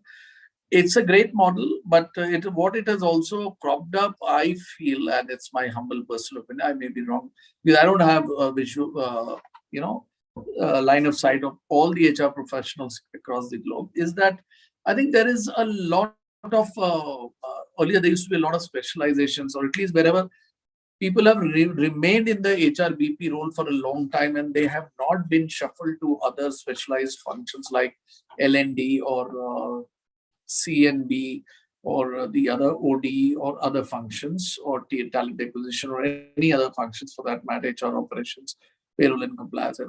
What has happened really is that, this thing has come up a little. So the respect in the eyes of the CEO, the other CXOs, that will not be there unless this specialized approach is there to everything.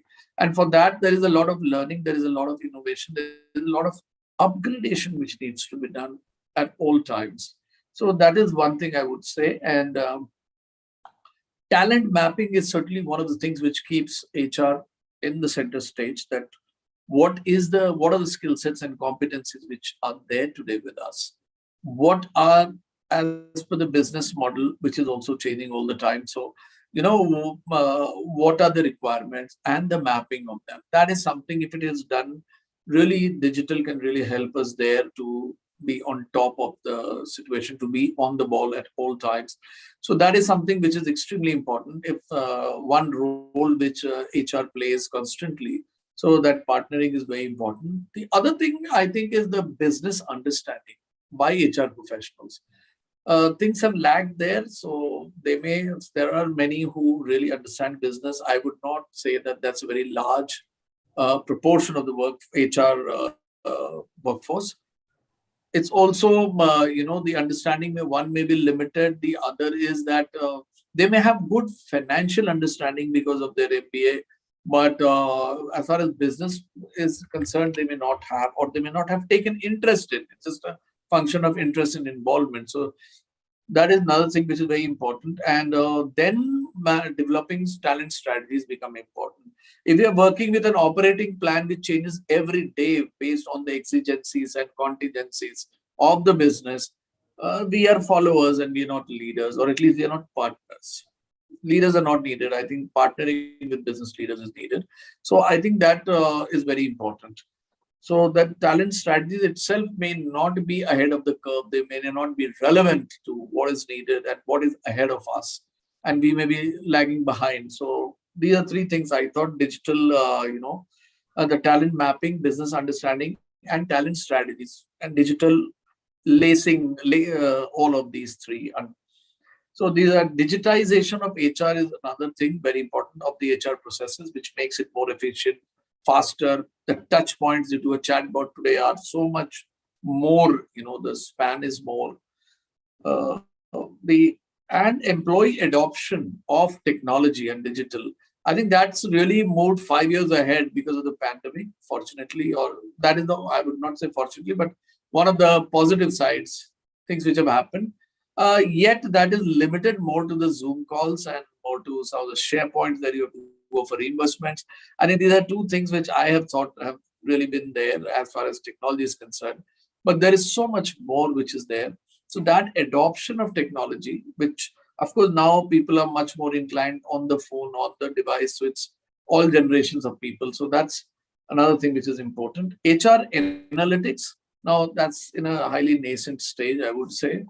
The recording of the data, and because AI would really also really work on the data which is recorded, the trends, the behaviors, unless you have that data really mapped up and built up that data, so what will you train the AI on? Otherwise, if you want a fad, it can be there. Will it be useful for you? Maybe, maybe not, I would say. So I think the HR analytics needs a real focused attention. And also what is important is the new reward, appreciation, retention strategies. So these are, because they are going to be the center business critical thing. So I would say these are some of the most important. The other thing which will keep us the position on the table that we have earned and at the center of it is, what are the, new paradigms. Now, what is next to ESOP? ESOP came in India. The folklore was that in Infosys, maybe in 1998, even the drivers turned into crorepathi's. So as what is the new model of sharing wealth? What is the new model of retention and reward in this respect in the long run that employs? So why have we not thought about it? Or have there been other tools and techniques? What is the new performance management system? Of course, there was a lot of discussion since 2015 and the annual appraisal process. However, I think it still continues in most of the companies, but it was said that it is no longer relevant. We must not have it. We must have it. Has been replaced by performance reviews, which are regular, which is all very good. But really, within that also, not only new, but the perfectioning of the smoothing of the process, the real adherence to the process, and ensuring justice, equity, diversity, wherever it is coming, factoring in that the human touch in it. Whereas technology is important, analytics is important. What is more important, I feel, is we must not forget that we are HR professionals and our specialization in understanding of people. Anyway, and our employee advocate role is very important. So these are some of the things I think, and the understanding the new paradigm in performance appraisal, ESOP, other reward strategies. What is the new paradigm in employee engagement? Again, 2 years back, people said, of course, annual appraisal is no good. You have data real time, anytime, but that is too much of data. Is it really leading you to some, actionables? I'm not so sure on that. So these are some questions. And if we continue doing, I think, in my opinion, will definitely keep us at the center stage, because this human side of the enterprise, to quote Douglas McGregor, that was his book in the 1940s, I guess. So, that still is very, very important. And rightly so, it is at the center now. Thank you, Gaurika. Thank you, Sanjana. Actually, really, because what you were really saying is that the HR talent also needs to build itself to be able to serve the reality, whether it is understanding technology or being the technology advocate, or being the person who brings in technology and finds a way to help create that hook or pull where people would want to use that technology, create those engagement platforms, make sure that the purpose is aligned, individual to the organization and vice versa, to talk about understanding business, because if business is changing, business models are changing, the operating context is changing. So the individual needs to, not be short of a Superman again. So Thank you very much. I think it's been a pleasure, and we're up with an hour. We could have continued our conversation, but I suppose that we are up with our time. And thank you so much. I think it was a very, very interesting conversation about how the talent transformation really advents itself in the new reality. Thank you. Thank you very much. Piyali, over to you. Thank you, Golka, and thank you, Sanjay. Thank you. Thank you, everyone. It was absolutely wonderful and something very interesting to listen to on what's happening. We sort of knew that, leadership is the capacity to translate the vision into reality. And I heard the words here like magician and superhuman, which I think it's quite right. Since morning, this was the third panel that I listened to, and with so much of changes that's happening within the organizational scenario, probably the definition of talent itself is getting changed. I also heard that, the skill set requirement now has a new perspective. The employee's value proposition has to be established, keeping in view the new expectations and the new culture and the influence that we are building in. And we have to ensure that one is linked to another. The new age employees do understand that what's in it for them, and also their way of working is very different. Redefining the hybrid workspace and the entire operating context is not going to be easy and simple. And on top of all this, the leadership role is changing. So technology savvy, globally able to manage the teams, motivate employees, partner their leaders sometimes, and so many other things that they need to do in this digital era. So yeah, I completely agree when our panel said that HR leaders are more of magicians and superhumans now, and really that's how probably they'll be able to manage all of these things that is changing so fast. So thank you so much, panelists. It was wonderful listening, and through the examples of your own organizations, and your experience was very, very insightful. Well, ladies and gentlemen, so as we are moving ahead, after these conversations, we now have an award presentation again. The individual awards for various categories. So for me, what an inspiration to see such dynamic work that has taken place in these organizations from where we had our esteemed panelists today. Well, now from one motivation to another. Let's look at the People First Individual HR Excellence Awards 2022. We are really honored today to have winners who are inspiring leaders of today and tomorrow. Yes, ladies and gentlemen, it is time for the individual awards. The best nominations are not necessarily the most innovative per se, but those which describe strategies that are perfectly suited to their business, to the context in which it operates, and makes a genuine difference to employees and to the wider organizational success. It is absolutely our privilege to welcome the winners of the Individual Excellence Awards 2022 in some of the categories that we will start now. So let's begin without waiting anymore. The first category we have is HR Future Leader.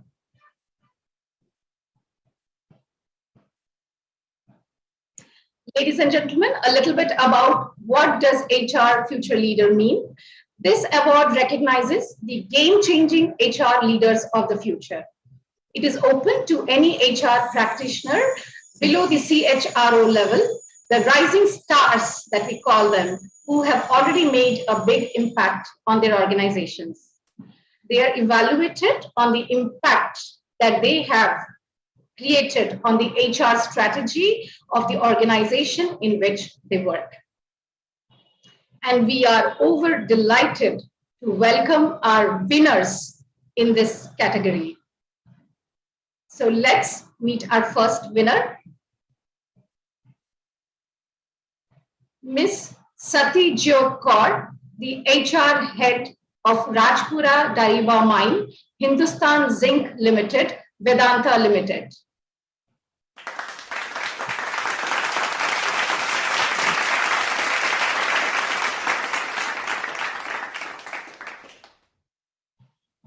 Our next winner is Ms. Ruhi Sherwani, Lead Talent Management, Hindustan Zinc Limited, Vedanta Limited.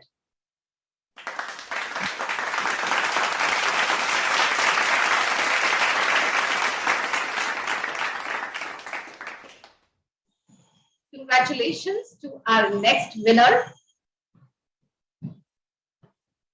the HR Future Leader, Mr. Adappa Venkata Ramamurthy, the Manager for HR India, Aptar Pharma India Private Limited.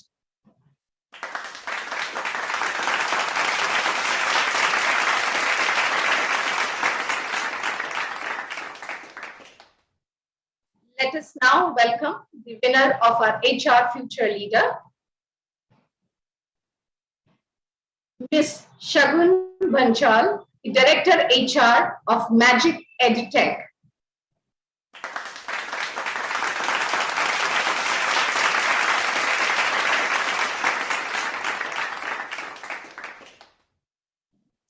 The next HR Future Leader winner is Ms. Mamta Sharma, the Deputy Manager of HR with Hindustan Zinc Limited, Vedanta Limited.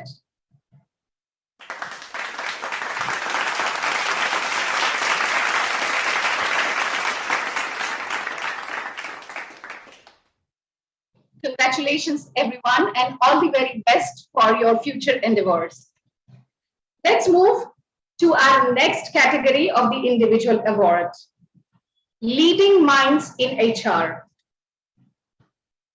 This award, ladies and gentlemen, recognizes the HR leaders and consultants based anywhere in the world who are recognized as thought leaders, not just within their organization, but across the HR community and the business world.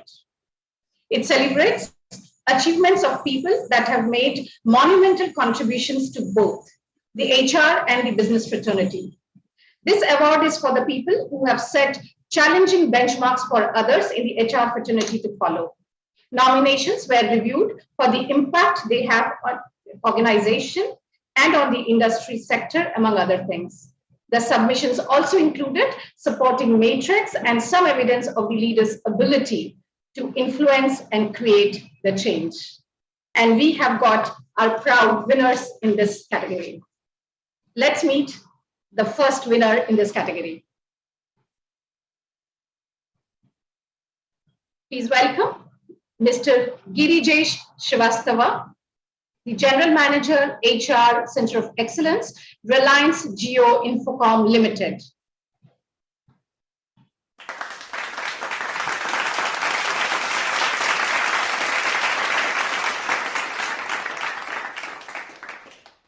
And now let's hear to his acceptance speech.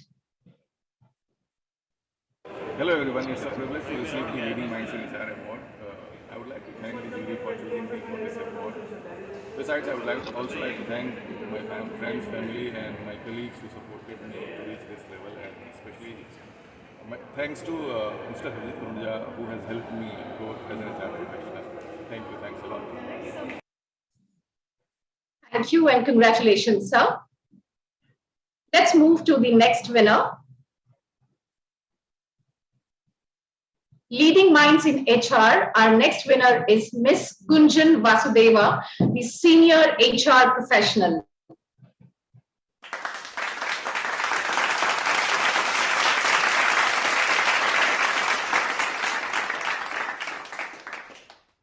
Let's listen to her acceptance speech of this award.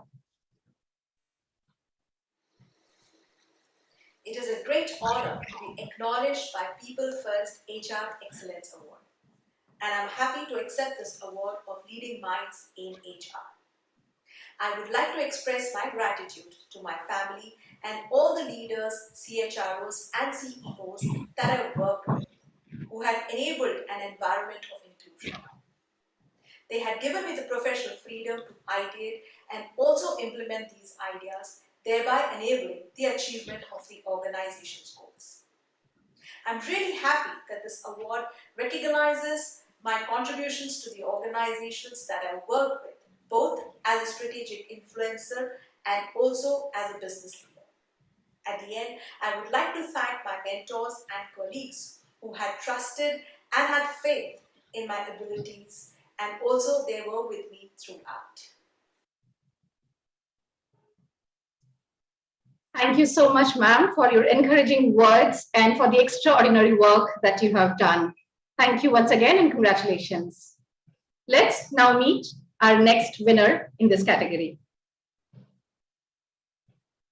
Ladies and gentlemen, our next winner is Mr. Anup Kumar, the head of HR in Zinc Smelter Debris, Hindustan Zinc Limited, Vedanta.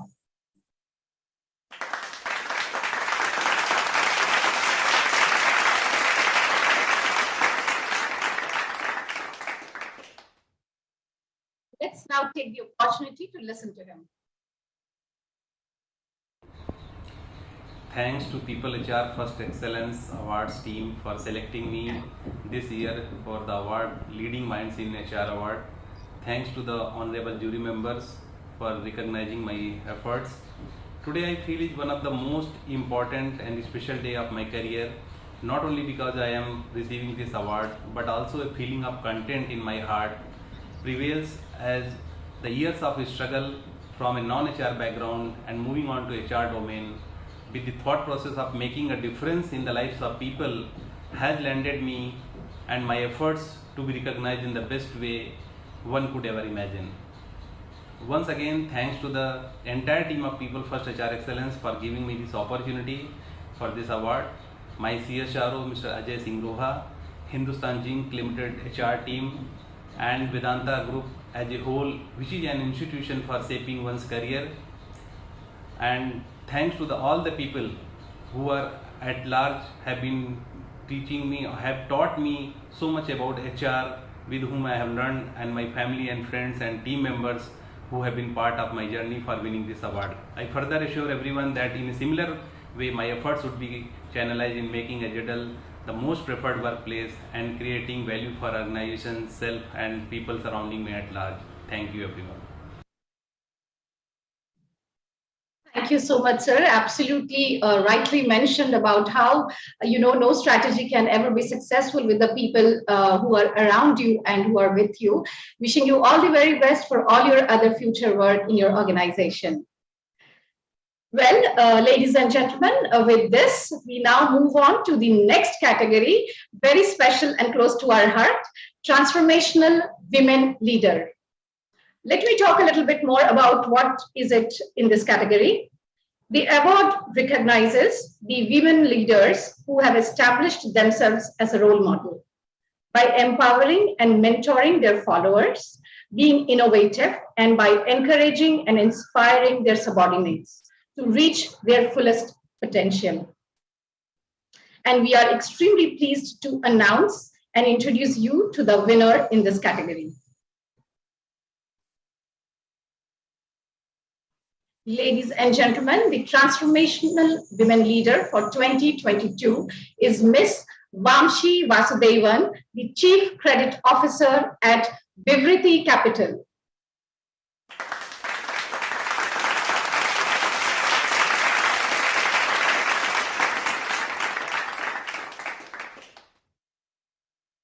And now, ma'am, eagerly waiting to hear your speech. Good afternoon, everybody. Thank you for selecting me for this award. This award is for Team Vivriti Capital. What differentiates a great place from a good place is the culture of the organization, and I think Vivriti Capital has got its culture right since inception. We stand for impeccable corporate governance. We stand for a merit-based work environment. We are very passionate about innovation, and we do whatever it takes to collaborate and deliver excellence to our clients. I think whatever we have achieved in the last 5 years in terms of numbers is just a numerical validation of what great minds can do in an enabling work environment. I am extremely happy to be associated with Vivriti Capital and thankful to be a part of its leadership team. Thank you. Thank you so much, ma'am. Congratulations for your award, and very rightly pointed out about the culture and excellence in delivering your products and services and to your employees' experience. That really makes it a great place. Thank you and congratulations once again. Well, ladies and gentlemen, another important category coming up now, CHRO of the Year. This award recognizes the CHRO who has made an impact on his or her organization, business, people, along with the larger HR community, industry, and community at large.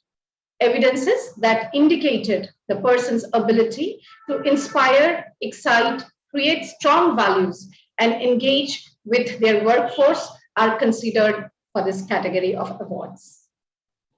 Well, we have multiple winners in this category, and the award, the first winner goes to Mr. Harshavendra Soin, the Global Chief People Officer and Head of Marketing at Tech Mahindra Limited.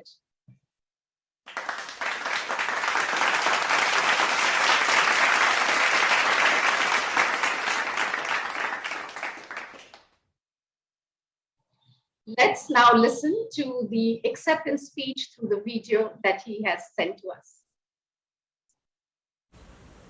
Ladies and gentlemen, good afternoon. I want to thank the Honorable Jury and the People First team for the CHRO of the Year Award.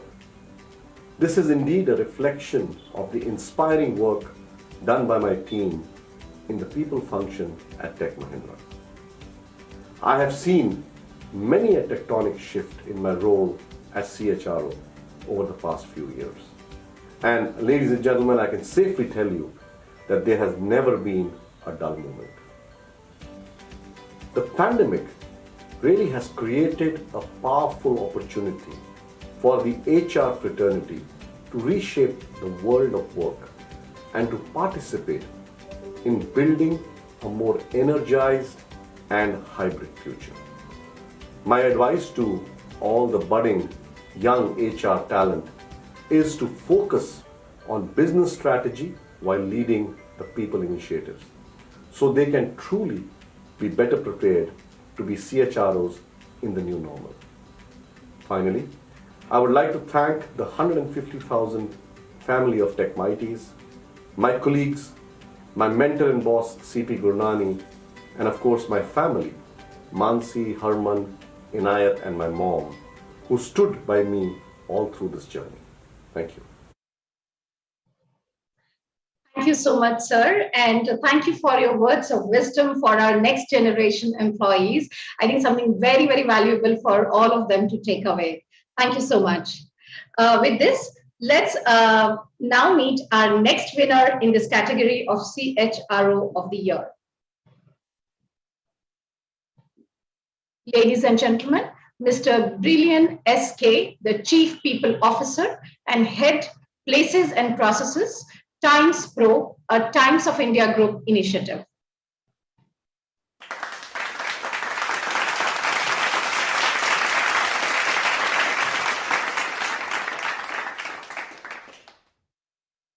And now we have him accepting the award and giving his speech. Thank you, People First, respected jury, and the entire organizing team. I am honored to accept the CHRO of the Year award on behalf of my team at Times Pro. With learners at the center of everything that we do, despite the pandemic, we surpassed our previous best in the last 2 years. This was only possible due to the contributions from my HR team, my fellow leaders, and the constant support and motivation from my CEO, Anish. This recognition salutes our story of perseverance, dedication, and commitment. Times Pro has created a strong culture built on collaboration, trust, and performance. I am excited for the bright future in store for everyone at Times Pro. Thank you, People First, for recognizing me, the efforts of my HR team, and my fellow colleagues at Times Pro. Thank you once again. Thank you very much, sir, and absolutely honored to have you here, and great to know that how your entire team has been unstoppable, and you and your team have done such a great work. Thank you, and best wishes for the future. Well, ladies and gentlemen, our next winner, let's meet him. Mr. Praveen George, CHRO from the Iron and Ferro Alloys, Vedanta.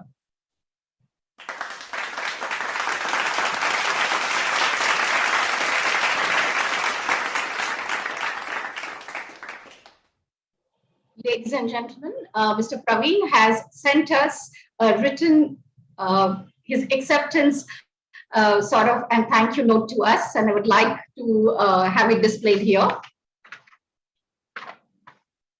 And let me sort of take the privilege to read it on his behalf to our entire audience here. It is a matter of immense pride and privilege to be awarded the CHRO of the Year Award by People First. This award is a testimony of Vedanta's People First approach and a tribute to his HR team, and that has arrived hard to intertwine the HR strategy to the business strategy.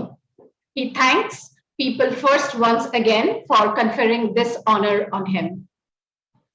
Thank you. Well, thank you so much, sir, and congratulations to you.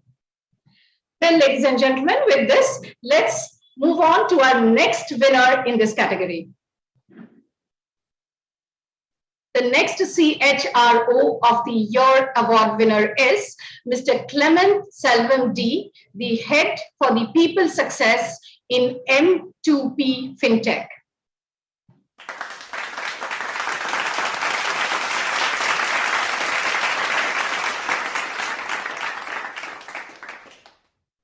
And now let's listen to the video recording of his acceptance of the award. Hi all. I would like to thank People First and the jury members for giving me this opportunity. I would like to thank M2P and my founders Madhu Muthu Prabhu for believing in me and giving me the space to create a People First culture. I would also like to thank my team members who always strive to give life to my dreams.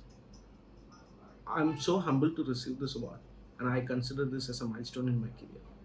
I would like to dedicate this award to all my mentors and leaders whom I have worked with. Thank you. Thank you so much, sir, and congratulations for the award. With this, while it is a milestone for you, it has become a big benchmark for many of us to ensure that we have our aspirations built up as well. So thank you once again. Well, last but not the least, let's meet our next winner. Mr. Venkataraman Srinivasan, the Group Head of HR for Sandhar Technologies Limited.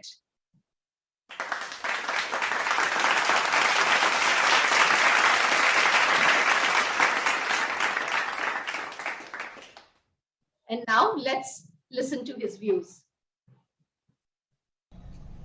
Good evening all. Firstly, I would like to thank the jury members, organizers and sponsors of this event. Organizing such a great event requires a lot of time, effort and dedication. Kudos to you all. And I'm happy to receive this award, and it's a matter of pride for me as an individual. But the entire credit should go to my team members and my family. I am successful today because of them. This function also coincides with the auspicious day of Guru Purnima, and I take this opportunity to thank, remember and give credit to all my gurus who molded me throughout my professional career. Once again, thanks a lot for this wonderful recognition. Thanks. Thank you so much, sir, and wishing you many more success like this in the future too. Well, ladies and gentlemen, the People First Excellence Awards for Individuals for 2022 continues. And the next category that we have is again one very close to all of us, Business Leader of the Year. Nominations in this category have been reviewed for the impact of the contributions by the leaders to their own organization, business and people, along with the larger business community, industry, and community at large. The evidences that exhibited the person's ability to inspire, excite, create very strong values, and engage with their workplace were showcased.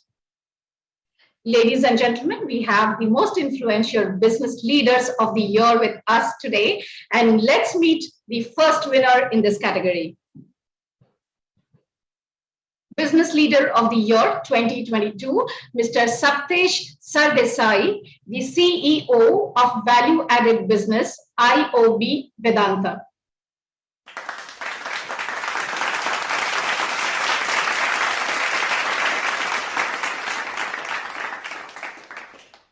Mr. Sardesai has kindly sent us a video of him with a speech and thanking for the award. Let's listen to it. I am highly privileged and honored to have been chosen as the Business Leader of the Year at this People First HR Excellence Award 2022.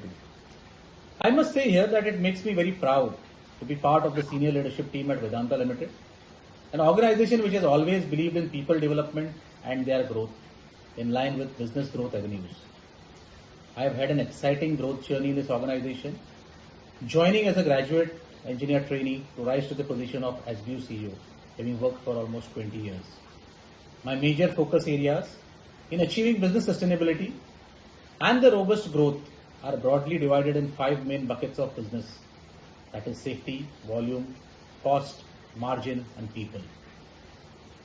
While being committed to zero harm, zero waste, zero discharge, to promote a cleaner and a greener landscape for the generations to come, we've augmented the ways we work by dedicating ourselves to mankind and its sustainability needs through our flagship CSR interventions, encompassing the thematic areas of health, education, agriculture, drinking water and sanitation, women empowerment, and livelihood improvement opportunities in the communities that we operate. My sincere gratitude to this entire team of People First Limited for awarding me with this prestigious leadership award. Thank you one and all for the recognition and motivation in my professional journey. Thank you very much, sir, for sharing your inspiring journey with us and also talking about how important is sustainability for you and the organization. Congratulations and wishing you many more successes and awards in the future too. Well, ladies and gentlemen, let's move to the next winner in this category. The next Business Leader of the Year is Mr. Abhijit Parab, the CEO of Coke Business, IOB Vedanta.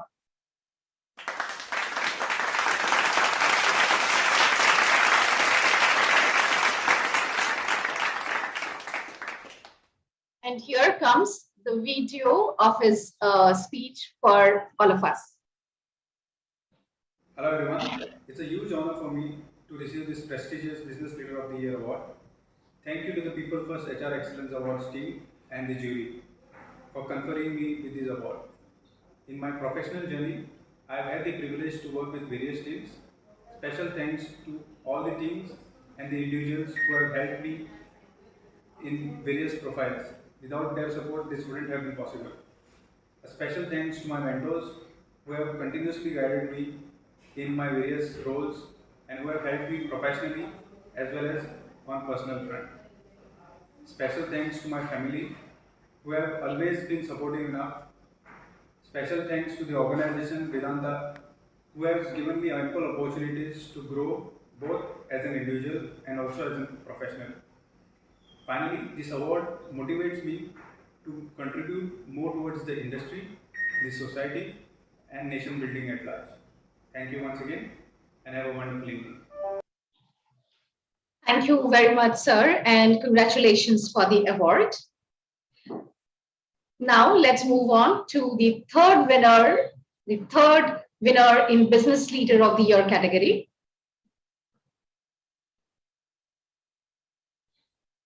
Mr. Sri Shaila Gowda, CEO of Iron Ore Karnataka IOB Vedanta.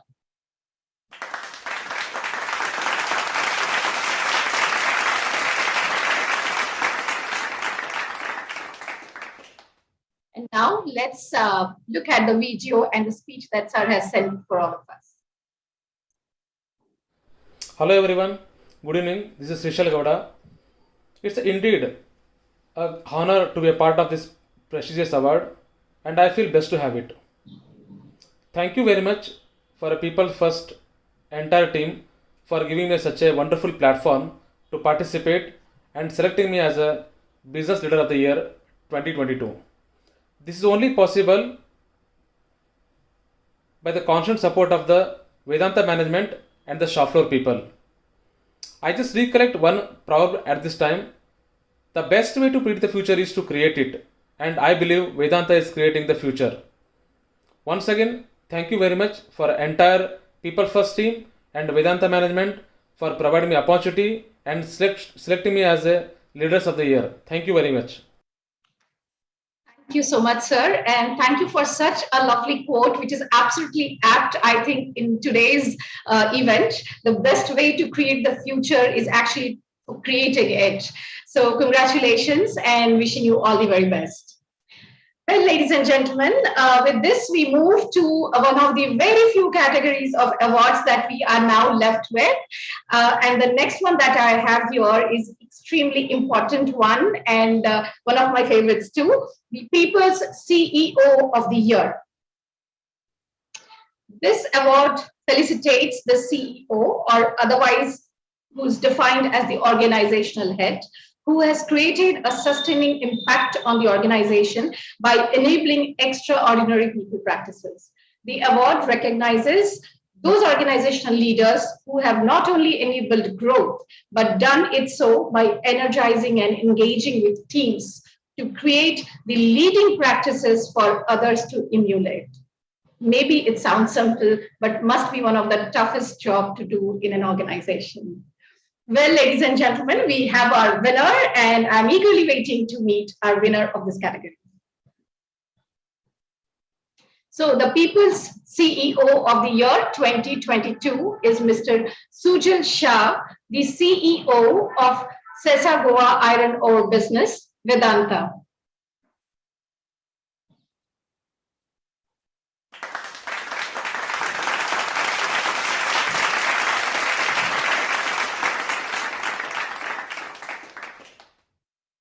And he has sent a written note to all of us. Let's have a look at that too. Let me read it on his behalf. So I'm taking it as he has written it here. I'm humbled and delighted to receive this coveted recognition of People's CEO of the Year from People First HR Excellence Award. At Vedanta, we strongly believe that people are our greatest assets. And today I would reiterate the same, that it is the people and the team that is pivotal in the success of any leader. And this award belongs to each and every member of my team who passionately deliver excellence at the workplace and enables the business to achieve greater heights. Vedanta is known to inculcate strong culture of continuous improvements, growth and innovation, keeping our basics right in the business fundamentals. To achieve those, we have always believed in growing leaders from within to take up the higher responsibilities, forging the leadership pipeline. We continuously provide plethora of task-based learning opportunities for our employees, grooming them for taking transformational roles in their career, and this is coupled with fantastic rewards and recognition programs.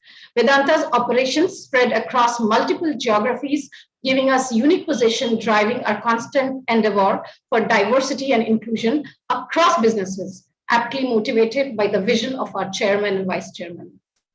I would like to thank the chairman, Mr. Anil Agarwal, vice chairman, Mr. Navin Agarwal, and the entire leadership team at Vedanta that constantly brings out the best in their leaders, keep the fire burning, and empower us to take the baton in our hands and grow along with the organization. Thank you once again, People First, for this honor, and thank you, Vedanta and Sesa Goa, for being instrumental in making this leadership journey a fruitful one. Thank you so much, sir, for such a wonderful note. And this note really reflects how much you enjoy your work and how much you are dedicated and determined each and every day along with your team in doing this good work for the organization. So our best wishes are with you. Congratulations.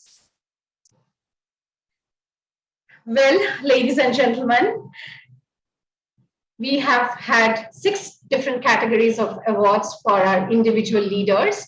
And with this, I come to the concluding category of the individual awards for this year. And it's People First Leader. This award category recognizes leaders who have demonstrated determination, drive, innovation, impact, vision, commitment, and sustainability, have fostered initiatives that promote a collegial environment, also that showcase the person's ability to inspire, excite, create strong values, and engage with their workforce. All of these things are considered for the winners in this award category, People First Leader. Ladies and gentlemen, the winners of this Excellence Award are, let's meet the first winner. Mr. Sunil JNV, the Executive Vice President, Global Delivery of Aspire Systems.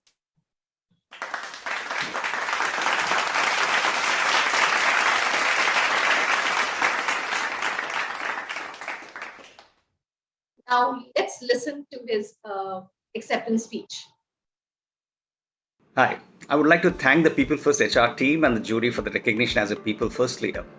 People, aspirants as we call them, are the pillar of strength at Aspire, and our initiatives speak volumes about the care we take for the well-being of each and every one of them. Despite the challenges posed by the pandemic, we have managed to sustain the business and the people, and of course, grow over the past couple of years. I would like to thank each and every member of the Aspire family for the commitment they have shown, without which this achievement would not have been possible. Once again, thank you, People First HR, for the award. Thank you very much, sir. And as you rightly said, the commitment and determination makes the biggest difference. Congratulations to you and your team. Well, ladies and gentlemen, let's meet our next winner in this category. The next People First leader is Dr. Kanupriya Manchanda, the Vice President HR of Infobeams.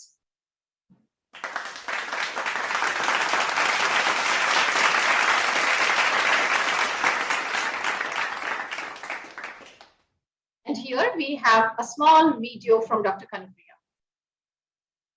Thank you so much, People First team, for recognizing and appreciating me with the People First Leader Award. Deeply honored.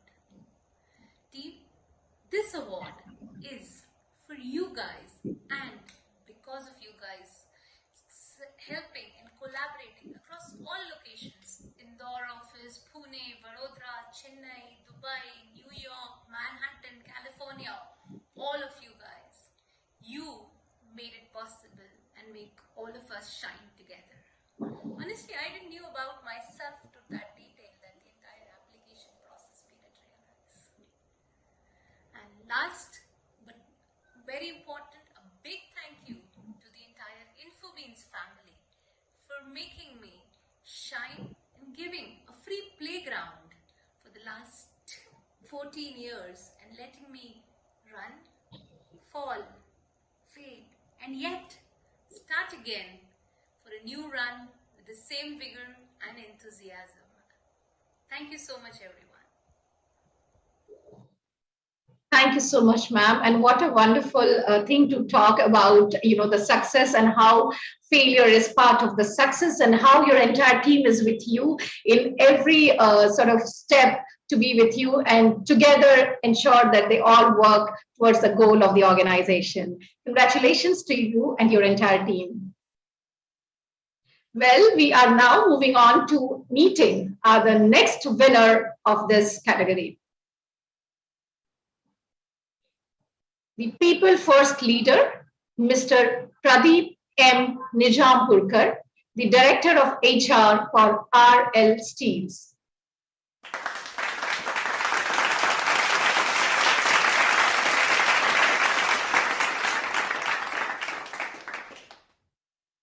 And now we have the audio bites from Mr. Pradeep. So let's listen to what he has to say today. Good afternoon. My sincere thanks to the People First organization for considering my candidature for People First Excellence Award. I am delighted to receive the same and feel honored to get recognition from such organization, which is oldest and most respected firm in the area of executive coaching, OD initiatives, leadership development, and HR transformation consultancy. I am in the field of HR since 1982 and worked in sugar factories, steel plants, rolling mills, forging units, etc. During my entire tenure, I always gave the vital importance to men over and above the four M's of management. Organization success stories are success stories of its human resource, and once one is able to maintain the balance at expectations of the management and employees, miracle happens. I express my sincere thanks to the members of jury who considered my candidature for awarding this glamorous People First Excellence Award to me. I am thankful to all friends and family members for the unconditional support extended to me, without which I couldn't have achieved this milestone of my career. Thanks.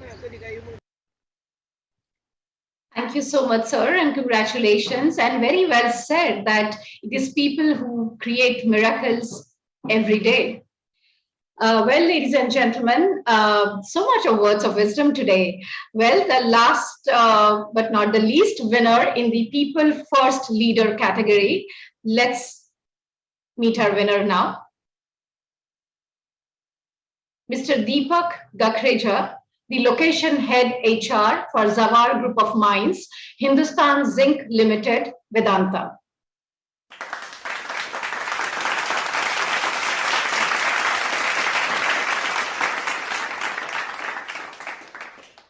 And now we have the video with his acceptance speech.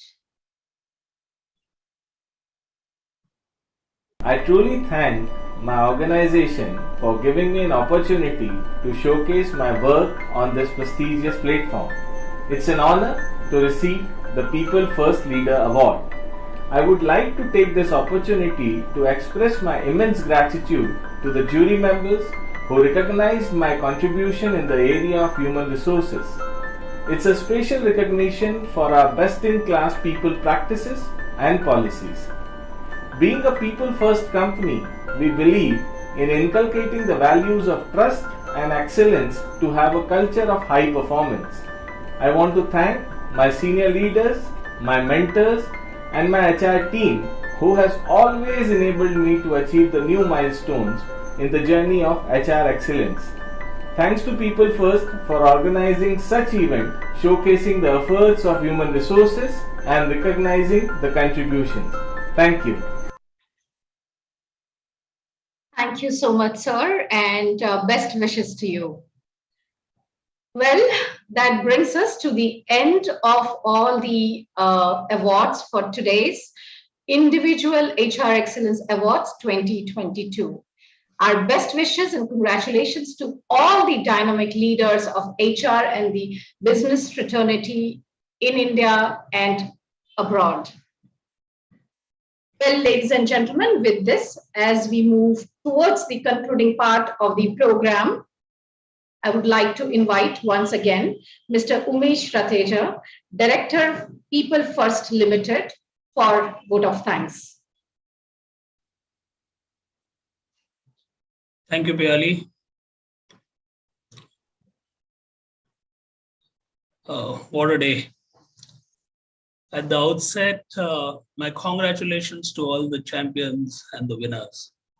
I think it's been a wonderful day, and it's been a day full of learnings. The eminent speakers, the panel members, the moderators have shared their thoughts and experiences. I think it was absolutely wonderful to listen to them on all the important aspects which they touched upon. I personally thoroughly enjoyed the sessions. I think it was a wonderful experience. It was a day well spent. The questions, the discussions, so very engrossing, and so much food for thought. And as we say, the metaverse is here.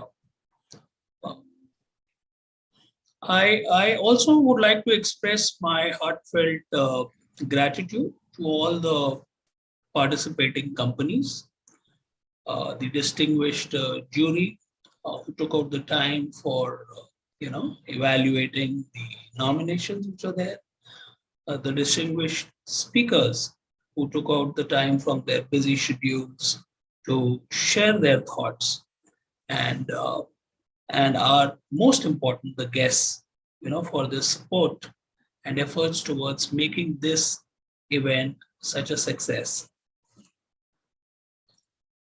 Whatever the participating companies have achieved so far and what they showcase would not have been possible without the constant encouragement and support from their organizations, their teams, their management, and obviously their own zeal to excel.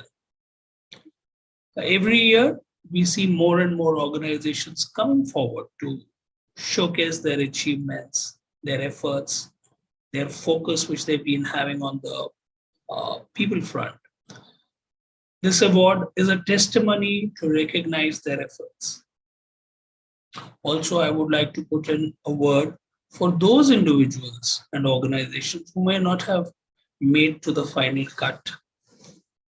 Having said that, it was not due to the lack of effort or the quality, but it has to do more with the natural selection process, where only a few others may have performed relatively better in their respective categories. So please don't lose heart. I think you people are doing a great job. Continue doing it. And we are our best wishes for all the good work which you are doing.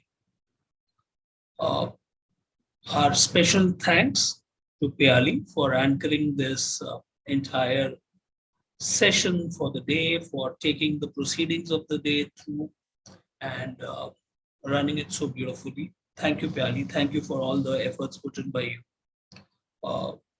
My thanks also goes to Nasru for the lovely designs and collaterals and which he's been sharing, and we've been putting it on the social media. Thanks, Nasru, for all the efforts. Appreciate your hard work and creativity.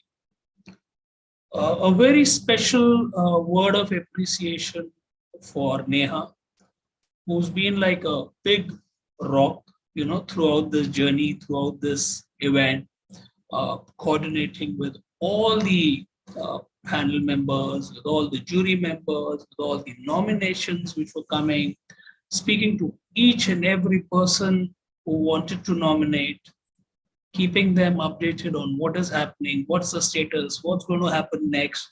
I think Neha, a remarkable job. Thank you so much.